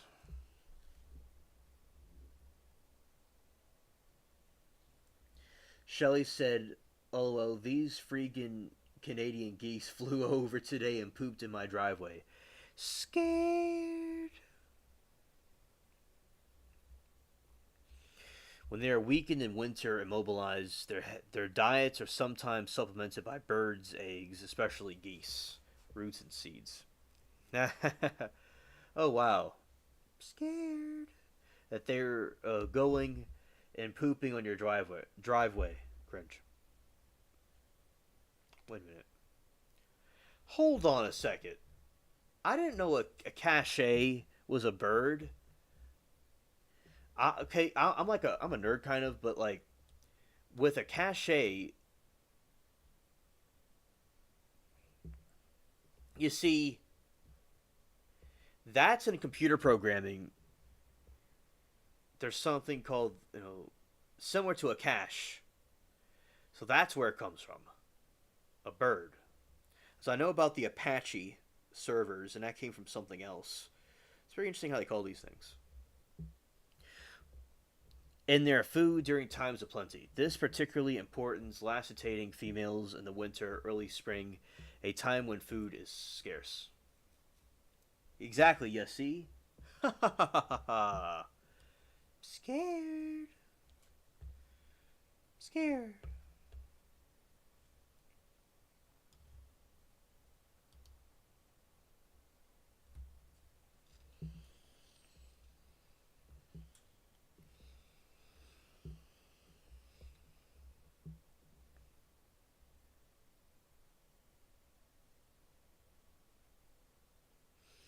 Wolverines are included in ovulators. Successful males will form lifetime relationships with the two or three females, which they will visit occasionally, while other males are often left without a mate. Mating season is in the summer, but actual implantation of the embryo is does not happen until early winter, delaying the development of the fetus. Females will often not produce young if food is scarce. The gestation period is 30 to 50 days. The litters, typically two or three young kits, are born in the spring. Kits develop rapidly, reaching adult size within the first year. The typical longevity of the wolverines in captivity is around 15 to 17 years, but in the wild, the average lifespan is more likely to be between 8 to 10 years. Fathers make their visits to their offspring until they are weaned at 10 weeks of age. Also, once young are about 6 months old, some reconnect with their fathers and travel together for a time.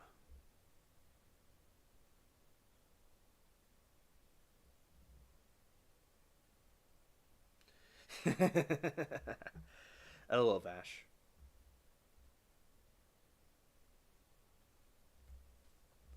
Urine scent markings.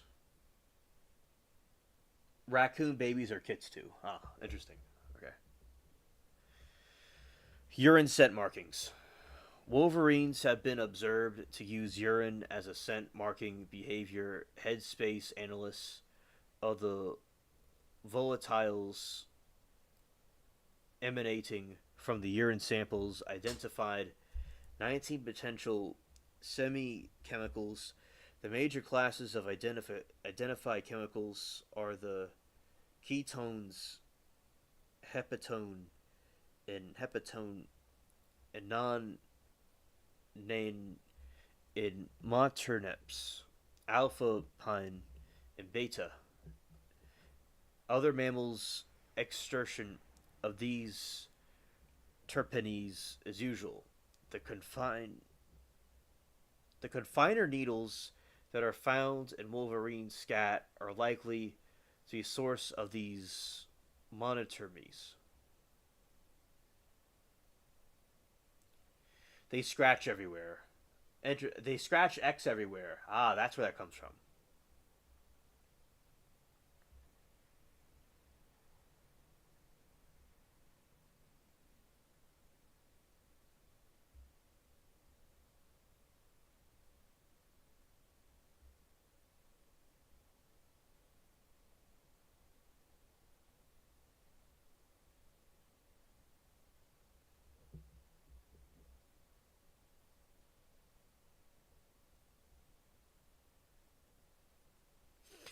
Threats and conservation. The world's total wolverine population is not known. The animal exhibits a low population density and requires a very large home range.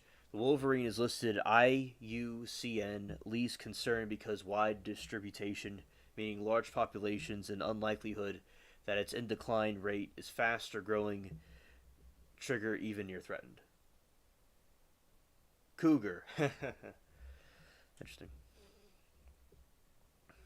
The range of a male wolverine can be more than 620 kilometers, encompassing the ranges of several females, which have the smaller home ranges of roughly 130 to 260.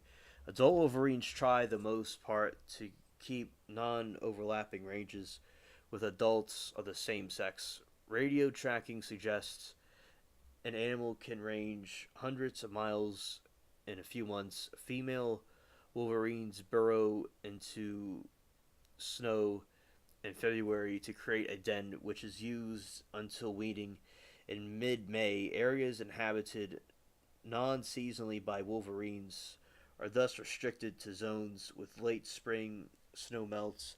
This fact has led to concerns that global warming will shrink the ranges of wolverine populations.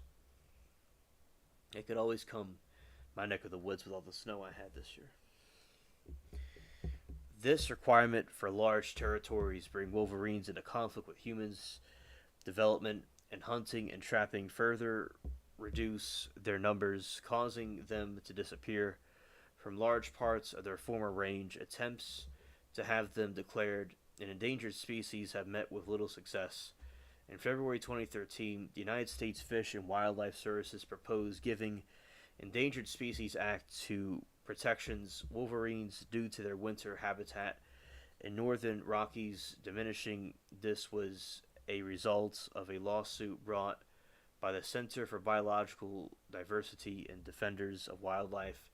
In November 2023, the United States Fish and Wildlife Services announced that it's adding wolverines to the United States' lower 48 states threatened list.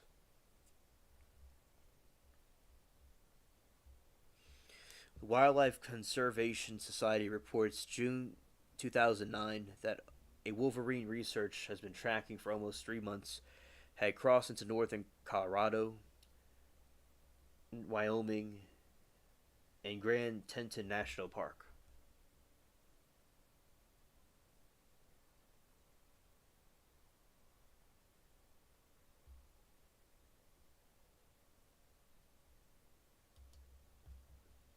That's one chilling.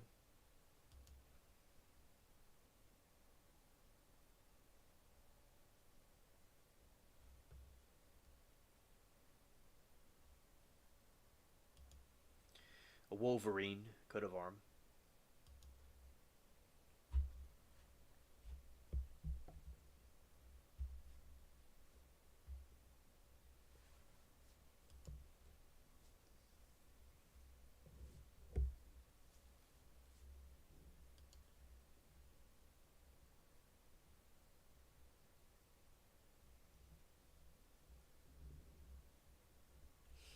Many North American cities and sports teams and organizations use wolverines as a mascot. For example, the U.S. state of Michigan is tradition known as Wolverine State, and the University of Michigan takes the animal as a mascot. There have also been professional baseball and football clubs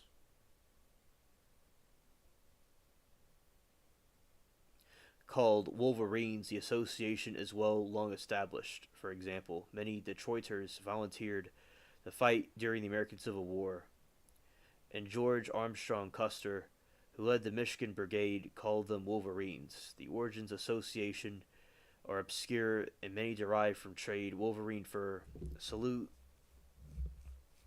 STE Marine, 18th century, or may recall a disparagement intend to compare early settlers to Michigan vicious mammal, wolverines are, however, extremely rare. A Michigan sighting in February 2004 is confirmed sighting in 200 years. Yeah, the killer bees are very bad. Yeah, especially the ones in Japan. A big mistake to reintroduce the wolves. Just watch them try wolverines.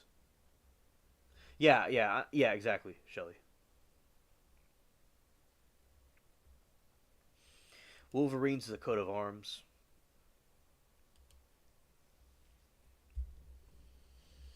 The Marvel Comics superhero James Logan Howlett was given the nickname Wolverine while cage fighting because of his skill.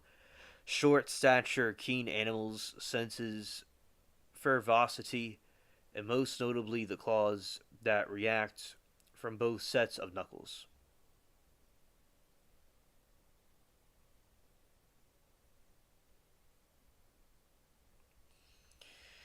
The Wolverine is prevalent in stories and oral history from various Algonquin tribes and figures remotely in mythology of the Innu people in eastern Quebec and Labrador.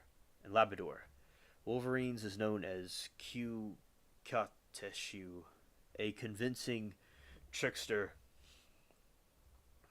who created the world. The story of the formation of the Innu world begins long ago when Kukateshu built a big boat similar to Noah's Ark and put the various animal species in it. Well, there you go. Isn't that something that this other civilization is talking about a Noah's Ark type situation? It's like, it's interesting. There was a great deal of rain and the land was flooded. Kyu Katishu told the mink to dive into the water to retrieve some mud rocks, which he mixed together to create an island which the world that presently inhabited, along with the animals. Many tales of cute cat tissue are often humorous and reverent and include crude reference to bodily functions. Some northeastern tribes, such as Mi Kambak, Pas Makudi, referred to the Wolverine as a Lox, who usually appears in the tales of tricksters and thieves. Although generally more dangerous, and the counterpart is often depicted as a common wolf, similar to Dene, a group of Anthabascan speaking natives in northwest Canada have many stories and Wolverines as a trickster and culture transformer, much like the coyote in the Navajo tradition, raven in north and northwest coast traditions.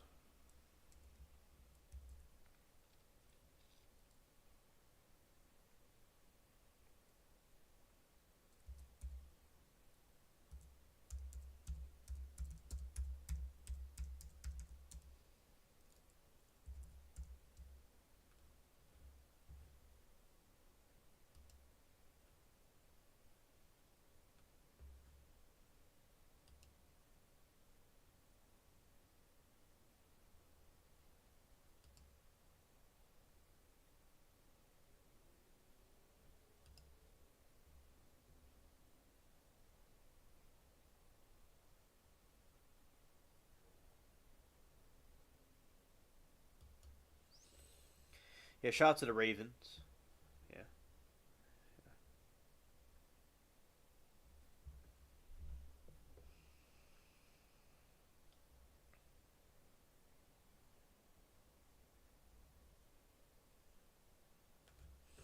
A Wolverine in the rocky terrain.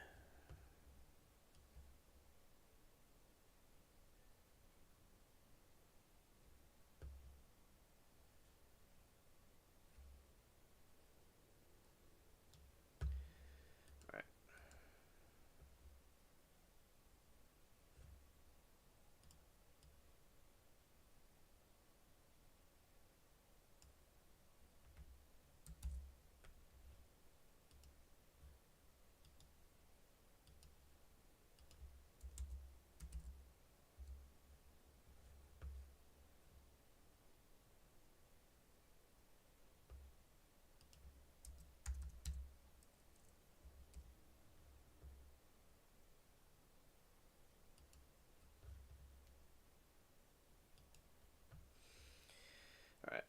So these are some tracks of the Wolverines in the snow.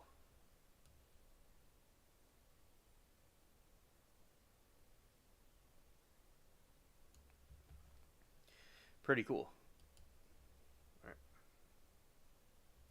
Wolverines live primarily in isolated Arctic, boreal, and alpine regions in northern Canada, Alaska, Siberia, Fennoscandia, Fennoscandia.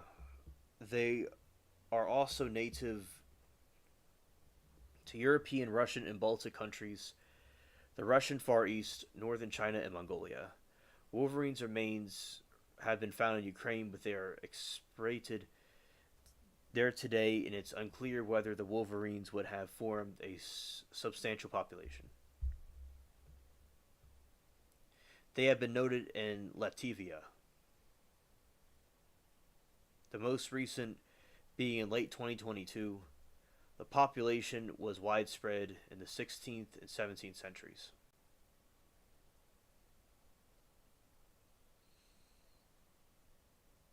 Right. This is the skull, and that's a skeleton. Look at that for a moment. All right. And that's the skull.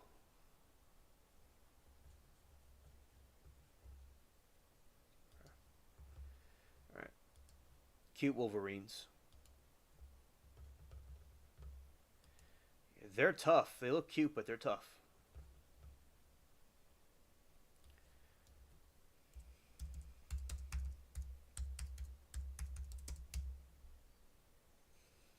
All right, this is Vash from Trigun. I'm about to be ending it soon, but here we have this from Trigun, which is Vash's character in the chat is based off of. Cool character.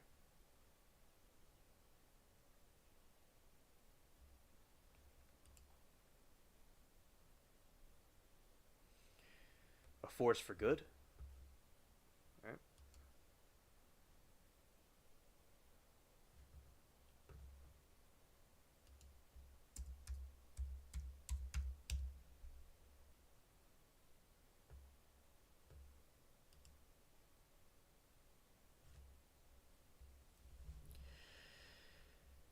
Vash and knives are independent plants, meaning they can survive outside of a special container. Normal plants required to survive. Vash and knives are two of the few sentient plants possessing free will and the ability to use their plant powers whenever they wish, although Vash rarely ever does.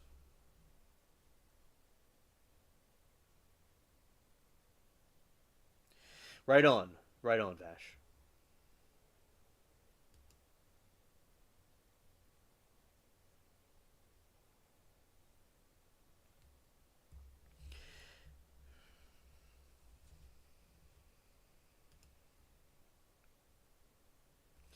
In Trigun, Stampede, an alternate Vash, explains to Mero and Roberto De Niro he has been mistakenly accused of stealing plants.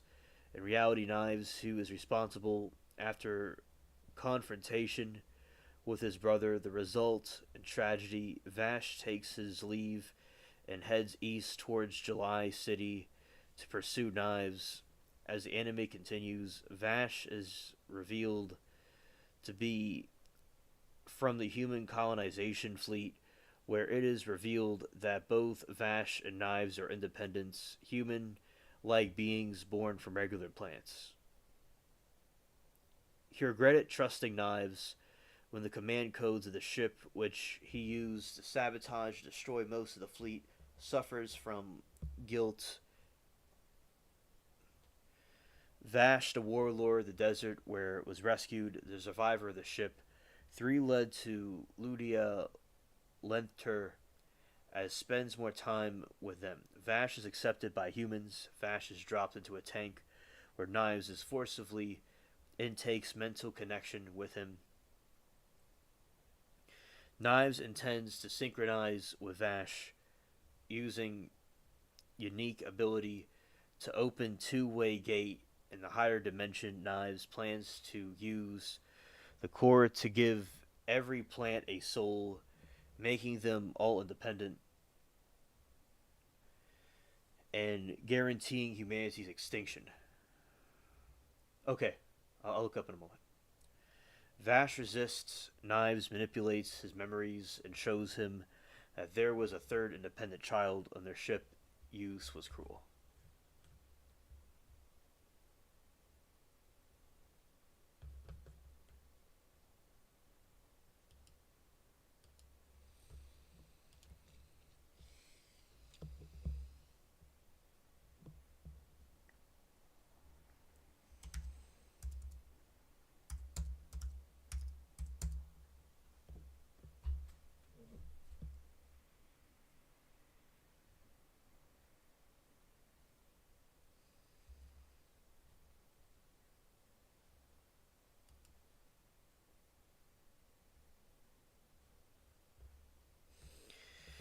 Nicholas Wolfwood, also known as Nicholas the Punisher, is a major character in Trigun manga series created by Yorushio Naitao. As well as the anime adaptation, he is a priest who wields a large cross shaped gun, or pew pew, named the Punisher, which he and his former colleagues use either to saving people or complete destruction.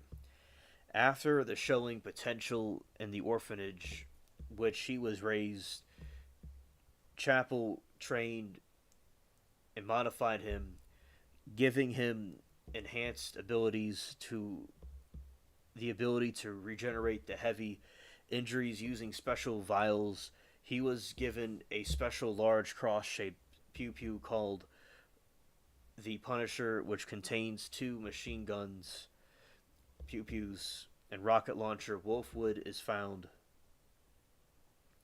nearly unalived in a desert by protagonist Vash the Stampede. They became reoccurring allies despite acting on different morals when fighting. He walks the desert.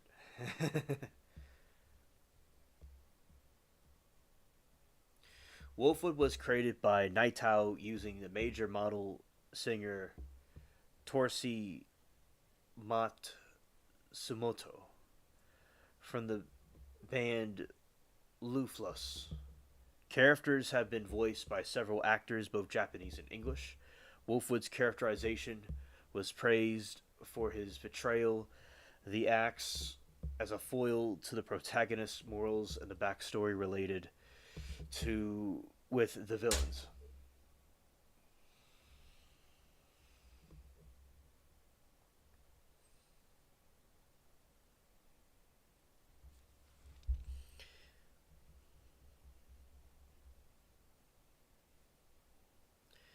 Naitao noted the project is he really proud of Wolfswood life and death story around it. His outfit was made simple, and Naitao prevented himself from adding a lot of stuff, commenting he'll be hard to draw. Punisher has a large cross-shaped pew pew wielded. Best members of the I Michael, of which most commonly seen the member of Nicholas D. Wolfwood.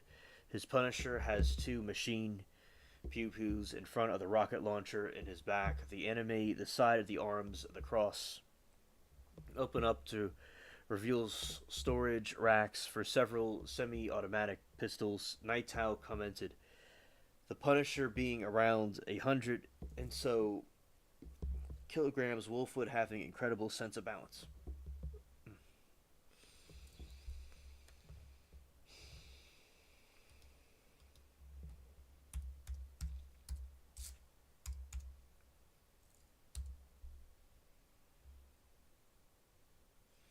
All right, this will be the last part, and that's it.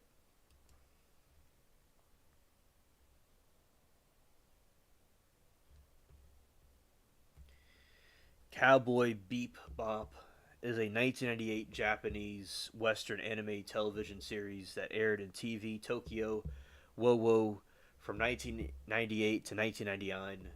It was created and animated by Sunrise, led by a production team of director Watanabe, screenwriter Nob Yumoto, character designer Kawamoto, mechanical designer Yamani, and composer Kano, who are collectively billed as oh, Yatate.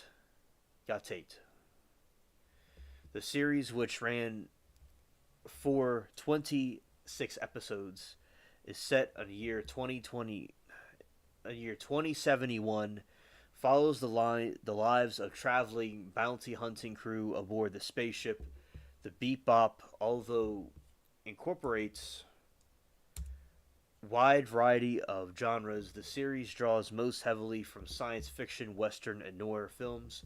The most prominent themes are existential boredom, loneliness, and inability to escape the past. The series, dubbed into anime production, was originally licensed in America, Bandai Entertainment, in Britain, Entertainment, and Madam Entertainment. Licensed in Australia, New Zealand, 2001, became the first anime title to broadcast on Adult Swim. Your Spike, all right. I don't know if I saw this one. I probably did, but this one I'm not too sure. I probably did see it, but I don't know. Cowboy Bebop has been hailed as one of the best animated television series of all time. It was critical and commercial success both in Japanese and international markets. Most notably in the United States, it garnered several major anime and science fiction awards upon the release and received acclaim from the critics, audiences from style, character, voice acting, animation. Soundtrack dub was particularly lauded and regarded as one of the best animated English dubs, credited with helping the introduction of anime, two ways of Western views in early 2000s. Cowboy Bebop also had been called the Gateway series.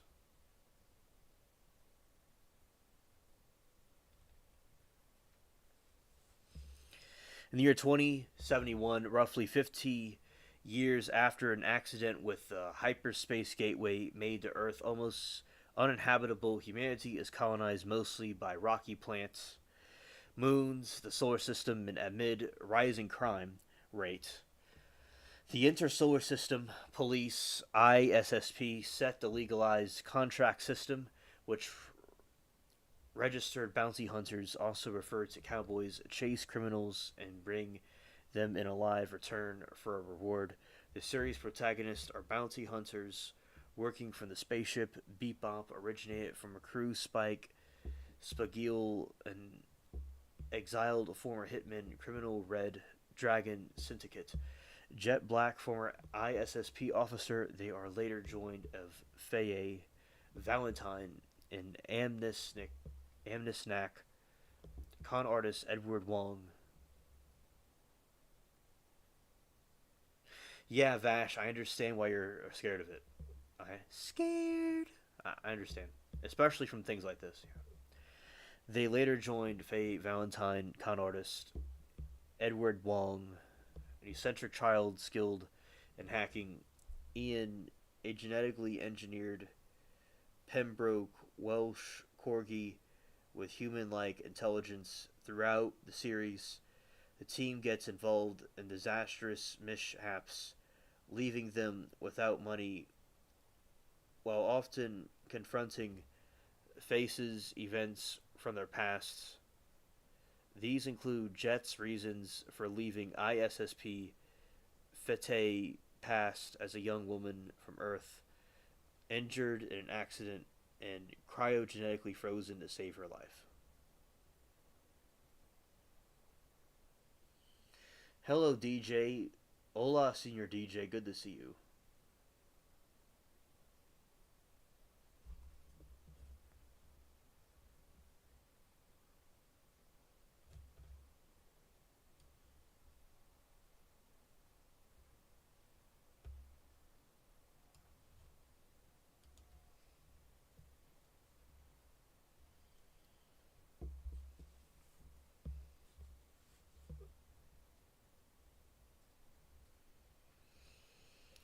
While much of the show is episodic, the main story arc focuses on Spike and his deadly rivalry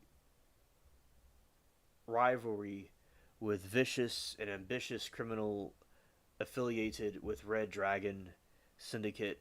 Spike and Vicious were once partners and friends, still when Spike begins an affair with Vicious girlfriend Julia and resolves to leave the syndicate with her. Vicious seeks to eliminate Spike by blackmailing Julia and deleting him. Julia hides to protect herself and Spike. When Spike fakes his deletion, he to escape the syndicate. The the present Julia comes out hiding, returns, reunites with Spike, intending to complete their plan. Vicious having staged the coup d'état, and taken over the syndicate, sends hitmen after the pair. Julia is deleted, leaving Spike alone. Spike leaves the Bebop after the finally apologizing to Fea and Jet. Upon infiltrating the syndicate, he finds Vicious on the top floor of the building and confronts him. After dispatching the remaining Red Dragon members, the final battle ends with Spike deleting Vicious only to be seriously wounded himself. In the ensuing confrontation, looking up the sky, Spike sees Julia, and the series concludes. The Spike descends the main staircase and building into the rising sun before eventually falling to the ground. Scared.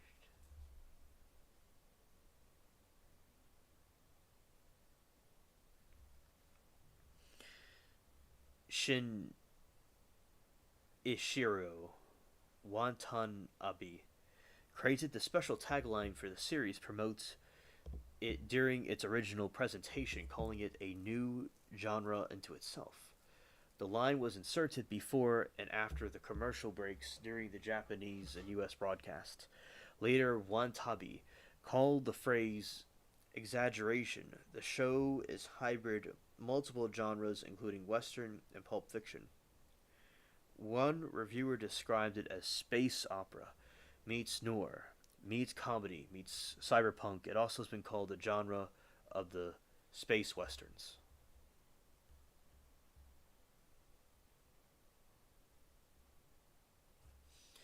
Those are some of the characters.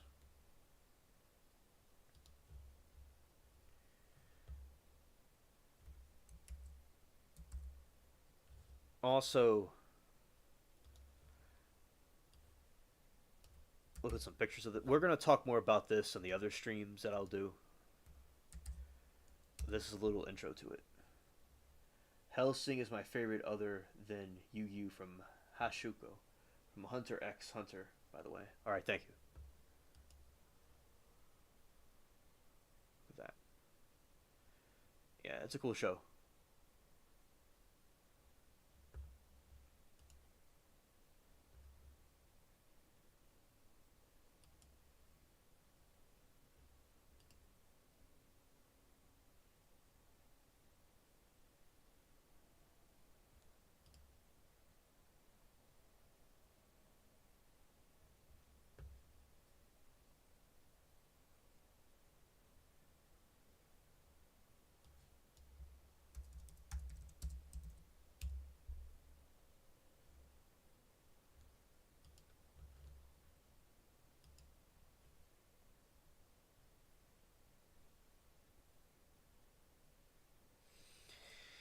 I was a little baby when this came out.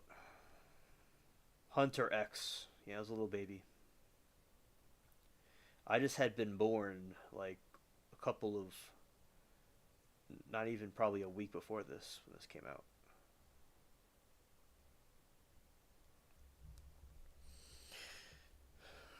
Hunter X is a Japanese manga series written and illustrated by Yoshiro Tagashi.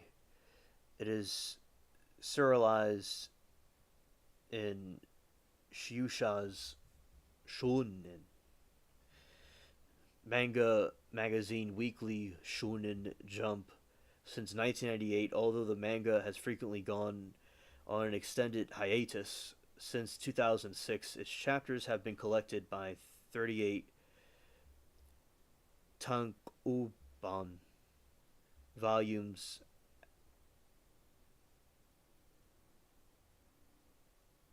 Don't play on Studio G either, Alien. Who discovers that his father, who left him at a young age, is actually a world renowned hunter, a licensed professional who specializes in fantastical pursuits such as locating a rare identified animated species, treasure hunting, and surveying unexplored enclaves, or hunting down lawless individuals gone to parts on journeys to become a hunter and eventually find his father. Along the way, Gon meets various other hunters and encounters the paranormal.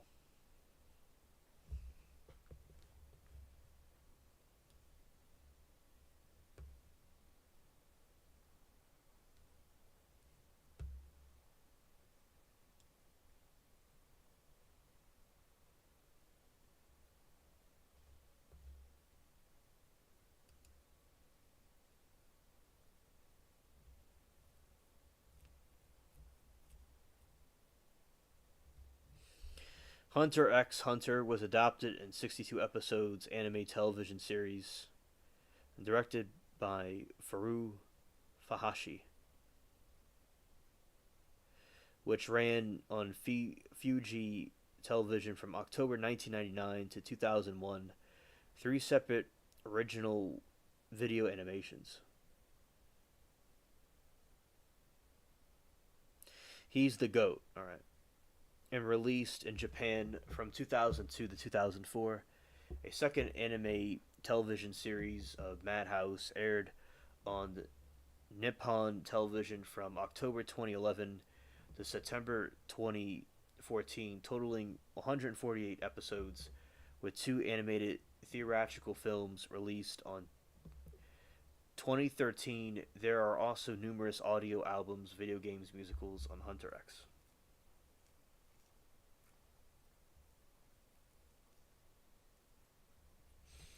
Story follows a young boy named Gon Fresis who was told about his life. Both his parents were deleted, kind of like Hey Arnold. But when he learns that Kite, an apprentice of his father, Ging Freeses, that he is still alive and has since become an accomplished hunter, Gon leaves his home at Whale Island, Kurujato, to take hunter examination. Hanta Sikken, in order to become hunter like him. During the exam, Gon meets and his befriends three other applicants, Kurapika, the last remaining members of the Krucha clan, whose wishes to become a hunter in order to avenge his clan and recover their scarlet glowing eyes that were plucked from their corpses by a band thieves known as Phantom Leorio. Okay, Vash. Prospective physician who, in order to pay for medical school, desires the financial benefits that Hunter receives, and Keluya Zolyak, another 12-year-old boy who has left his former life, member the world's most notorious assassin family. Among many of the examinees, Gon continuously encounters Hisoka, a mysterious and deadly transmuter who takes interest in him. After many trials together, Gon and his friends end up passing, except Kulia, who fails after deleting the applicant due to the influence of the brother, and runs away from his family in a state in shame.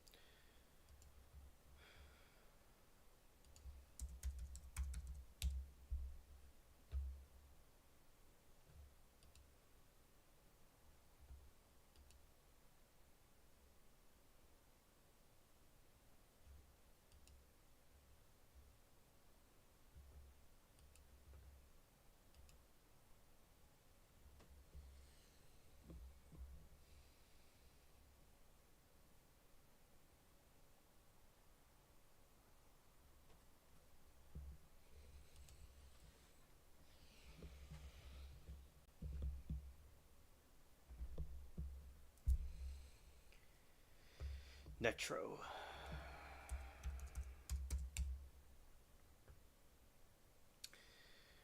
Netro. Look at this cool little dude right here.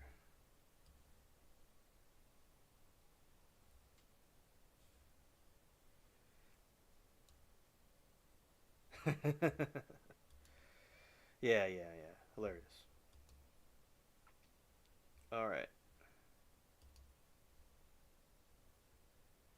It's a cool show. As I said, I probably saw this one too. I just don't quite recall either way with this one. I love watching anime. I watched it with my friends and my hood friends. Shout out to them. They love watching this stuff, and I used to watch it with them. Like we like eating dinner. Like I'd be over there, and we just like sit down and chill and eat it and watch it. Oh yeah,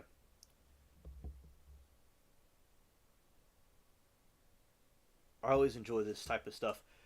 I'm glad I got you here, Vash.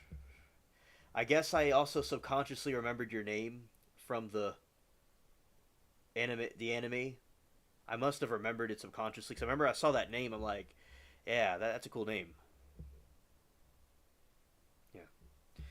And we will be talking more about these anime series, in more detail on the next one. All right. Well, shout out to to the thug in the tree. Shout out to the thug in the tree. All right. We'll be reviewing that again, and also we have reached the end of the show.